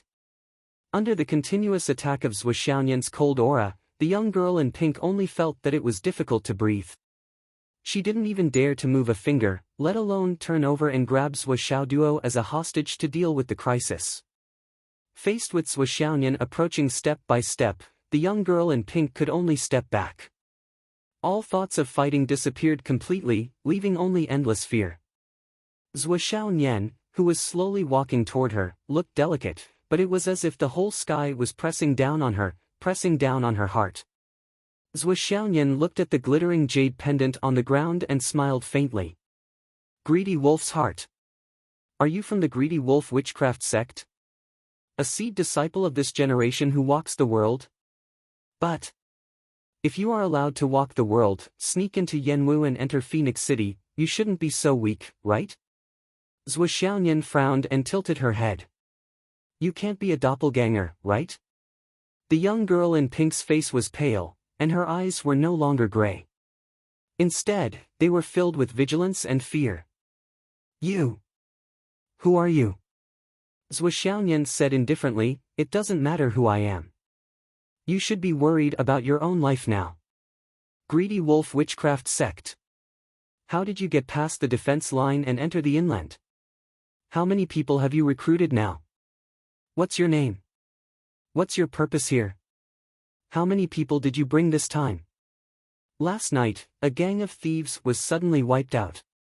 Did it have anything to do with your lost wallet? You did it, didn't you?